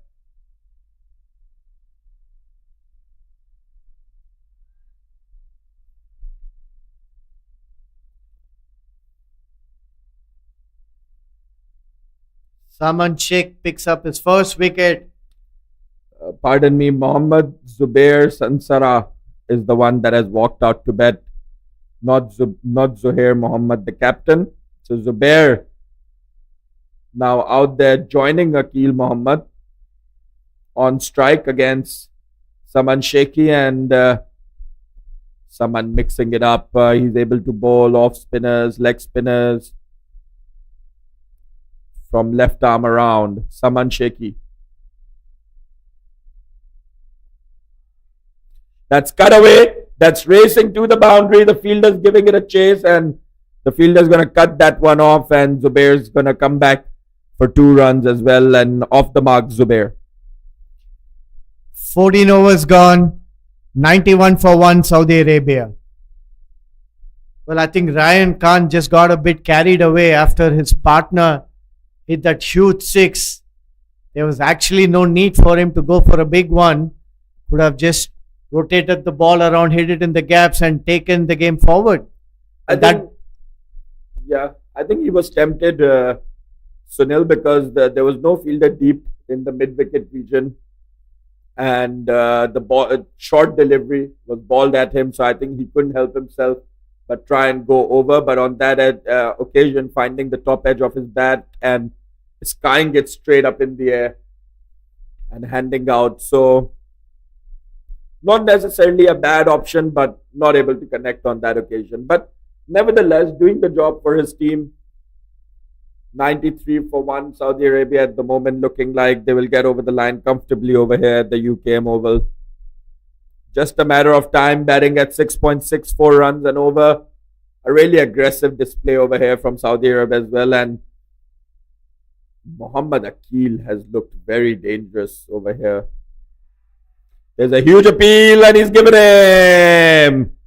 Salman Azman provides another breakthrough to his side. Have a look at the replay over there. Mohammad Akil, the dangerous Mohammad Akil, handing that one to the keeper, outside edge, well taken by the keeper, and that's the back of Mohammad Akil. 38 of 33, a wonderfully played innings.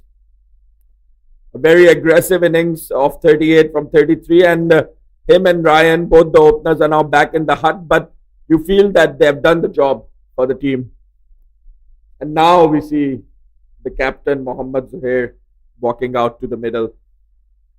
The vice captain, I should say, walking out to the middle to join Mohammad Zubair. It was an excellent delivery, tossed up, tempting the batter to go for it, and an excellent catch as well by the wicketkeeper. With that, it's going to be a drinks break. Stay tuned. We'll be back shortly.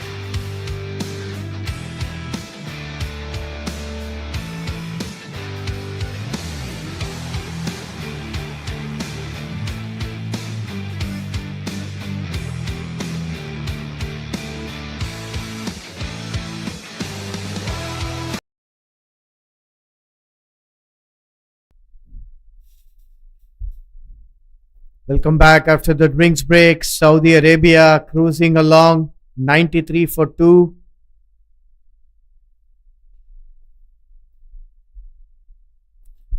Have a look at this field setup over here.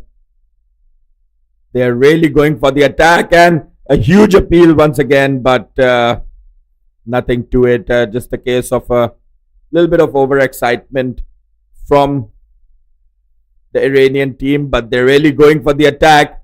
You have a look at this field placing. They have a slip, a backward point, a point, extra cover is short, mid on, sort of very short, 2 short, 3 short catchers in fact. This is a very, very aggressive field positions this.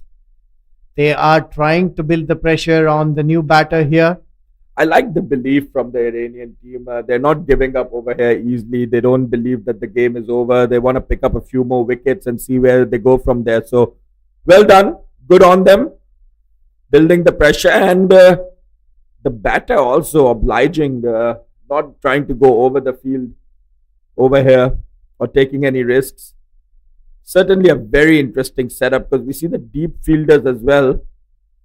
We have a fielder in the cow corner who's inside the boundary line, a long off and a mid on.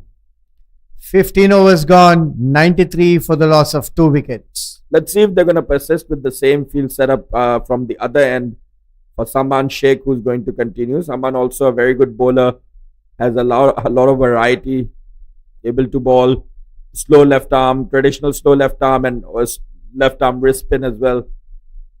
So, and opens the bat for Iran. So, a really multi-talented cricketer, Saman Sheikhi. We see Dad Rahman Raisi and Zaid Raisi, the captain and the vice captain, having a chat with Saman Sheikhi. Persisting with the aggressive field once again over here. We see a deep mid-wicket, a long on and a long off. But both long on and long off are slightly inside the boundary line. No, they're moving back to the boundary line now. So, a long on and long off, a deep mid-wicket, and then a slip, gully, point, covers. So, once again, an aggressive field, and that's going to be a wide delivery on that occasion. 1 run added. Iran have conceded too many extras, particularly wides today. Absolutely, they weren't able to control the extras early on, and they're defending a low total, so they really should have had more control on that. Unfortunately, not to be. Now Saudi Arabia happy to just tap it around for singles in pursuit of this 140 run total that they need. 139 scored by Iran. At the moment, with 2 new batters, but now they've got the mid-off, long on, back to mid-on. I think you should not give them that easy single considering 2 new batters at the crease. Yeah, absolutely. They should, if they want to have the attacking intent, they should go for loud attack. Bring the long on, long off inside as well. Another comfortable single, tucked to mid-on in the gap. Defeats the purpose of having close in fielders, short fielders, when you're just going to give away easy singles on long on and long off.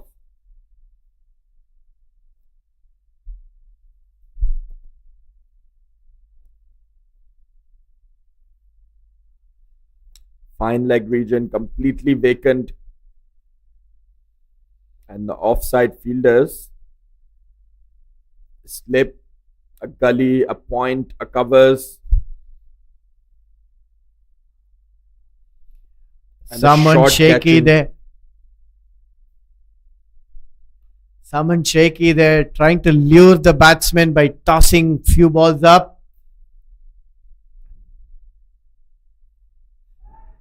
Thick outside edge, beats the slip fielder, goes all the way to the 4. 4 lucky runs, but nevertheless, watch the replay here. Sharp chance for slip. That traveled very, very quickly, and this is what I was talking about a little bit earlier, Sunil, that Now that it's compulsory to have helmets on as short fielders, why not the slips? That one flying past his head. Young cricketers over here. Really thick edge, and that flew past the slip fielder, went all the way to the boundary. Yeah, that brought up the 100 for Saudi Arabia. So Saudi Arabia now 100 for 2, needing only 40 more runs over here.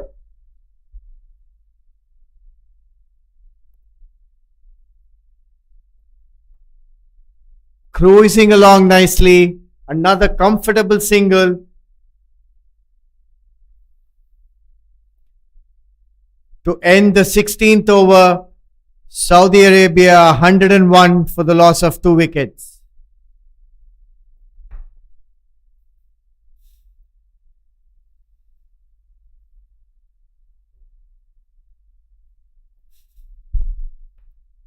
Seems like Saudi are running away with this match, Umair. Iran will be happy to get a few more wickets to boost up their confidence before their final game against Bahrain in the Group A.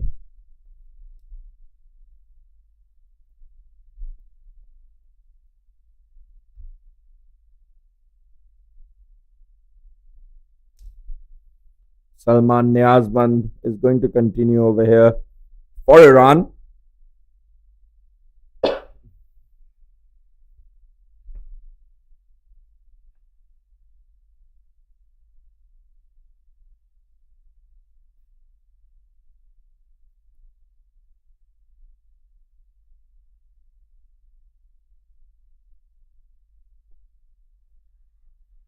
Beats the outside edge. It's interesting to see that Salman Niazband is able to get that shape away from the right hander. Very interesting option for him, and I think that's the one that got him the wicket as well. So good bowling, good talent on display from Iran. And Punched in the gap will just be a single. As he's been extremely consistent with his line. That consistency rewarding him with the wicket. And he has enough fielders on the offside and trying to keep it on and around the offside.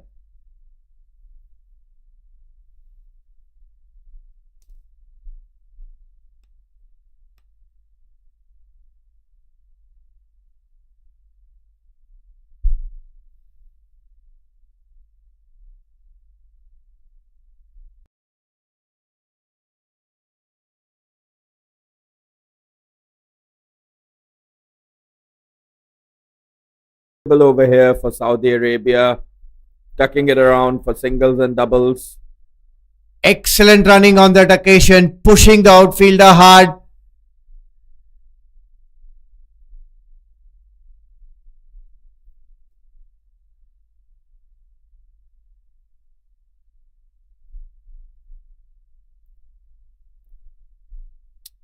So the news from Bayumas Oval is that Nepal has overcome Bahrain. Was excellent bowling effort by Nepal.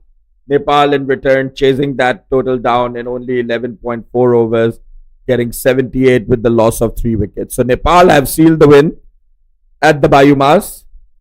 And now we're looking at Saudi Arabia, who are just 35 runs away from a victory.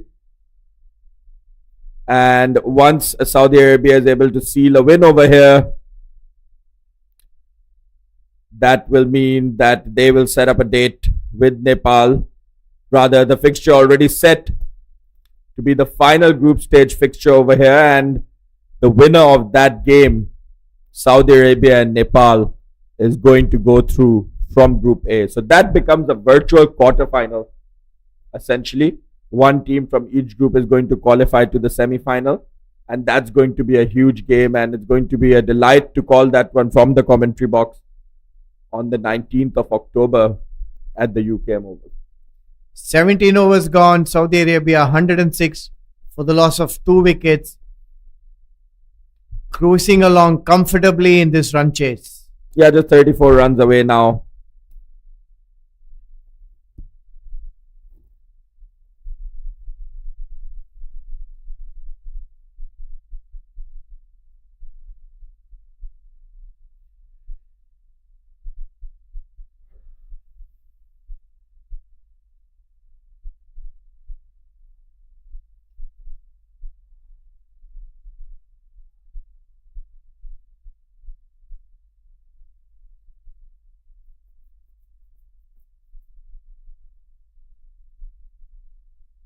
Saman Sheikhi continuing his spell onto his sixth over. White call on that occasion. He seems to be bowling a lot of China man or the left arm wrist spin than the finger spin today.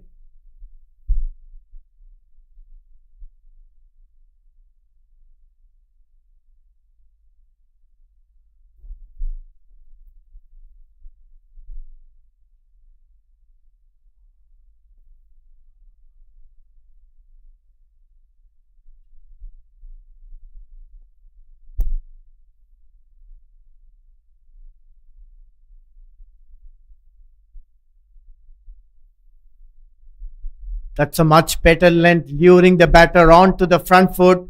Saman Sheikhi has picked up 1 wicket onto his fifth over, having conceded 33 runs, beg your pardon.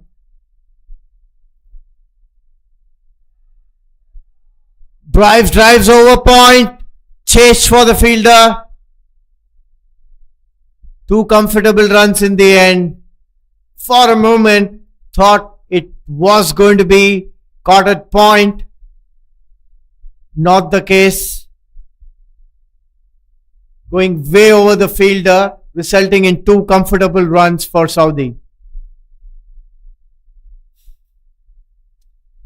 Interesting stat. 8 matches have been played here at the ACC Under-19 Premier Cup. Amir Khorsan has hit the most amount of sixes in this tournament so far, and also has the best strike rate of 168.18 in this tournament. He was very impressive earlier today. Got off to a flying start. Unfortunately, couldn't capitalize and carry on for a big one.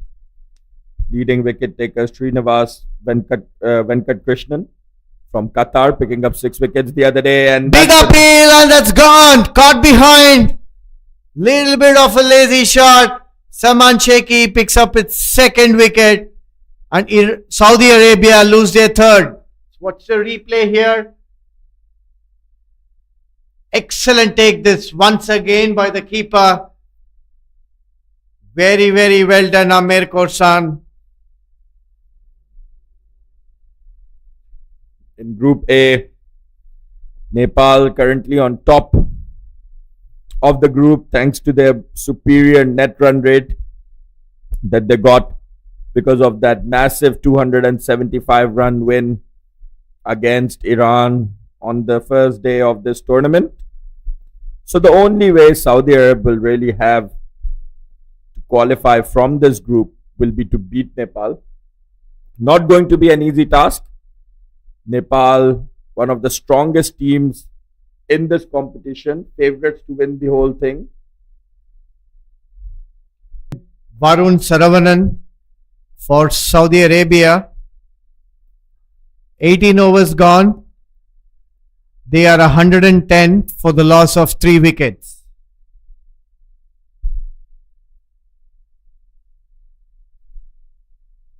Salman Niazman continuing his spell here with his off spin. Just to go back to finish off the stats, Srinivas Venkatrishnan, the highest wicket taker with 6 wickets, which he picked up in the first game. Aryaveer Chaudhary from Singapore, the highest run getter, scoring 127 in the first match, and 127 is the most amount of runs in this tournament so far as well. Singapore playing for the 2nd time today, so Arya will add to that.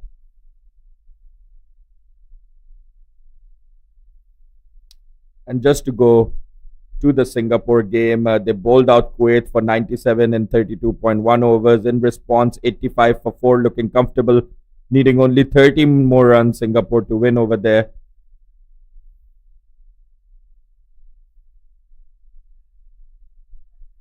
Punch off the back foot, well saved by short mid-wicket fielder, resulting in a single. Interesting field this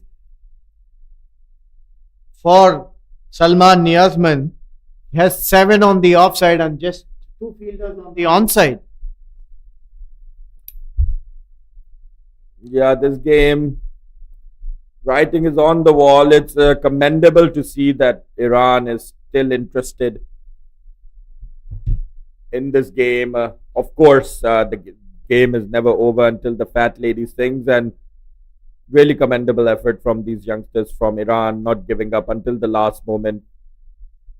Finding the outside edge once again, but not resulting in a catch. Salman Niazmand has been very impressive, sending down his sixth over. He's already picked up a wicket here for Iran with his off spinners. Goes for the big one. Straight into the hands of point. Another wicket falls. Salman backs his second. Saudi lose their fourth. Yeah, it's really commendable from Iran that they're continuing to keep the pressure on. You can see the batter very disappointed with himself. He wanted to finish it off for his team, but unfortunately on that occasion catching a thick edge. And they've been tempting the batters to go for that shot by setting an aggressive field, trying to tempt them to go over, and that's exactly what he tried to do on that occasion, catching the edge and getting him out. The fielder almost fumbled but managed to hold on to the catch. A morale boosting wicket this for Iran. Saudi lose their fourth wicket. The new batter in is Mohammad Ahmad Raza, the captain, walking out to bat at number 6. He did the job with the ball earlier today. Now he has to do the job with the bat.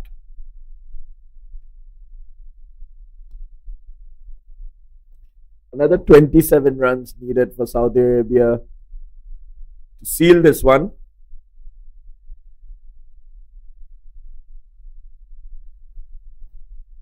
And Iran would like to bag a few more.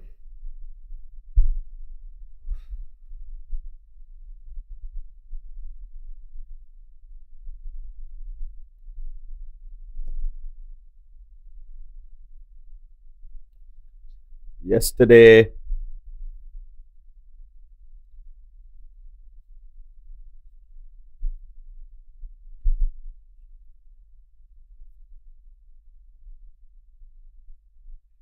a closely fought game played between Malaysia and Japan at the Bayumas Oval. What a thriller that was. There's a huge appeal over here coming back to this game. Not interested down the leg side. Going back to the thriller played between Malaysia and Japan over in Bayumas Oval. Japan batting first, getting 169 in their 43.1 over, bowled out. In response, Malaysia falling short by only 5 runs to nil. 164 runs all out, and that must have been a shock defeat for Malaysia. Japan, DL method was in play, so the revised target of 171 for Malaysia, not able to get there in the end, losing out by 6 runs. So good win for Japan over there to get start of this series. Hong Kong looking strong contenders in that Group D over there. Excellent over by Salman Niazmand comes to an end. Successful over as well. 19 overs gone. Saudi Arabia 113 for 4. Coming back to this game, Iran are refusing to go down easy, and Iran is refusing to give up in this game. Salman Niazmand has bowled really well. He bowled really well the other day against Nepal as well. And then today over here against Saudi Arabia, he's been excellent once again. So, not going down easy. And if you are going to lose, that's the way to go down fighting at least. And that's what Iran is doing. And maybe another 2 or 3 quick wickets over here, and this game would turn on its head. Sunil. Will definitely make it interesting. Saudi Arabia at the moment still comfortable at 113 for 4. 113 for 4, I should say. And Saman Sheikh continuing over here with his left arm wrist spin in the air. On that occasion, falling safely and a single. And you can see that there's a little bit of hesitation now in the Saudi Arabian camp, or maybe a little bit of panic in the Saudi Arabian camp as well. And Iran mounting up the pressure, even though Saudi Arabia just needs 26 runs. They're not making these 26 runs easy for them. The short extra cover was way too close on that occasion to hold on to a full-blooded hit like that. Hit the hands nevertheless, but could not hold on to it, unfortunately.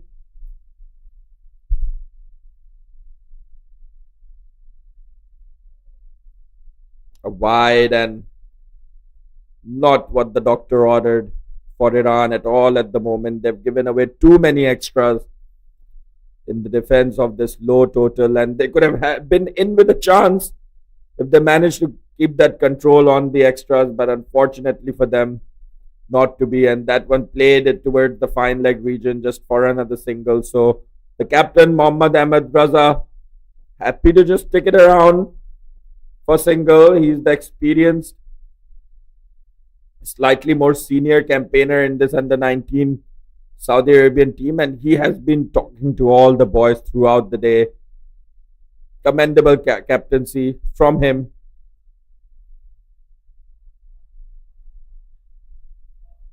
Punch down the ground, straight down to the fielder. Really like the way Saman Sheikh started bowling now after he picked up the second wicket. Giving a lot of air, enticing the batter to go, but have been struggling with their line consistently. Way too many extras, especially wides given away today. Very unlike of Iran, the disciplined unit that we saw against Nepal in the first game.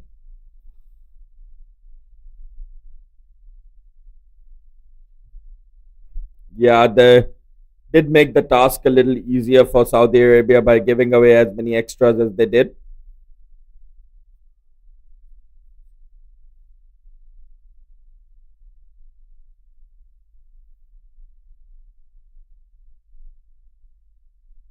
Saman Sheikh once again running in. And that's going to be another single, a quick one. A direct hit over there. And overthrows, and 4 of them. And that's really unfortunate on the part of Iran. No fielder backing up. The fielder was busy appealing for the run out.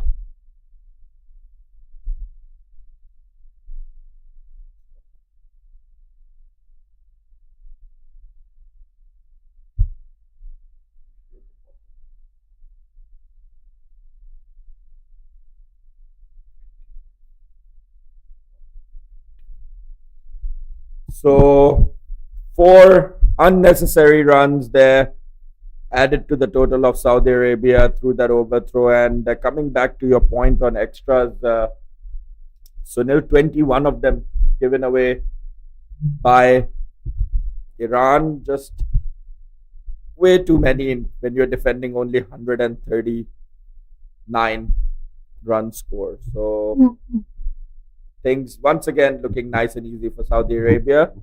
Mohammad Ahmed Raza and Varun adding a little bit of stability because they lost a couple of wickets in quick succession over there.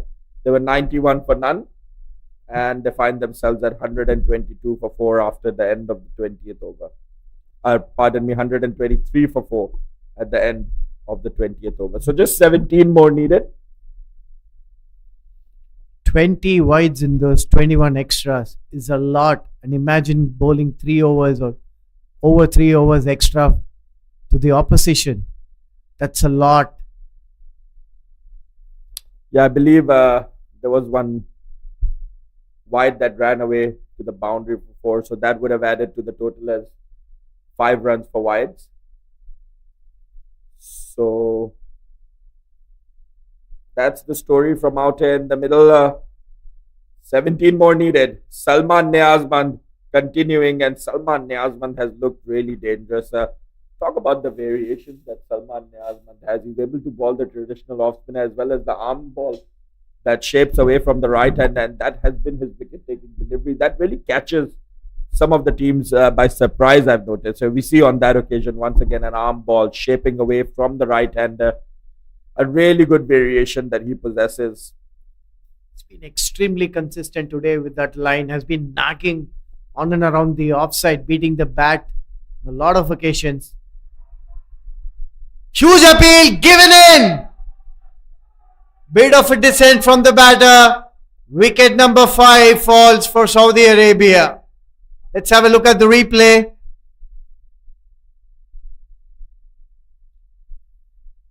Seems like a caught behind appeal given in, but the batter immediately showing his dissent. The batter cannot believe that one on that occasion. He said that he did not nick that one at all. But the decision has been given. The decision is out. And I believe that was the captain, Mohammad Ahmed Raza. His body language certainly seemed like he didn't hit that one. You can tell from the body language of the batter whether he's nicked it or not. And his body language really didn't seem like that he had nicked it, Sunil. And unfortunate maybe to get that decision from the umpire. It's part of the game. Sometimes you nick and then you're not given out, and sometimes you don't. It evens out in the long run, as they say. More importantly, Iranian players are now upbeat after picking up their wicket. I think what's also important to teach these youngsters is that yes, umpires are going to give the wrong decision sometimes, but you can't show any dissent. You have to just walk. It's very important to teach that kind of discipline to these youngsters. Yes, decisions are going to go in your favor. The great Sachin Tendulkar had, during the non-DRS era, used to have decisions consistently go against him. And the moment the umpire used to give him out, he used to just take his bat and walk away, no matter what. No, I've never seen Sachin Tendulkar, the greatest ever batsman the game has ever produced, show a single dissent to any umpire. And there was a few fair wrong decisions given out in his era of non-DRS as well.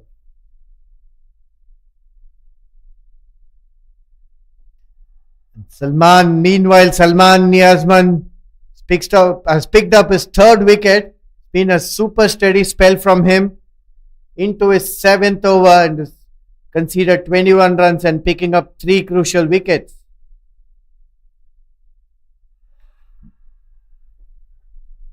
Another huge appeal. How close was that? This time, the umpire not interested. That looked good from here. Sunil, the arm ball option once again coming into the left-hander, and that certainly looked very close from here.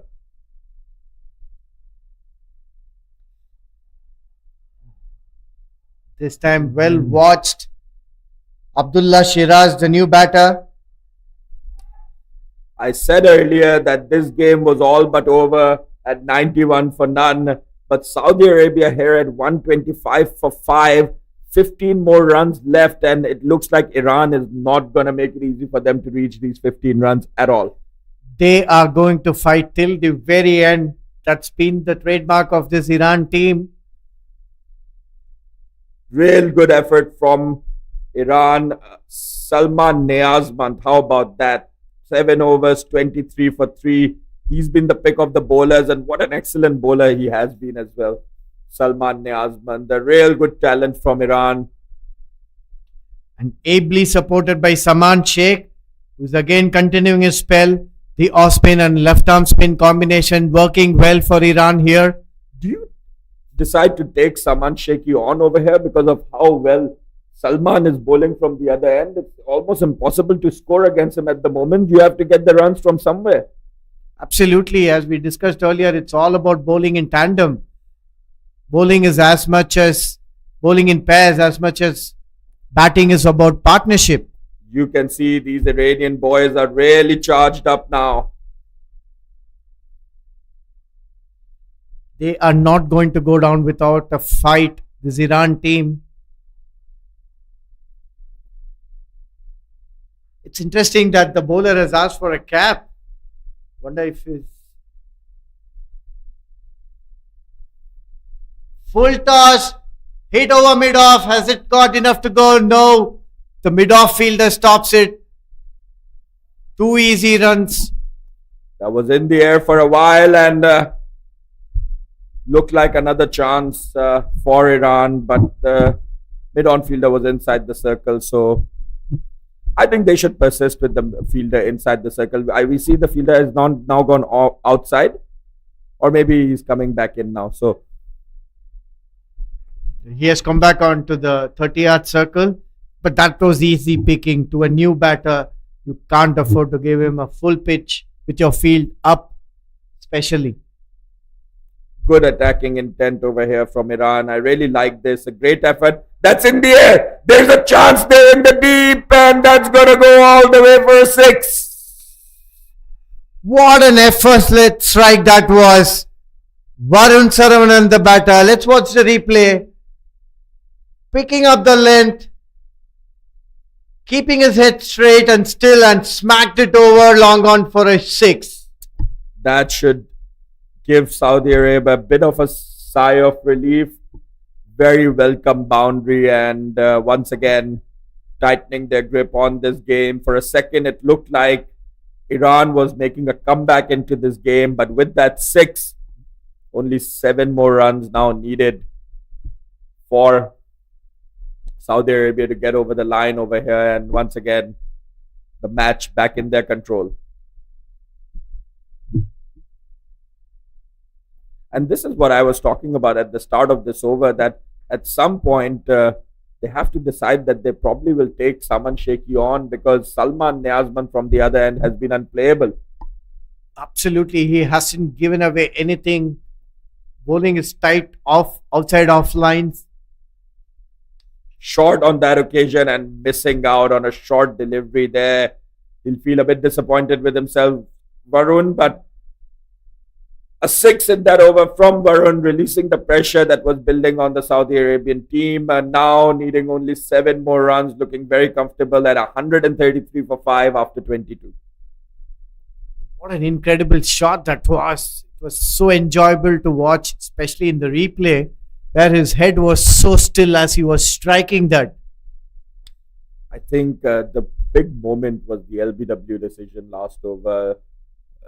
Mohammad Ahmed Raza probably will feel a bit unfortunate to be caught behind when he didn't necessarily hit it. But right after that, when the new batter came in, there was an LBW shout that looked really close to us from here.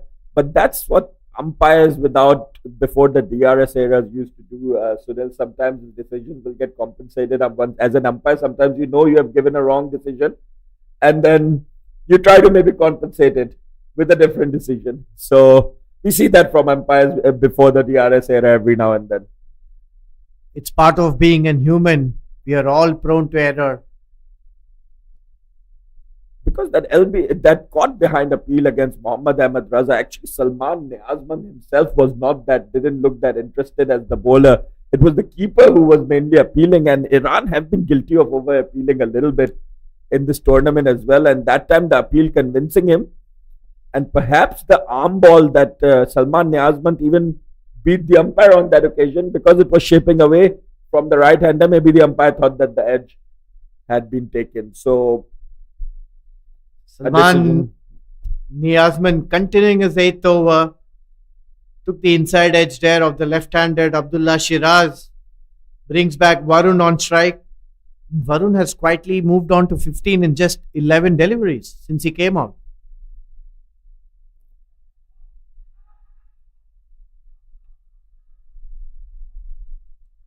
A bit of confusion there in the middle, because the batter waiting for a no ball decision, because that was way above his waist height. That's what the batter thought, at least.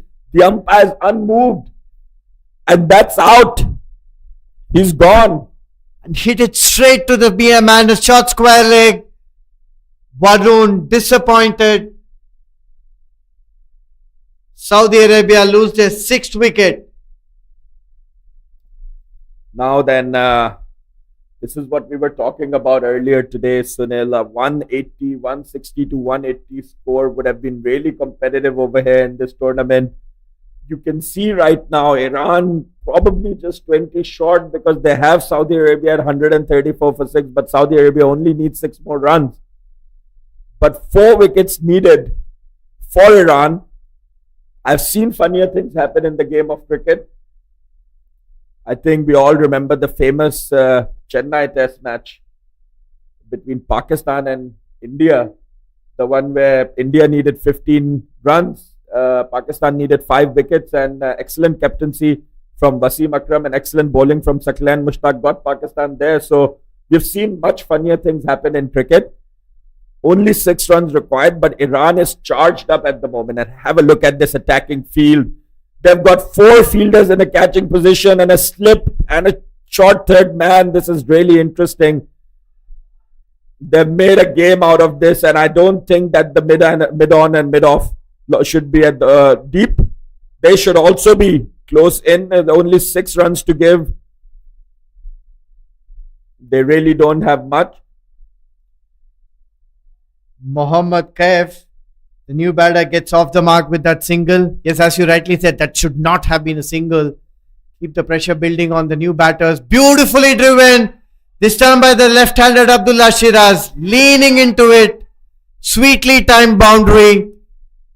That will level the scores over here, Sunil. And after what was an excellent performance from Iran, Saudi Arabia now just 1 run away from victory. And I think on the day, Iran was just about 20 to 30 runs short. And that's why they should have capitalized on the partnership. And the Saudi captain should also take learning from this. At one point, he just let Iran get away with it for a period of time. And that should be the win right there.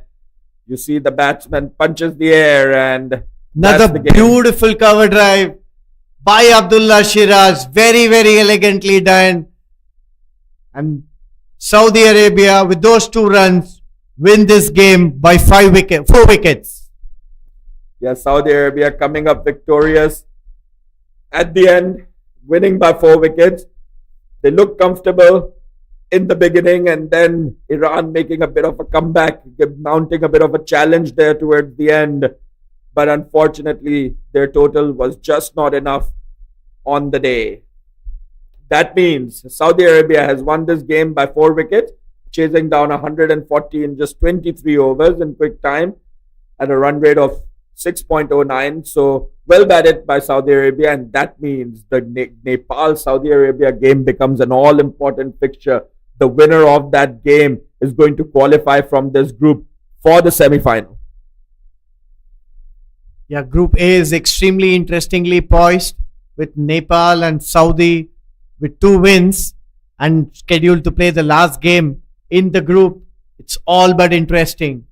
While Iran and Bahrain will have to play for their pride when they meet each other in their next game. We have a look at the match summary over here. Iran batting first today. Salim Tal getting 45 of 56. That was a wonderful inning, hitting some massive sixes over there. Amir Khorsan, once again, the aggressive Amir Khorsan getting 22 of 17. Salman Niazman was good with the bat as well, getting 20 from 54 balls. Armin Balochi, 12 from 34 towards the end to add some runs to the total. Pick of the bowlers was the captain Mohammad Ahmad Raza going away for 19 runs, picking up 3 wickets in his 10. Taha Wasim Amre, 6 overs, 2 wickets, 10 runs. Shazid Mujibur Rahman gave away 20 runs in his 5 overs for the return of 2 wickets. And Abdullah Shiraz, a little bit expensive in his 6 overs, giving away 44 runs, but picking up 2 wickets nevertheless.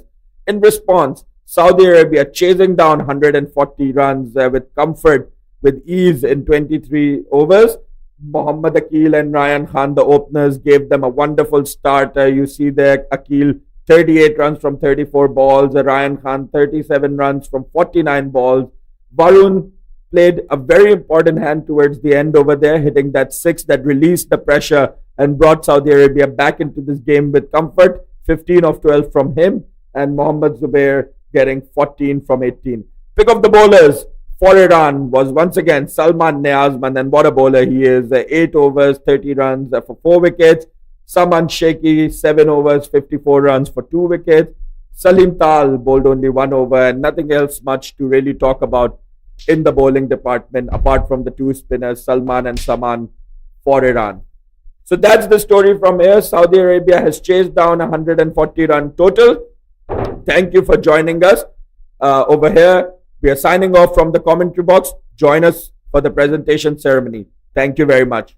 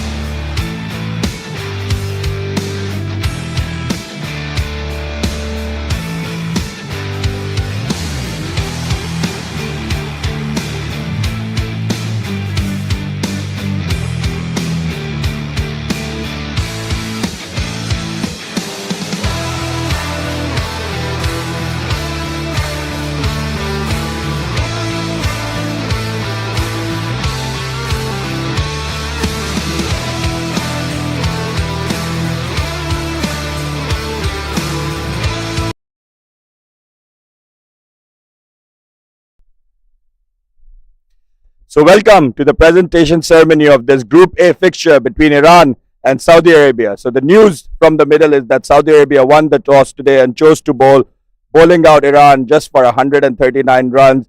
In the beginning, they were looking very comfortable to chase down the total, 91 for none. The two stylish openers, Imran Khan and Akil Mohammed, were getting it done. But then Iran mounted a commendable comeback, managed to bring themselves back into the game, but unfortunately just didn't have enough runs on the board and ending up on the losing side. Saudi Arabia chasing that one and winning it by 4 wickets. Well done, Saudi Arabia. To kick off this presentation ceremony, I would just like to have a quick word with the captain of the Iranian team. Please.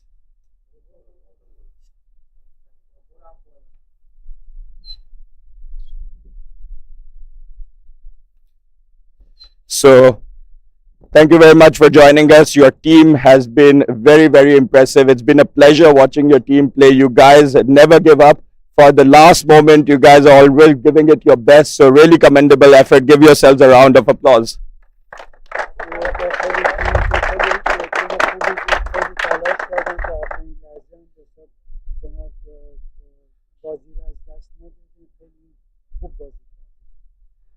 اول من تبریک میگم به تیم خوب سعودی عالی بازی کرد. First of all, I would like to congratulate the Saudi Arab team for playing good cricket and winning this match. بعد که تیم ما اول بازی رو نگرفت، اول بازی به نفع ما نشد، اما وسطا تونستیم بازی رو کنترل کنیم. اسکورای ما کم بود، اگه نه اسکورای ما بیشتر بودن راحت میتونستیم این بازی رو ببریم. In the initial stages, we couldn't control the game and the Saudis played well, but in the middle of the game, we come back and we control the game, but the score that we put on, it was not a fighting. If we have 20 more runs, I think the match was more interesting. I think it was really impressive the way you guys mounted the comeback. So really well done. Just one more question for you. You guys came out here in Malaysia. You played against two very strong teams, Nepal and Saudi Arabia, ending up on the losing side. But this must have been a great learning experience for you. What have you learned from this tournament? که شما با دو تا تیم خیلی خوب بازی کردین، نپال و عربستان، دو تا تیم خیلی قدر تو این تورنمنت هستش. سوال من این هستش که شما از این دو تا بازی چه چیزی را یاد گرفتین؟ من از این دو تا بازی خیلی چیزایی را یاد گرفتم. من با یه تیمای بزرگ مثل نپال، عرب سعودی و بحرین دارم بازی میکنم، تو گروه سختی هستم و یک تجربه بزرگی داره کسب میکنم. من قول میدم اگه اینجوری پیش بره یه سال دو سال بعد دوباره من میام همین تیم من انشالله میاد برای قهرمانی جنگ میده و همه تیم‌ها رو شکست میده. Yes, we had a very good experience playing the great team, just Nepal and Saudi Arab, and we learned a lot from these two games. And we are playing Bahrain day after tomorrow. Definitely, we will learn and we will take back this experience. And I can assure you that the next tournament, our team will be totally different, and we will fight till the end. I wish you all of the best for your future fixtures, and I'm 100% sure that in the future you guys are going to come back better than this because you're a really aggressive and a really fighting team. Thank you very much. Wonderful cricket on display from Iran. They'd never give up until the last moment. Even when they needed 15 runs, they were out there fighting with aggressive field setups. Very well done to Iran. So now I would like to invite the winning captain, Mohammad Ahmed Raza, to have a quick chat.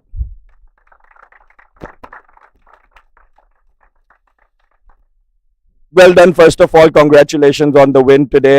Just would like to ask you that your openers got off to a good start. How about the partnership from the openers today? Yeah, it was a good partnership, but the job was not done yet and they got out. So not really happy with them, and they are not happy with themselves as well. They could have done better. They could have chased it down with 10 wickets. So yeah, we are not really happy, but Alhamdulillah for the win. Okay, just one more question. The next game against Nepal becomes a virtual quarter-final. Winner of that game is going to go to the semi-final and a chance to qualify for the Asia Cup. What is going to be the mentality going into that game, and how confident are you feeling going into that game? Yeah, after today's game, we have to do a lot of work, a lot of hard work, because with this performance we cannot win from Nepal. So we have to do some hard work. We have to do some changes in the mentality and some changes with the confidence of the boys. We'll work on it, and inshallah we'll be victorious in that match. Okay, very well played today, and thank you very much. All the best for the match against Nepal. Thank you. So a great game out here today, and the captain himself playing really well for his team. So now to come to the main prize of the game, the Player of the Match award, and we had a few nominees for the Player of the Match award. I must give credit to Salman Niazman for his 20 runs from 54 balls.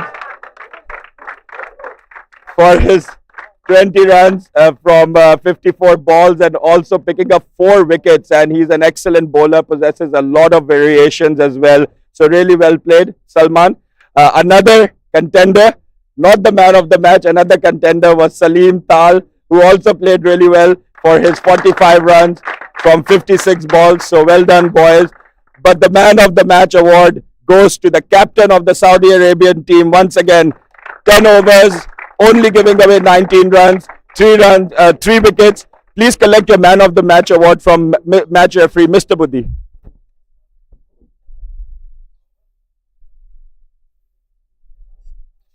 So just one more question. You're back on stage to have a chat with me. You talked about the performance of your boys. You thought they could have done better. What about your own performance? I think you were out there talking to all your boys consistently, giving them a lot of confidence on the pitch as well, and then bowled wonderfully well today. Yeah, the plan was simple. We had to get them out on the lowest score possible. So I had that plan going on in my mind all the time. I was talking to the bowlers, I was talking to the fielders. We could have got them out before 140, but eventually they had good partnership. Credit goes to their Mr. Tal, batsman. And Alhamdulillah, I just tried to, put some confidence in the boys, and I was doing good in my bowling as well. So Alhamdulillah for that. You're a fine young cricketer, and thank you very much, and all the best. Once again, thank you for joining us, and congratulations on your Player of the Match award.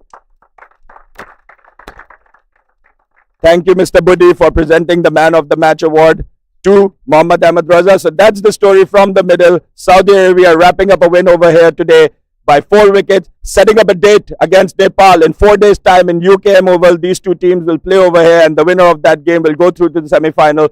Join us for that one. Thank you very much, and we're signing off for today.